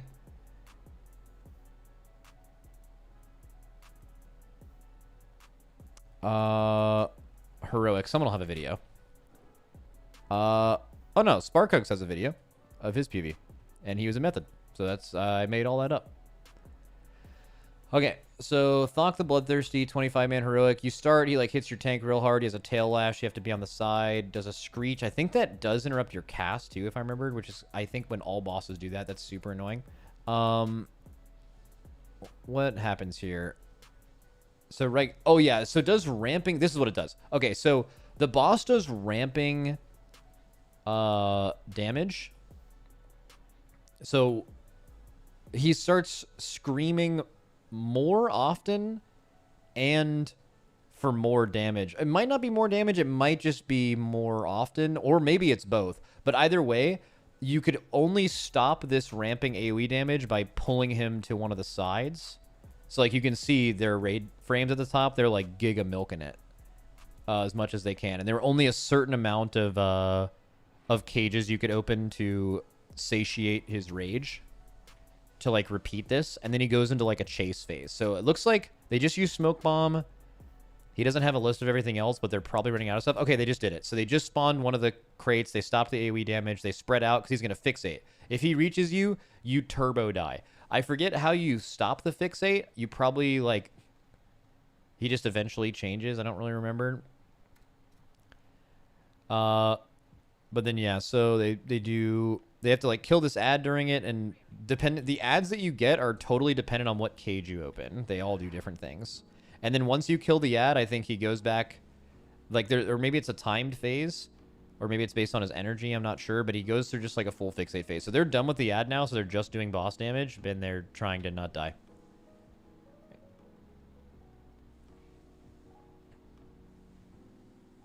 What is it? Kill the guy, open the cage, he eats it, and then changes color. Yep, so they just opened the cage, so he's going to go kill the ad now, and then they just repeat P1. This is a... It's not quite a patchwork fight, because there are literally ads. But it is a... Like, it's pretty close. It's a really, really cool fight. Oh, I remember. This might be why the Method video isn't there. They didn't actually end up killing it like... Oh, wait. So I don't know if they ended up killing it like this, but one group killed this boss without ever resetting his stacks, and they used some kind of weird shit where, like, he just stopped doing damage and they just killed him, and it was bugged. I don't know if that was them. Method did the perma P1 kill. Yeah, I think maybe Method did that, and Blizzard fixed it live on them. Yeah, I remember seeing a video on that. They had 8 healers. Yeah, they did some crazy shit. This is like a regular kill. This might have been in farm, though. I don't know. It just says Thok the Bloodthirsty 25. I don't know if this was their first kill. But either way, back to the other thing. So that's Thok. And then let's go to Siegecrafter Blackfuse. One of the best bosses of all time. This made my list for if I were to create just the best raid ever from bosses from every raid. This one made my thing. This might be the best non-end boss that WoW ever made. So basically how it worked is, as the fight went on, you fought the boss, and he had like certain weapons that did certain things. You would send up a small group that had to do a little bit of dance, and you had to kill one of these weapons, and you could only kill one of them. And you would just kill the weapon that you didn't want to deal with. So they clearly don't want this one, right? So they're just owning this one. And then this thing would frequently, you would just die if you were ever in one of these lasers, a one-shot. So you had to like kind of time it for which one you're going to go to. They kill that one early because they have Lust on the Pole. And he jumps off early, but typically you'd have to like follow that all the way to the end and kill it. This is a...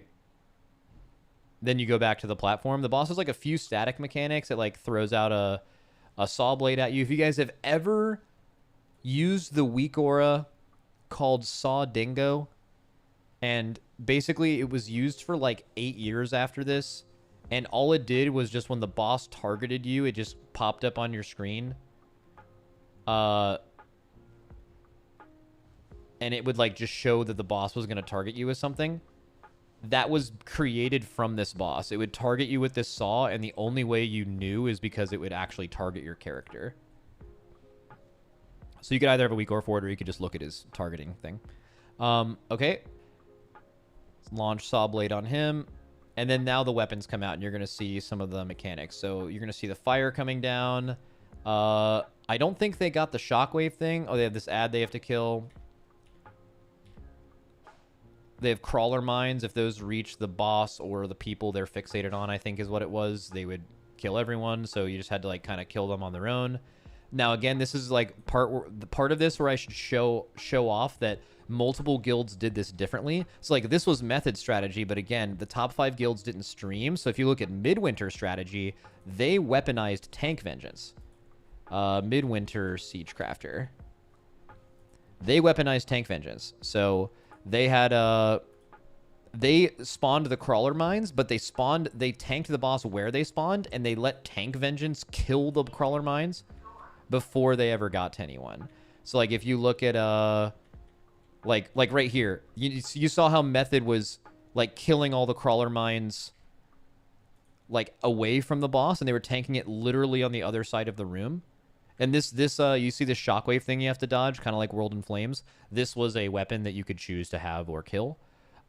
Method chose to allow this. Midwinter killed this so they could stay in AoE the crawler mines. Just difference of it. Super fucking cool when they make bosses that people do different ways based on how they want to approach it. Yes, this is Midwinter's again, and they're just like, their tanks just destroyed the meters because they used Vengeance well, one of the first guilds to actually use Vengeance well, and they used it to basically solve one of the fight mechanics on a one where you would normally want to remove it. And then you have, go back to Method, they kind of did the opposite. They chose to deal with these shockwaves. And then basically the boss had like, I think like 6 different weapons that spawned at different levels, and you had to choose how to do it. One of them, it tried to suck you in here, and then it would also suck in all the saw blades, so you had to like kind of know where to be. Anyways, this was just one of the most fun fights to progress. There's multiple ways to kill this that were reasonable, and just fucking insane fight. Okay, on to the next one. Paragon's the Claxi. So this one, I forget. So there was 9 bosses here, and they all did something different. And I think eventually they...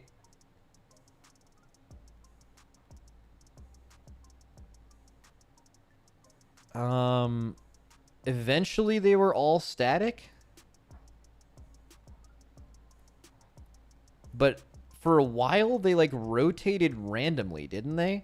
Like, you could fight this boss one week, and it had a totally different lineup of mechanics to others. But I don't remember if Heroic ever started that way. I remember it being a thing, but... And it was possible to do it every way. It was never, like, impossible, but... You had to, like, kind of deal with the order. So, like, each boss did something... This wasn't an exceptional boss. Like, I don't think this was a bad fight, but it certainly wasn't great. Yeah. And then you'll just find them killing all 9 of them eventually. And then eventually you just have one left, and then you go from there. It has a bunch of cool mechanics. Very different. Maybe I'll appreciate that more when I do it next time. And then you guys know Garrosh, right?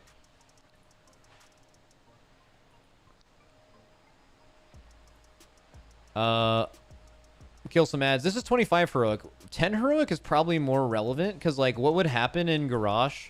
you would go through these phases where you had to, like, fight the boss in, like, a different zone. But, like, where 10-man differs from 25 is you guys see how these people, like, get these minions all together? And they kind of, like, cleave a few of them down. I guess they do spread them out okay. But, like, in 10-man, it was really weird because you would have just the exact amount of players to deal... Like, they spawned the same amount of minions on 25-man versus 10-man. So, like, in 10-man... you were just soloing your ad, but in 25-man, you had like 3 or 4 people per ad. Slight difference. Then people get MC'd, you break them out, super simple.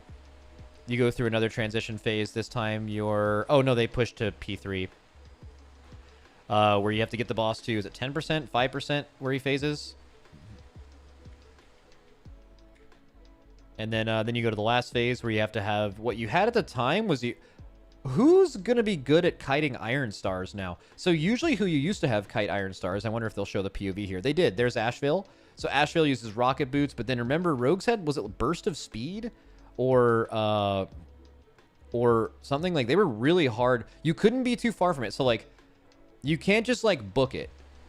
Right now, the thing refixates, like, every 10 seconds. And if you are not the closest person to it, it'll just fixate on the raid. So it was really hard. Yeah, Rogue's had like perma sprint. So like it's going to refixate in 2 seconds and you have to be the closest person.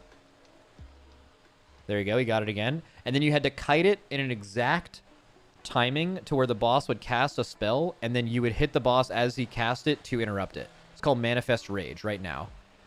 And now you hit the boss and then that's basically the phase. There's some ads and bombardments and stuff you have to move for. And then you just keep going. You notice they like... This phase was like kind of turbo easy though. Like look at this. They lose 1, 2, 3, 4, 5, 6, 7, 8 players at what percent? I can't even see the boss's percent right now. But it's at like 10% or something. Or maybe even higher. Or no, it's like at like... oh, you can see it on the left there. When all those people died, it was like 10% to 0. A quarter of the raid was dead. So like, not a super hard DPS check, right? You just had to kind of make it. But anyways, one of the coolest moments of all time, the Trekkie boss solo. I'll let you watch the end of this.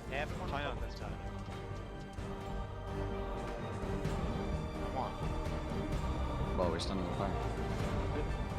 Don't stand in fire. Come on, keep going, keep going, keep going. You can still do it. You can hear Roger. Just let him pass. So you can pick up the odds. The next mile is 8. Keep going. Come on. Come on. Come on. Chill. Your Chill. Nice.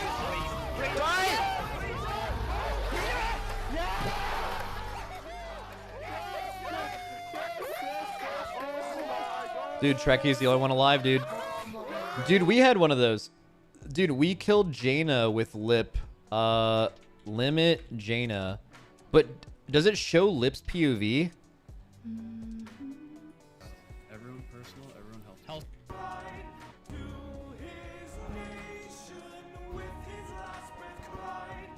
And Scott on Anduin? Yeah, okay. Obviously Scott with Anduin, but like an actual paladin is what I meant. Lip, dude, watch Lip's mouse when he kills Jaina. Look at his mouse. Look at his mouse. He's fucking spazzing out.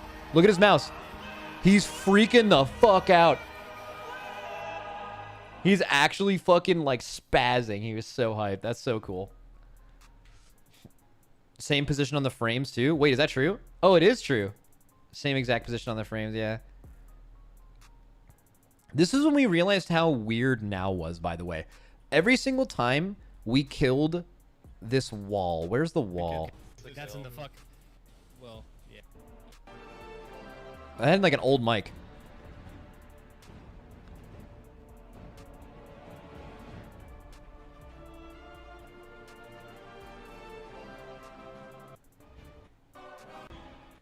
This part. Every time we would fight the wall. Okay, Now, wait, maybe he does it on our kill. now go. What? Well, That's me impersonating Now. But he would make a fart noise and then make a sex noise like that every single time we killed this wall.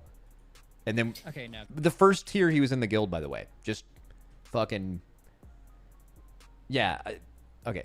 Okay, let's go back to this. So we have wait, where's the playlist? Oh, the playlist is over. Mogushan Vaults. Mogushan Vaults 25-man heroic.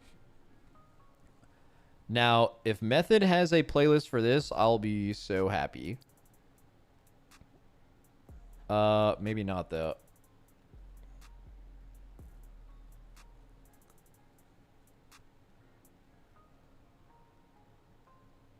Wasn't it Paragon? Paragon was 10-man, right?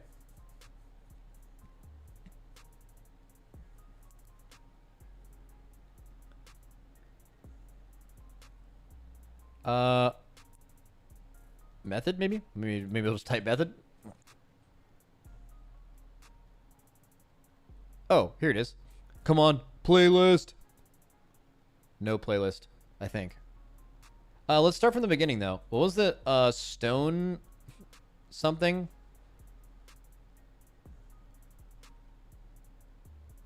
Stone Guardians, Stone Dogs? The Stone Guard.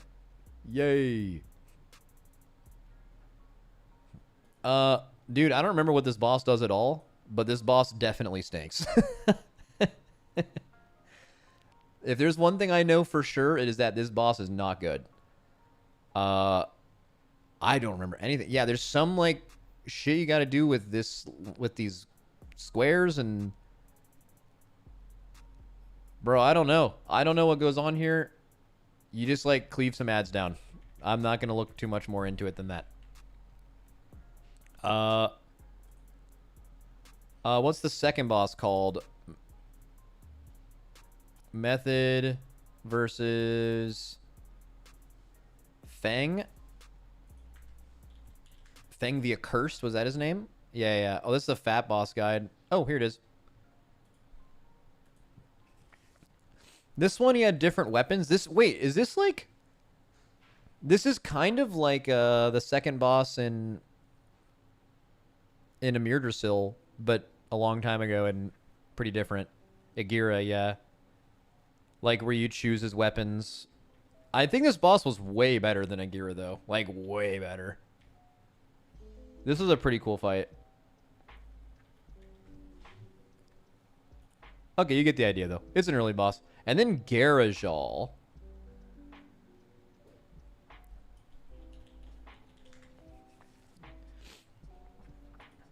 This was the third boss. My guild on this boss famously got banned for using the wall strat. What we did was, let me see if you can see it on the pull. All right, we pulled the boss right here. And then we all stood on the other side of the wall. And then we just killed it without ever going down.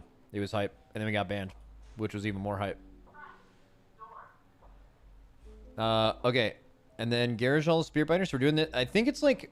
Did you send down... Yeah, you sent down some people with every spirit totem and they had to like kill some ads down there, or maybe they got extra damage. Oh yeah, this was it. This was being downstairs. You had to like kill a certain amount of these souls or something. And then you just kept going. This boss was pretty hard for a third boss. I remember at least. Did he do anything in the last phase, or was it kind of... What was that animation that I just saw? Hold up. Hold up. 1 second. I saw it for sure. Right there. What the fuck is that? That's a Holy Paladin, but that's Light of Dawn, isn't it? Holy shit. Okay, okay, then more of that. Cool. Next boss was Spirit Kings, which had a very, very famous mechanic. So, Spirit Kings was kind of hard in general, and it had its own order. Let me show you the ability that was a big, big fucking problem.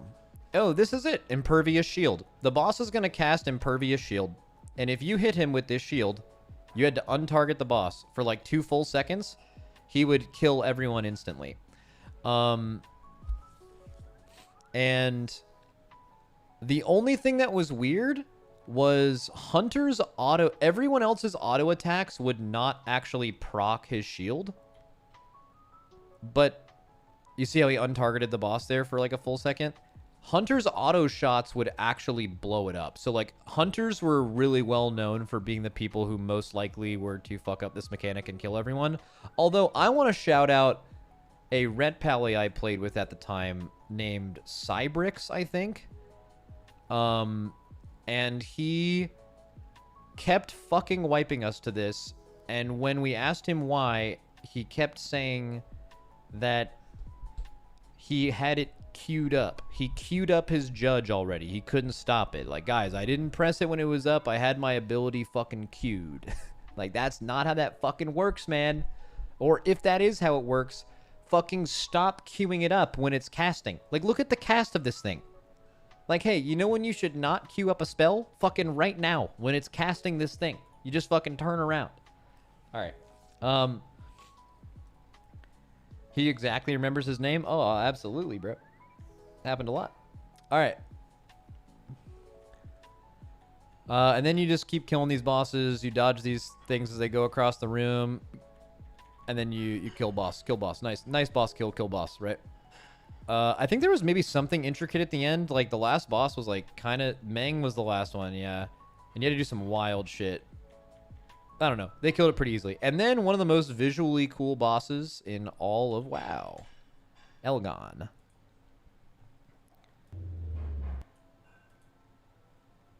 I don't even really remember what you do on Elgon. There's, like, an ad you have to kill, but I don't remember why you drag it away. Let's actually back it up a little bit.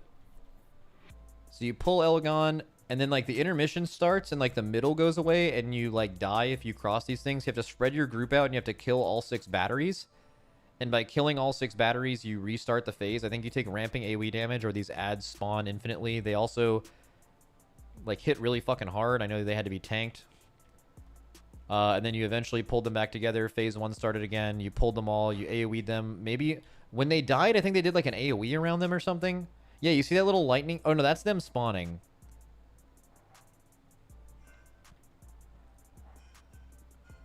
Okay, you AoE these sparks down, and then you, like, kill these ads on top of the boss. Eventually, you phase again, and then you just kind of repeat that, I think. Maybe the fight's more intricate than that, but whatever. This was the second to last boss in this raid. You guys want me to watch Rig? Yeah, Rig popped the fuck off when he killed this. Blood Legion. Here we go.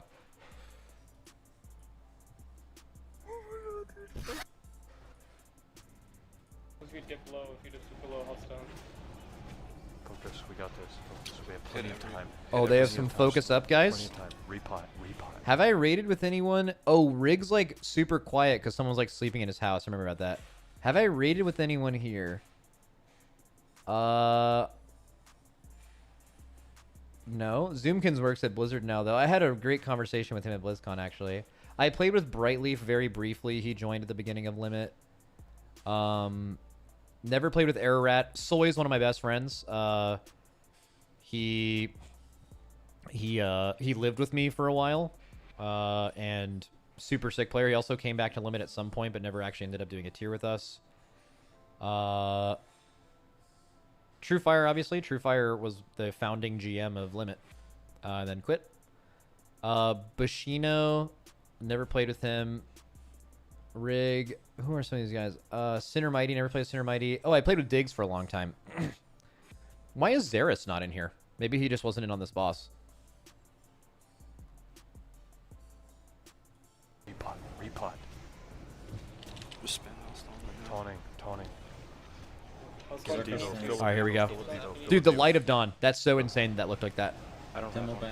We're gonna watch the end of this, boys. Any cooldowns you have, personals. AMZ, get it down.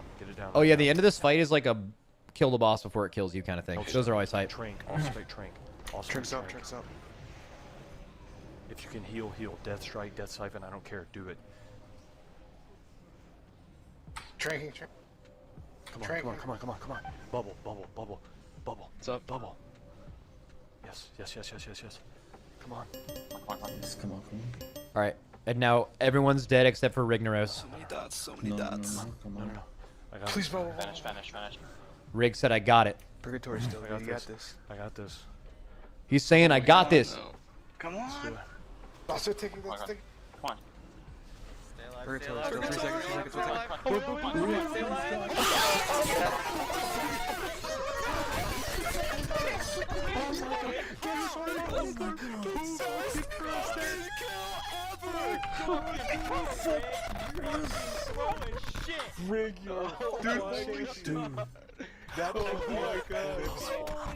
Is he screaming? I don't think he's screaming.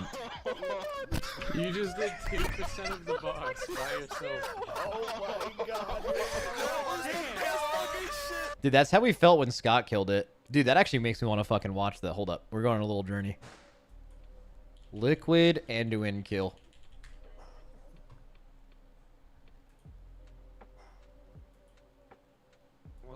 Hopelessness.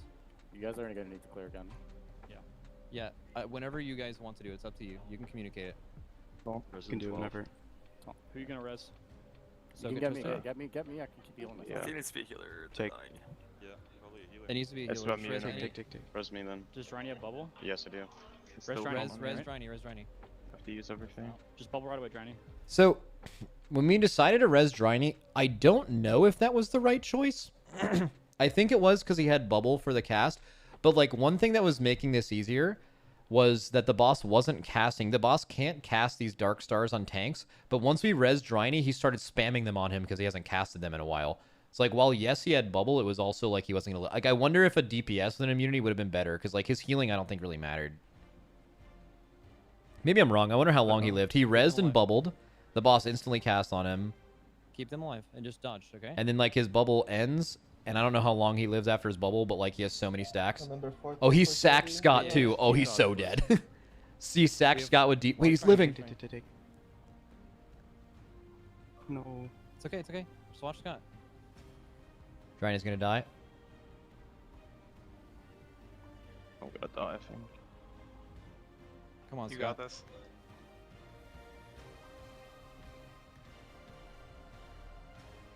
Let him focus. Oh, that's such a weird cut. Let's go. Dude, that was so hype. Dude, Scott was fucking shaking. He was sick. All right. That was a weird cut, though. I didn't know they did that cut. All right. And then Will of the Emperor.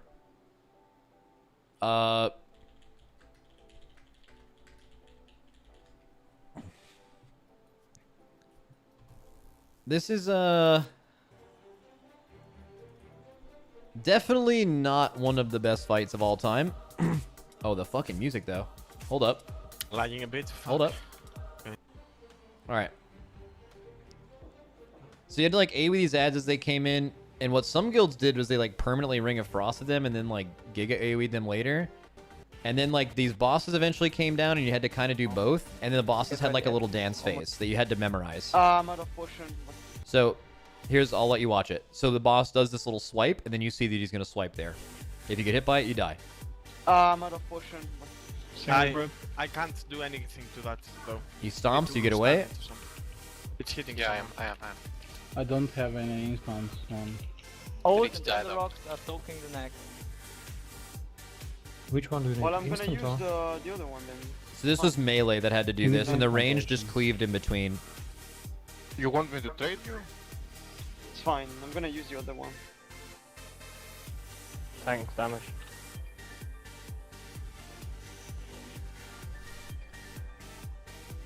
CC next wave. Damage on the radius is really fucking low. Where's the Yeah, it face? is. Yeah. CC is also really shit. Kill the next wave. There's me. Okay.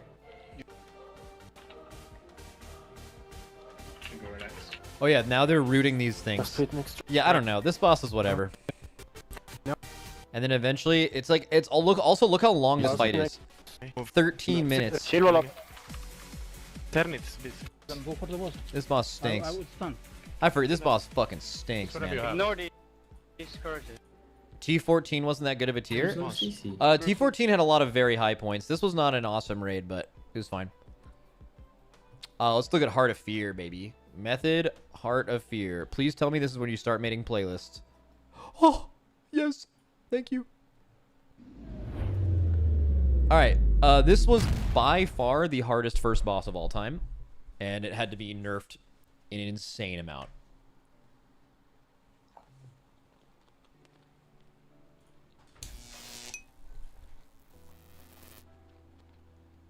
Yep, second hardest boss of the raid was the first one. Yeah, I'm not sure. Okay. No, I don't. So how did this boss work? So I died from the south. Tricky. you all start on the same platform. Yeah. Remember that. And then let's see. You have to cancel. You have to like noise cancel to not die to some like AOE basically. He exhales on a target and it just tries to kill them, and you just have to heal them through it. And then the whole point of this, and I think you could start on whatever side you wanted to. So part of the fun of this boss was figuring out what is the best side to start on and why.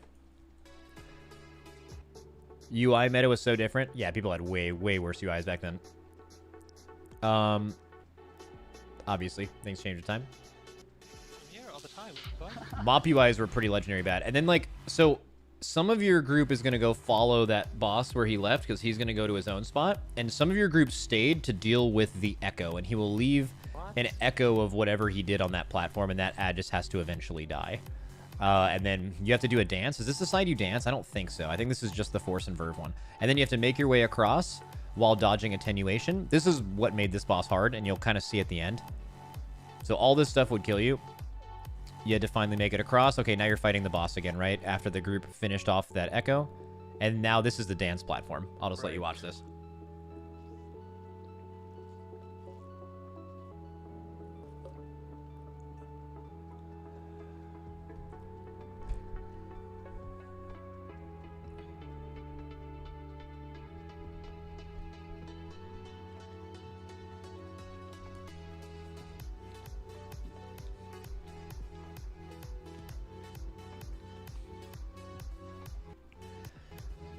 The cheese strat later in the fight made me sad. It was kind of the only way you could kill it.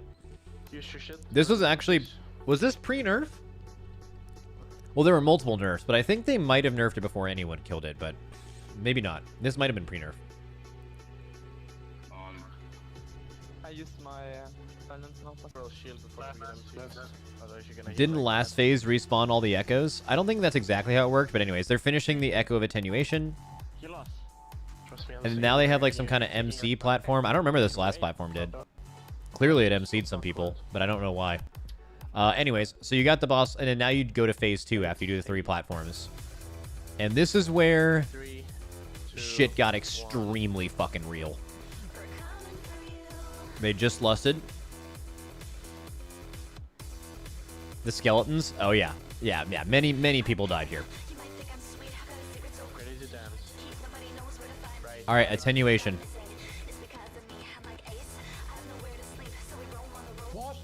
They keep in mind the attenuations bounce off the walls, I think, right? So there's like a million of them. Oh no, they're coming from the echoes too. Force and Verve. So then they pull the boss to the wall, I think, to stop some of them from coming out. So Force and Verve happens. I think you have to cancel it at some point. It looks like the tanks don't. Force and Verve like reduce the damage of this by 50% by standing in the yellow thing, I think. They got some MCs now. They break the MCs out. They grip them. DPS used mass grip. Remember they used to have that. and then they solar beamed them and killed them because I believe they would actually cast spells. Move away fast. Attenuation. Okay, attenuation far, and they just have to run away and just dodge. And as you will see, getting good uptime here while also hitting was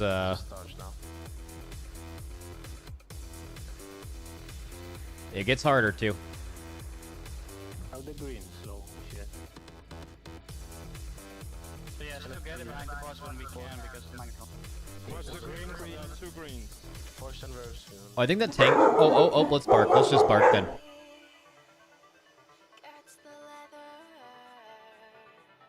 Try to survive. Use immunities, mages. Good. Vertical slap instantly.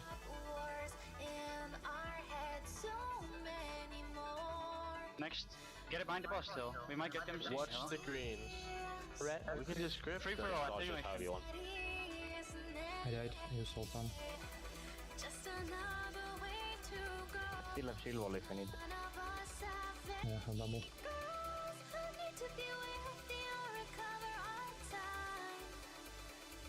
Yes. Gather up. Get behind the boss. And heal like I have heal stuff ready. Force immunities. All cooldowns you have. Everything. I mean, Green, watch out. Link that up. Battling fire up. I got Shut the fuck up. Shut up and you. come on. That's. Someone take it Before we die. No. Come on. Come on. Run. Finally. Make this mana show. We would have had a rest if I had fucked up in the beginning as well, so sorry. We had the song at 0.9%. When Kusman, Bottom and Barrel was like no one else. Oh, bad. Wouldn't die. Fucking slide in that night. All right, did you guys see the end of that though?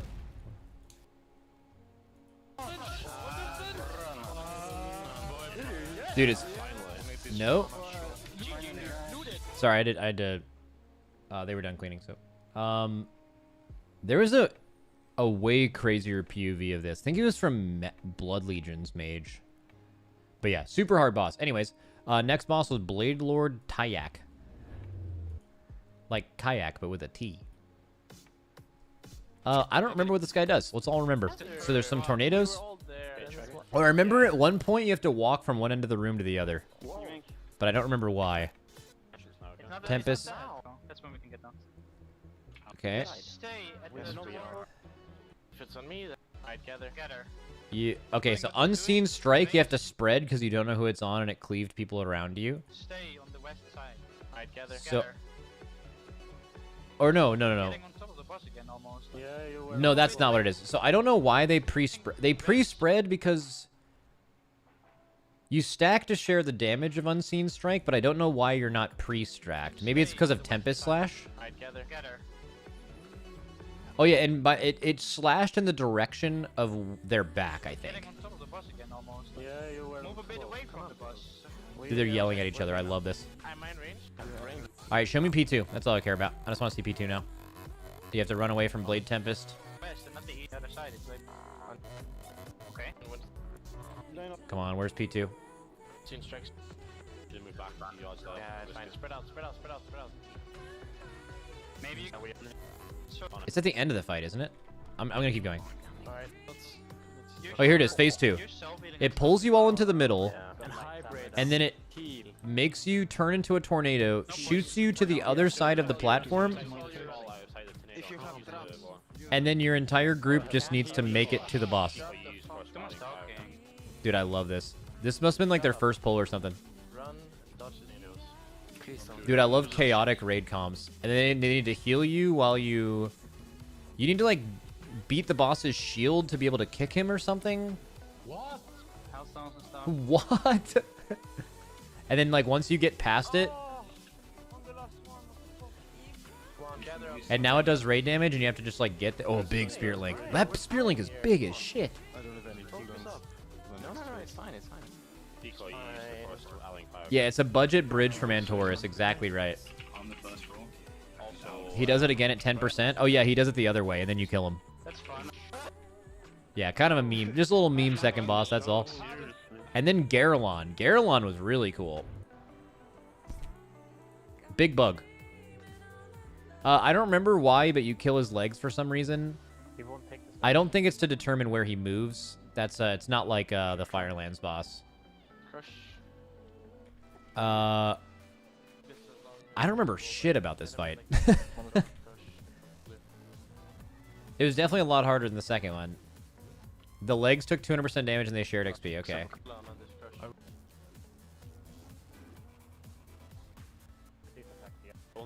There's something interesting later in this fight, but I don't remember what it is.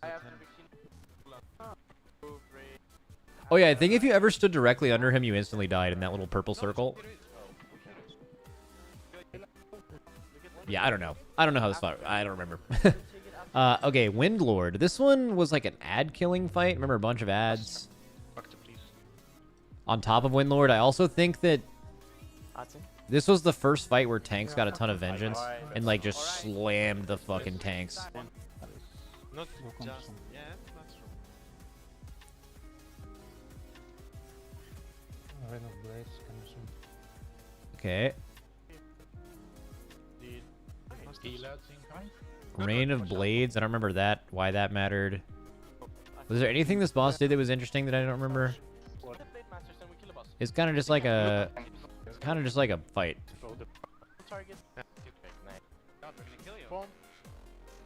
Yeah, it was a fight. For sure a fight. Okay, and then we have Amber Shaper. Now this was a fight. Every day. Amber Shaper, you would kill these ads, and then eventually it would turn someone, or you would turn someone into a giant goo man. And then that goo man would have to suck up goo, and that is how you progress through the fight. But like, random people somehow became gooed. I don't know if it's because they messed up, or maybe everyone had to learn how to do it at some point. I don't remember exactly why.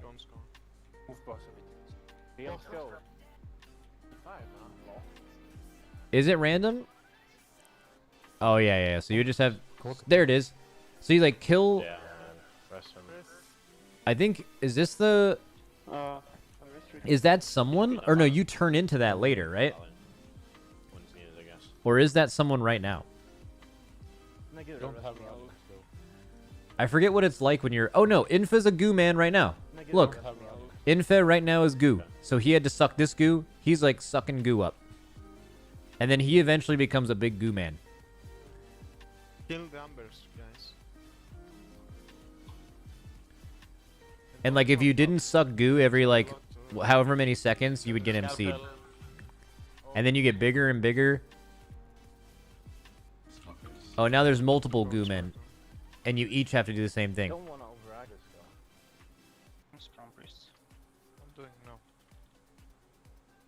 What is it? Kind of insane. Roger Brown's still going. Dude, a lot of these people were raiding for a while, especially at the beginning of BFA too. That's why I looked back on it and I was like so upset we didn't win in our first couple races. It took us like 3 races to win our first race. But like, just imagine being a bunch of people who've never done this before going up against fucking Roger Brown and like all these fucking goats that have been doing this since back then. Like, we didn't have a fucking chance, man. We felt like we did though. We needed some experience. Spread the ads, guys, and kill the ads as well. We should probably move the boss Whoever side, gets push the other emptied side. out, don't use number 1, I guess. Don't use your number 1. Come on, Tracky. Leads. Move the boss to leads, fast. Move the boss to leads. Interrupt it. Come on. I haven't. But from now on, it's gonna be Info who needs to do the interrupt. Yeah, Info. Okay, so this one you just become a goo man. Alright, and then Grand Empress Shexir.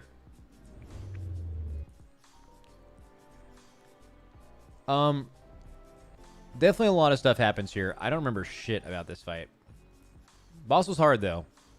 This was a tank gap fight. Your tanks get hard gapped. You killed these wind blades. They did some shit. You did something with these. Oh yeah, you had to like trap some of these mobs in this resin. Or else, I don't know. And then at the end of the fight, it's a big wild burn, I think. Echo, the one in the raid, come on. I've got it. Yeah, to build a trap, then trap some of the mobs. Yeah, but like the end of the fight was like super interesting though. I'm fucking lagging. Get out. I'm fucking lagging. Wait up everything. God, I know that feeling, man. We're good. Yeah, hemming. When you're trying to kill a boss you care about, and you lag out because you die, you're met with so much or you die because you lagged out, you're met with so much bad emotion. You're like, you died and there's nothing you could do about it. That feels bad. But also, depending on who you are and how trustworthy you are, there's people in your guild that think you're making it up because you want to, like, excuse yourself dying. And then you're like, okay, so now something actually happened to me. People are going to think I'm a liar if I say I lagged. And it's like, it's all bad. It's fucking all bad. 8 seconds. Tilt me. You should cast a bit in this field. DPS the boss. Go, nuke. Nuke. 3, 2, 1, Hellstones. And now they're in the last phase. Get her up on the star quick. Yeah, have it. Visions of Demise. I don't remember exactly what they had to do with that. Relax, I was going the other side. Kill tricky. Everyone shut up and let Shaman speak. I'm there. Wukina. Dude, till this day, Dosu thinks I fucking lied about DCing on Jinrock. He'll fucking tell you about this too. I died on Jinrock and I wiped the raid and I said that I lagged out. And then Dosu, like, was fucking positive I was lying for so long. He probably still thinks that.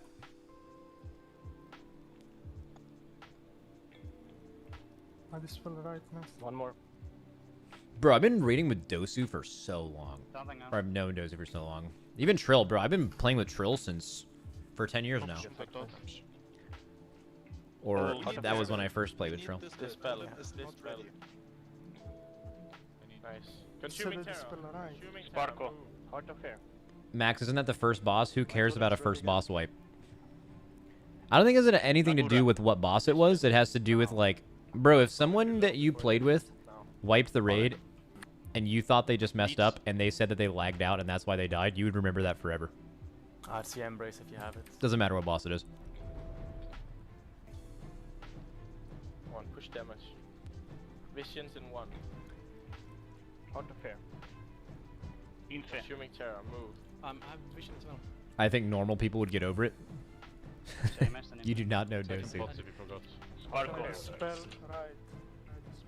Yeah. What are those extremely small icons on the right? Take a Hellstone before it hits. What do you mean? The raid frames? That can't be what you're talking about. Right here, debuffs. It was way more normal to track debuffs back then. It was more relevant. Good. Actually, I don't even think tracking debuffs was super relevant in MoB. It's something that people used to do and was just part of UI packages, but it was like super relevant and just cluttering your screen, and it took a while for people to realize that. Just calm down, Nagura carried. Exactly, which is why I get so mad, because, you know, like, competitive WoW players, they're not huge fans of women in general, just as like a basic thing. Like, you can see that from, like, YouTube chat during AWC tournaments or MDI, especially when it was on YouTube chat. But, like, dude, people would be slandering Nagura, like, during the Race to World First. And it's like, guys, Nagura has more Race to World, like, more World Firsts than, like, almost everyone that's ever played WoW. Right? But, like, they would be slandering her because not man. Yep. Standing up the neck. Consuming Terror, move. Heart of Hair. You love women? Dude, same, bro. Shout out women. Well, so it's gonna be on me. Take it. You should roll. Infe. I need a... Yes, if you have it. Visions. Just one. Heart of Hair, Heart of Hair.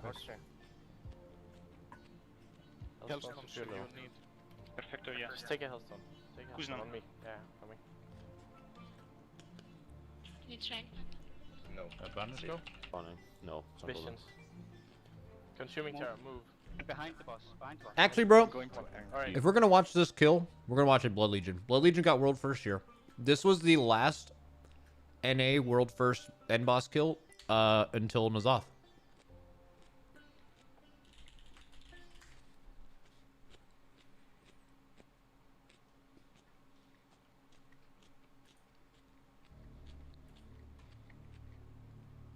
Shout out North America. Shout out tipping culture. No more excuses, Empress. Eliminate.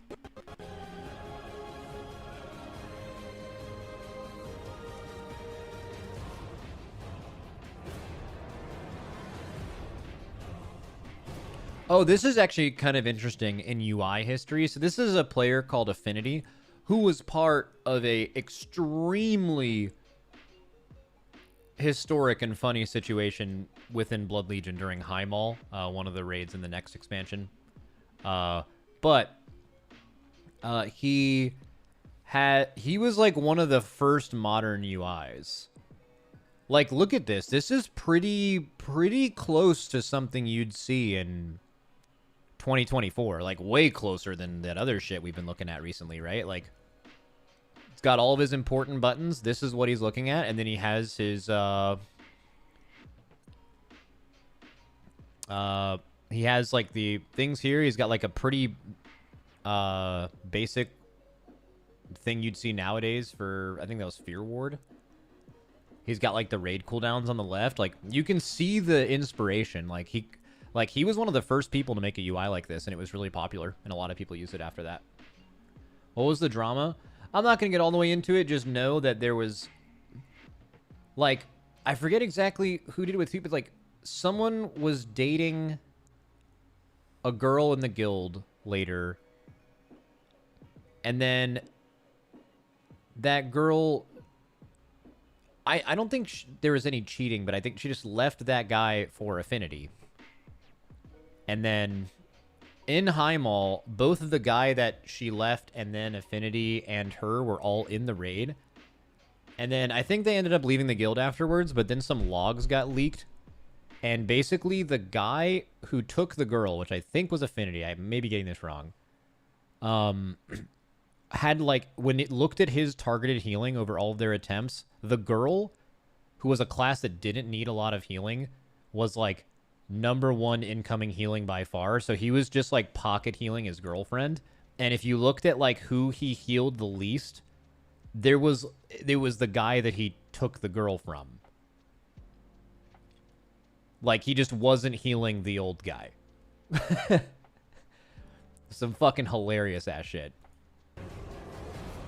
And they, yeah, and just so in case you were wondering if it had to do with like what classes they played, the guy who was getting no healing and the girl were the same class and spec. The levels of pettiness is incredible. Yeah, crazy shit.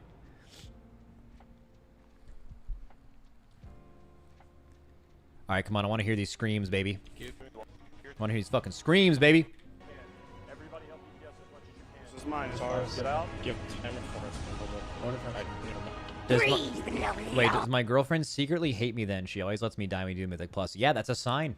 That's a sign. Surex extreme. I can. He's dead. High five. Being a master spell. I have the trimmer. Okay. We need Everybody something. Ready to bubble. Get ready to bubble and block. Get out with those spears. Spread out. We have plenty of time on the berserk. We have Just keep going. 5 seconds. Come on. Just stay alive. Come on. Yeah. Come on. Yeah. Go.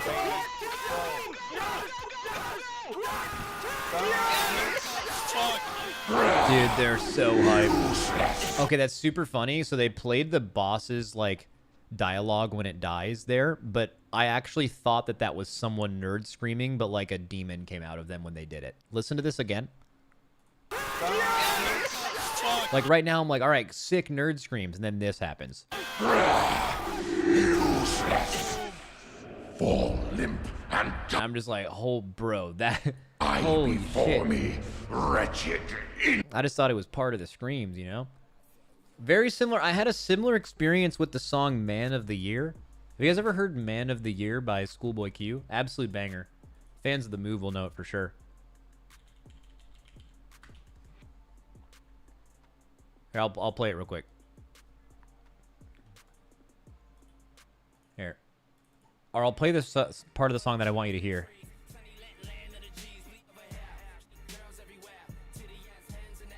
Right there.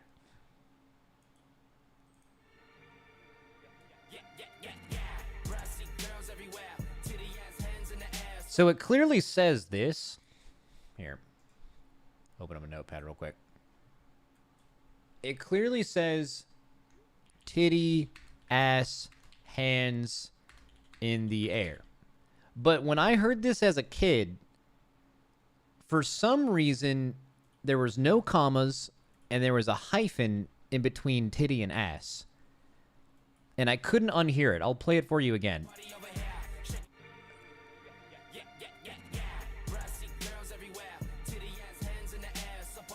And I just, for like my entire childhood, I just didn't know what the fuck titty ass hands were. Like, what does that mean? Like, you got like fat hands, or they like droop down or something. And like, how is titty ass like an adjective, you know? And then I was like an adult until I was like, oh fuck, there's commas there. And then yeah, everything got cleared up. Insects, your kind are worthless to me. Yeah, anyways, all right, the boss started screaming again.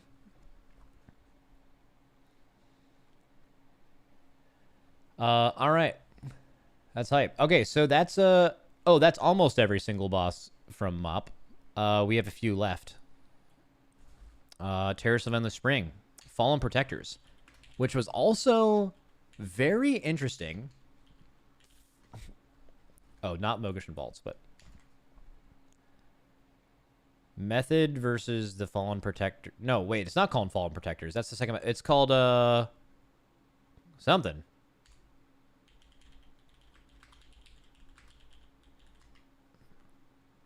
Protectors of the Endless. That's what it is. Hello and welcome to the Fat Boss Guide to Protectors of the Endless 25. No, I don't want a Fat Boss Guide. Shout out Fat Boss though. I want the Method kill.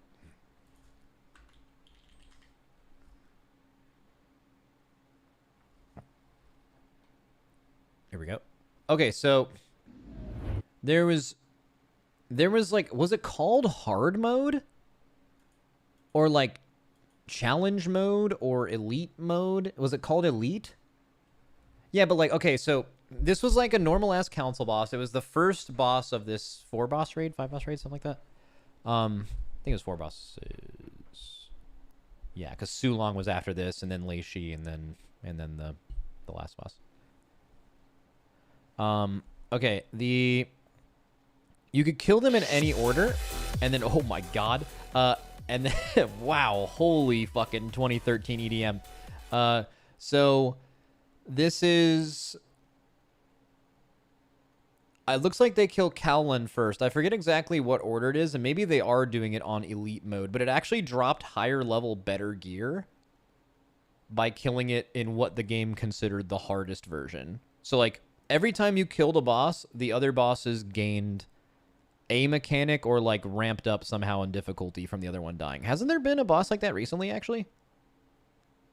That, like, rings a huge bell. What the fuck did they do that was kind of like this recently? Council of Blood? Yeah, Council of Blood. Yeah, Council of Blood. You're exactly right. This is literally Council of Blood, except like the game determined the hardest way to do it at the end, the hardest boss to have available at the end, and they gave you better gear for it. So yeah, I don't think there's too much to look at here. This fight did have mechanics, and you did them for most of the time. And then the end of the, yeah, so this wasn't the hardest version, I don't think, because Kowlin had to be the first one, well, had to be the last one alive. So this was not the elite version. Who got it? Iron Council as well. Oh yeah, yeah.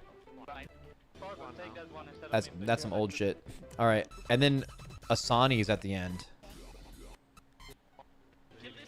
and she's water based, so I think we called her Dasani because we were really clever.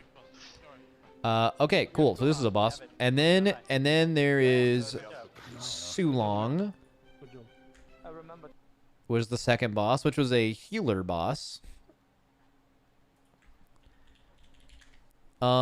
Which had a really funny bug. I don't know if it was a bug or a... So what you could do on this fight is, there was like a tier set, like an old tier set from Kata, I think. Yes, it was from Kata from Dragon Soul. the Dragon Soul sets gave you the ability to like give some of your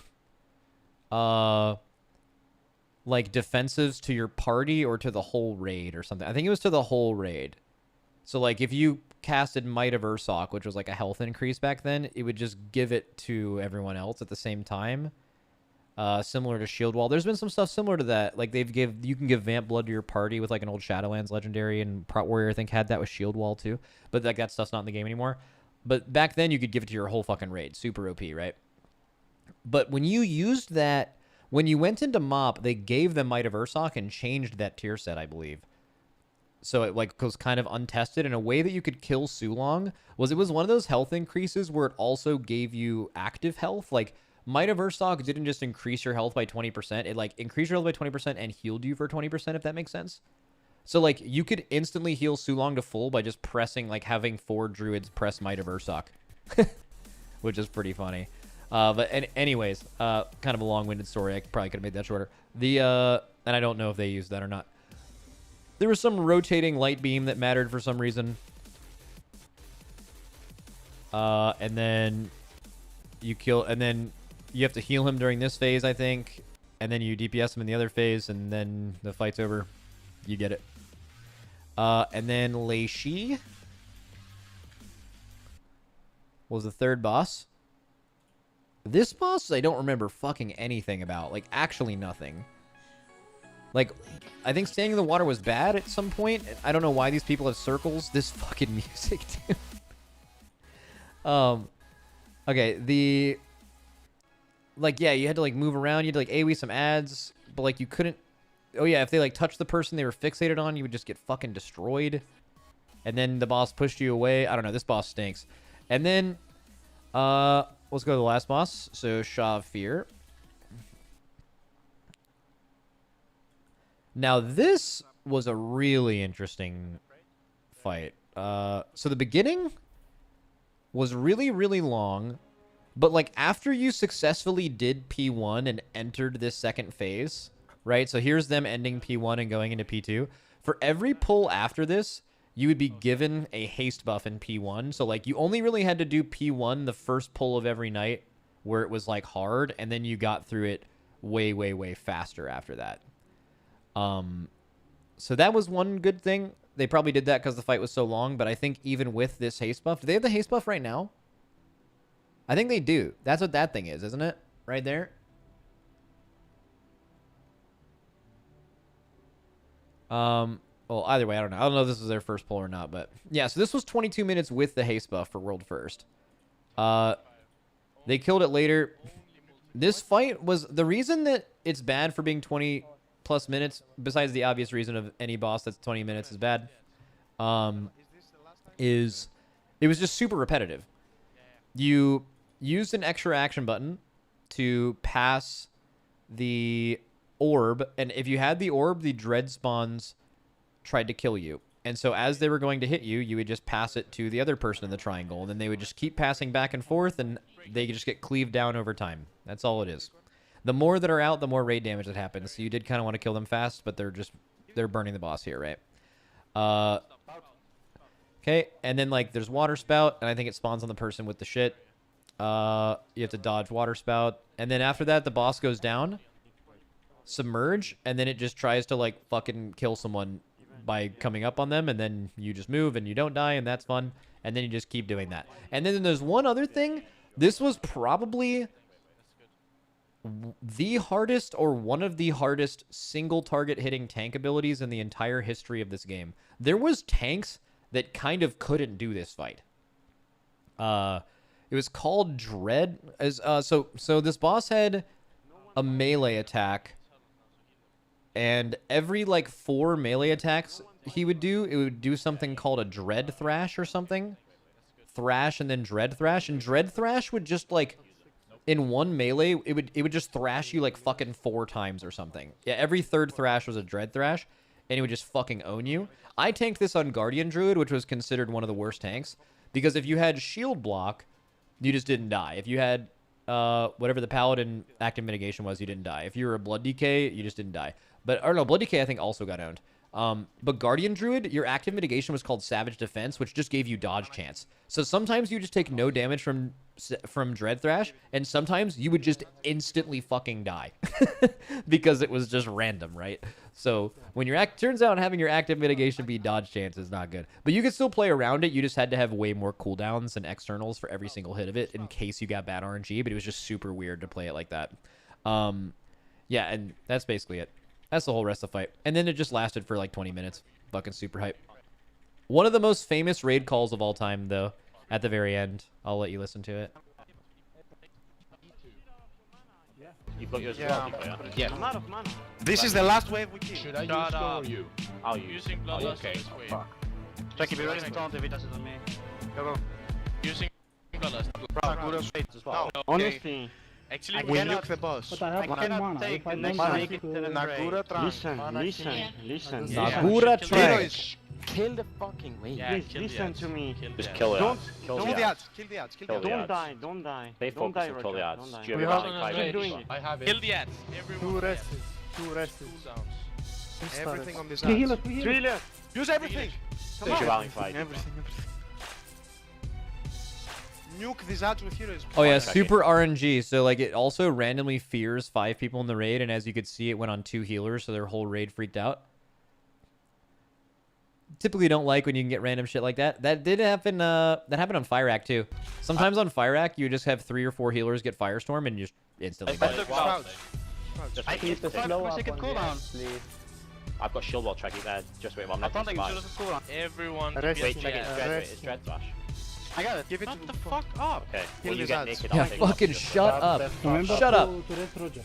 I'm gonna No, swap I'm not gonna die. bottom. Shut Okay, up. okay. Shut Just up. finish the Kill boss the now. ads. When you get Finish naked. the boss. When you get naked, Finish I'll the take it boss. off you. I mean the ads. Finish the ads. Finish then the go on ads. the boss. Finish the ads. He said when you get naked, I'll get the ads off you. There was a tank debuff on this fight called Naked and Afraid, by the way. He didn't mean like, you know, yes. All good though. I have him here and no should When you get have naked, drunk I'm and sure No, should no, have no, me. no. Give I it to me. Give it to me. previous. I'm dead. I'm dead. I'm dead. Rest I'm with gonna the check it. Rest, Check I'm it. gonna kite the last wave if you have Rest, rest. just wait. Rest, just wait.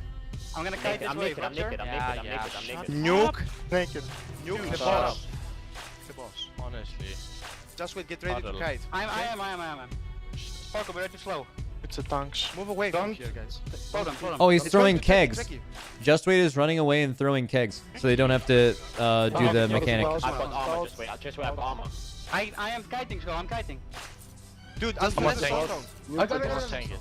Tank it. I'm using soulstone now. Tank it. That's I'm serious. tank Don't the do it. boss. Keeping away. The boss, He's guys. dead, guys. Merge. He's dead. God, I think Keep me up. Come on! Come on, guys. Kill it. They're coming! No! They're coming!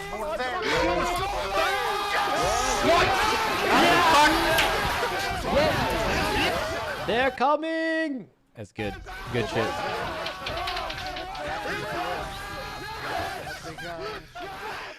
Oh my god. Holy. That's fucking good. That's good shit.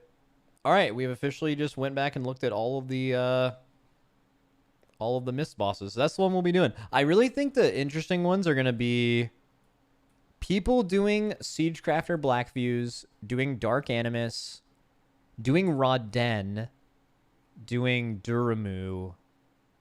Those are gonna be really interesting to me because I'm interested to see what the best ways to do those are now, rather than before. Oh man, I can't wait to figure it all out. Oh man, that sounds so fun. Max, was this harder back in the day than Dragonflight bosses? I mean, raids ever since Heroic Firelands have been roughly the same difficulty. Like, for the time they were there. Like, a guild that was rank whatever now would take just as long to kill Throne of Thunder as it takes to kill some. Like, some raids are shorter than others, longer than others, but like, yeah. That's not saying that they haven't actually gotten harder. Like, if you were to go back in time and put, like, current Echo or Liquid against these bosses and they're seeing them for the first time and you're putting them, I mean, those raids would get fucking smoked, right? But that's not reality, right? Like, back then, those guilds were, like, super, super sick, and the people have gotten better over time, so the raids have kind of increased with that, but the relative difficulty has been the same.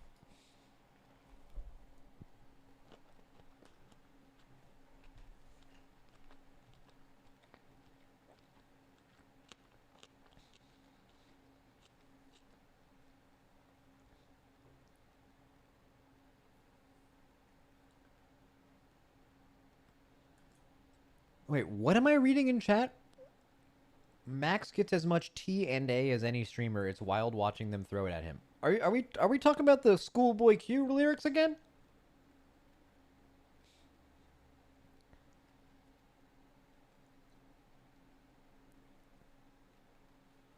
God damn. Oh yeah, that's kind of iconic. Let's see. Closterbro Scarlet Halls challenge mode. Is that it?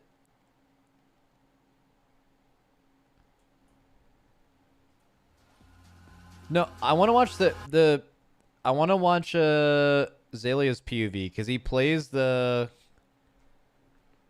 From a Great Typhoon. That one. Dark Side of the Moon or whatever. What's the name of that song? Zalia is the tank? Yeah, I'm aware of that. It is his POV. Oh, you're right. Maybe this is the thing. Maybe if it's not playing the right song, it's not the right video, though.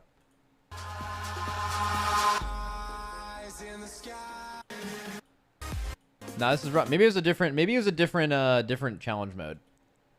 Eyes in the sky, gazing far into the night. I raise my hand to the fire, but it's no use.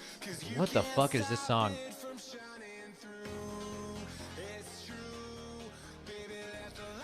Oh, it was an earlier version?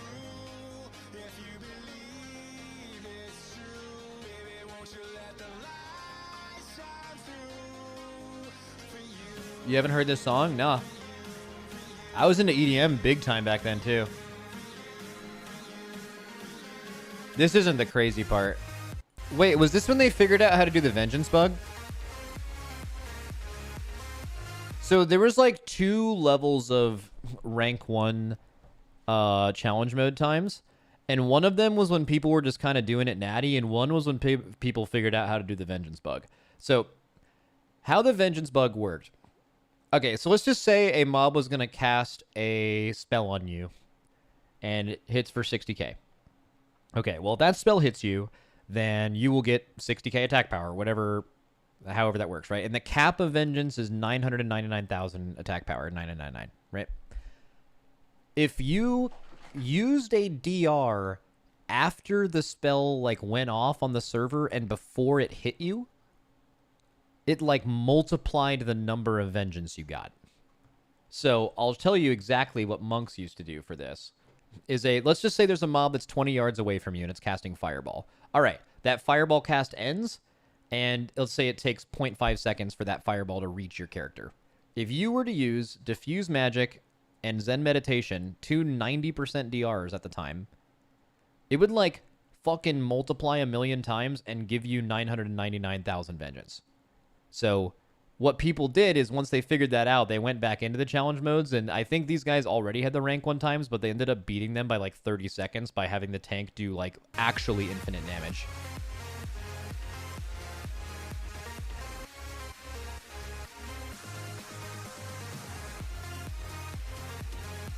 You'll probably see it.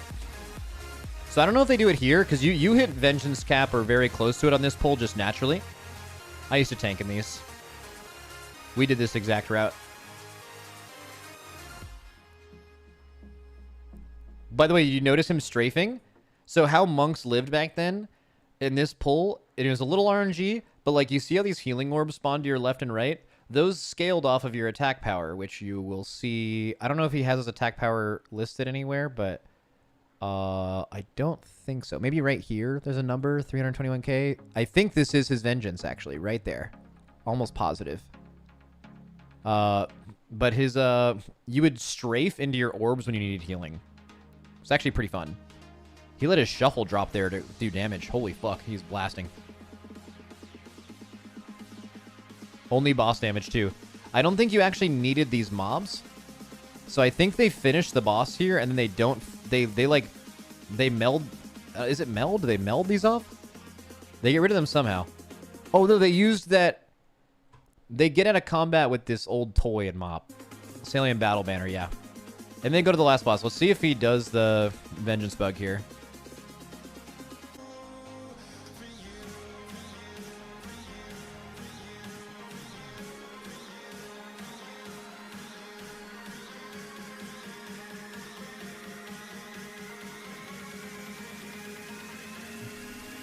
Oh, I don't know if he's using it. 90k, 95k. Bro, I think they might have done this without the Vengeance bug. Wait, where's his cooldown on... Okay, he still has Diffuse up and Zen. He has 147k, 150k. I mean, he's still fucking obviously blasting. I'm pretty sure they would do another one that went even faster than this. Because you can do it on the run-in. Like the tank is already doing this much damage. He only has 100k Vengeance right now. You can have, like, 900k Vengeance. You could be doing 10 times more damage by doing it.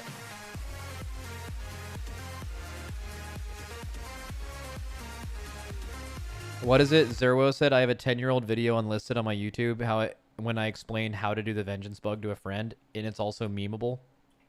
Oh, I bet that's good.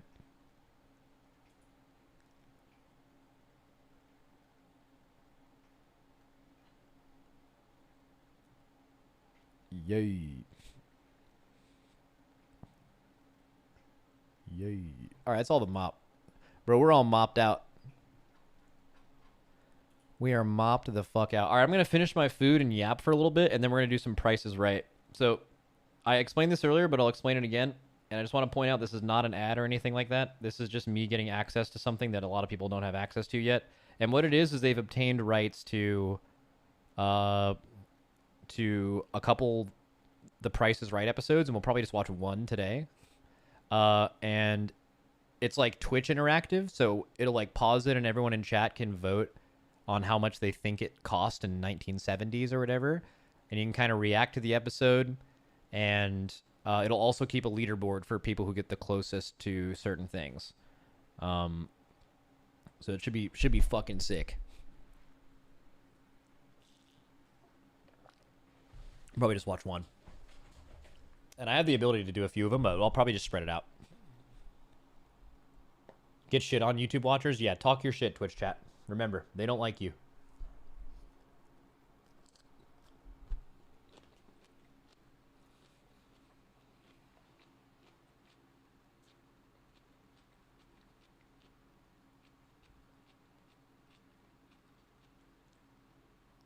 I have rewatched every episode just to get ready. Perfect.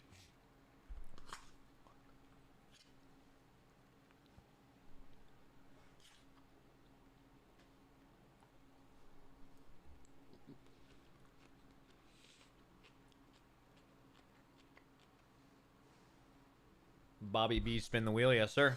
I gotta finish my food, though. Or else I'll never remember to eat it. Because I'm stupid.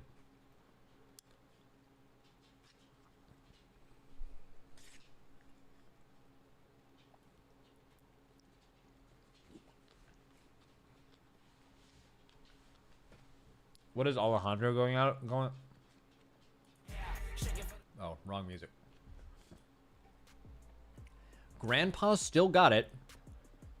Just traded the game controller for a yak herder stick. Goat emoji. Yeah, dude, what is he fucking talking about?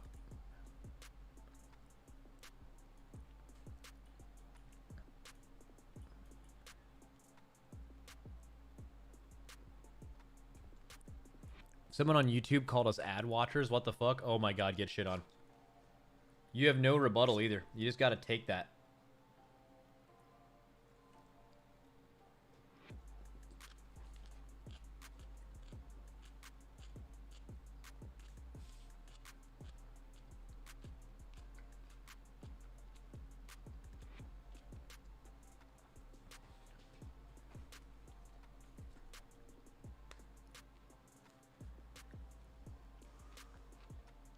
I'm eating sweet and sour shrimp right now. With like carrots and green beans and bean sprouts. And it's really good, but I don't want to eat it. What's wrong with me? Like it tastes really good, but I'm hungry, but I'm having trouble eating all of it. Does that mean it's not very good?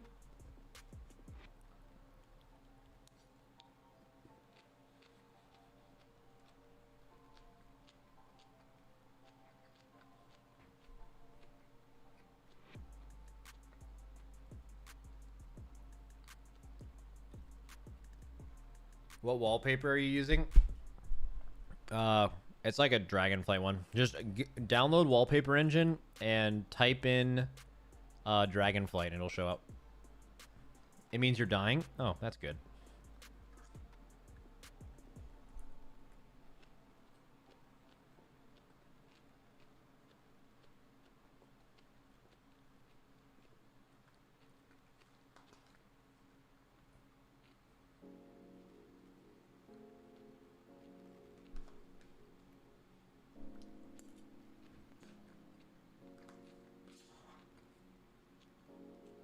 Telling people to download Yeah, I just don't want to say it every time.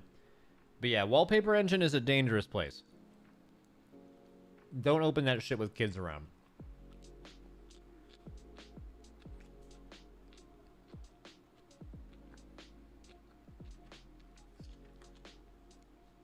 It's just the place where you get all your animated wallpapers, and that means, I mean, the animated wallpaper community is, how do you put it? They're, pretty interesting.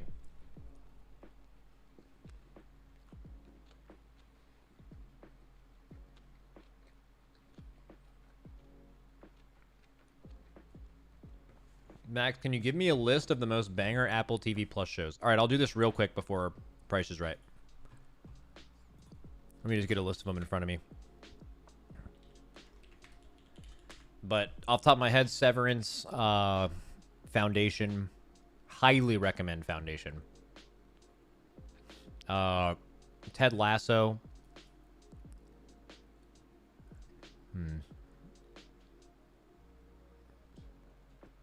Silo. Yep. Oh, Slow Horses. Big time. For All Mankind is fine. You have to be kind of into that genre, I think. It kind of falls off a little bit, but it's definitely interesting. Masters of the Air. Yeah, if you liked Band of Brothers, you like Masters of the Air.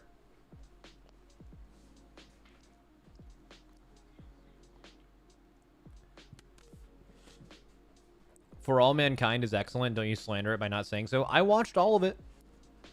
I'm just saying, as soon as that one guy's kid became a major plot character, that was brutal. Like, just all of it was tough. Tough stuff.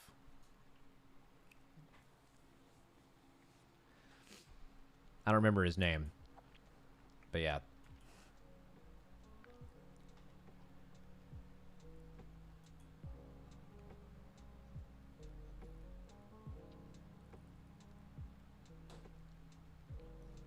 Yeah, Apple TV, best way to describe it, Apple TV Plus is the highest quality shit in streaming that no one's watching.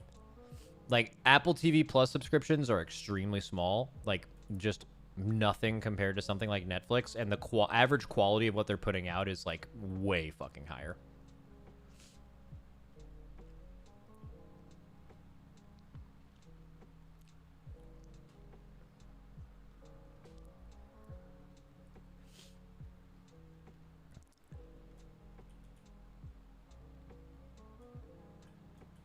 All right, guys. It's time. I need to figure out how to get this to work. Well, I know how to make it work, but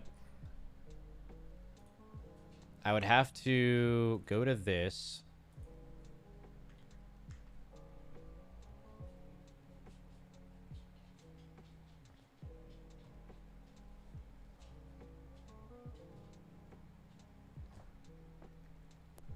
Okay, I think I'm good. I think.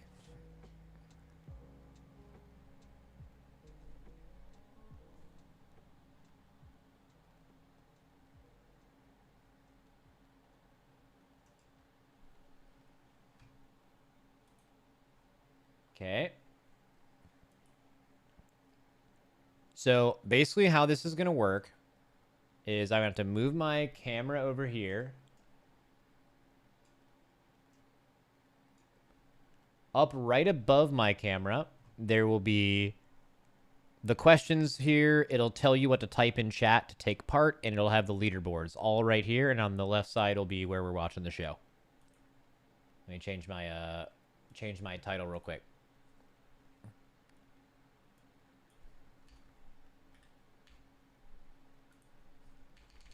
Probably change my category too.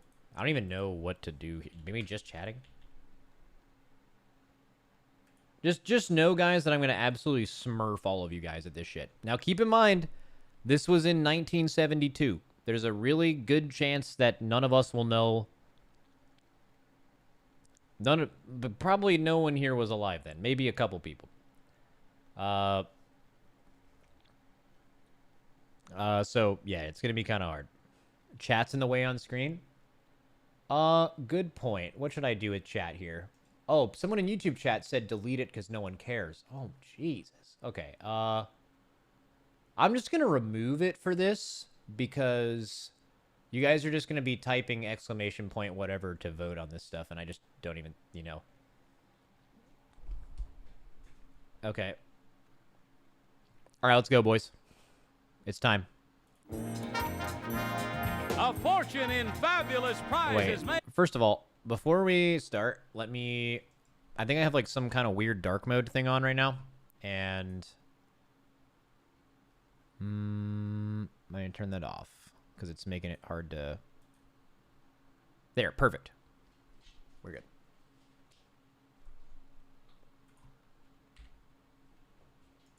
We're good.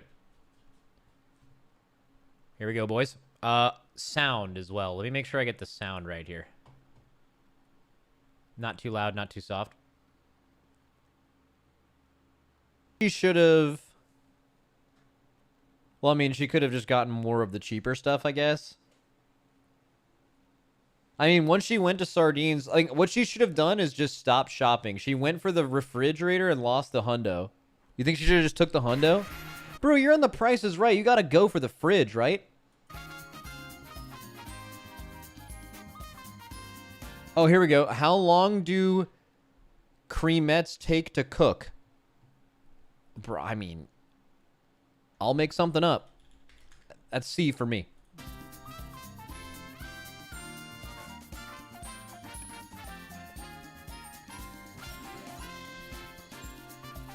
Wait, what is it? How carefully were you watching? Oh, did they say it? Oh, they probably said it. Oh, shoot.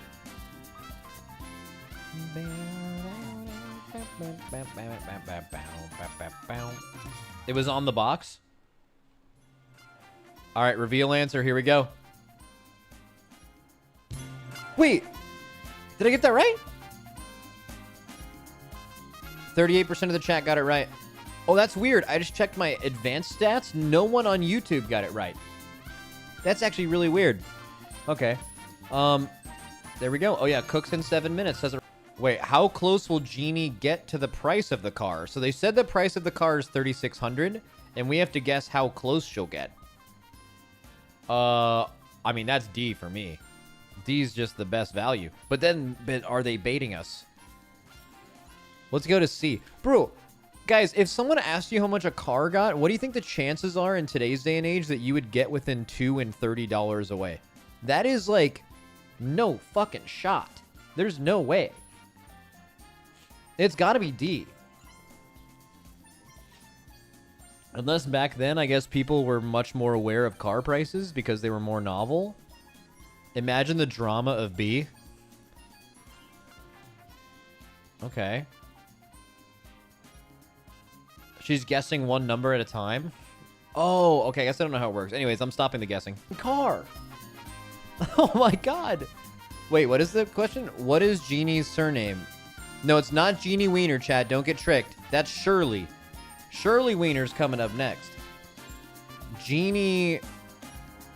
Wait. I think it's Jeannie Smiley. I think it's A. I'm going with A.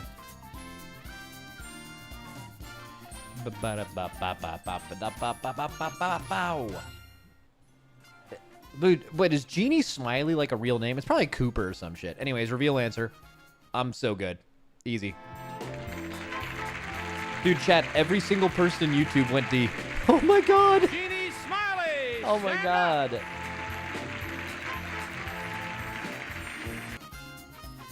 Wait, what's up? YouTube went down? Wait, your stream has been... Oh, I got content ID claimed. They shut down my YouTube stream because they think I'm stealing some shit or something. Oh, well, get owned, YouTube. Yeah, I have the ability to add this, but wait, what is it? So add channels to your allowed list. You can allow more channels to be exempt them from content ID claims. Okay. Yeah, I probably should have done that ahead of time. Oh well. Rolled and smoked, YouTube. All right, here we go. Answer the bonus question. How many... Oh, dude. I mean... There's literally no shot. All right. Guess C. Anytime you don't know the answer to multiple choice, by the way, chat, C is always the best choice. Learned that in school. Revealing answer. What do I tell you?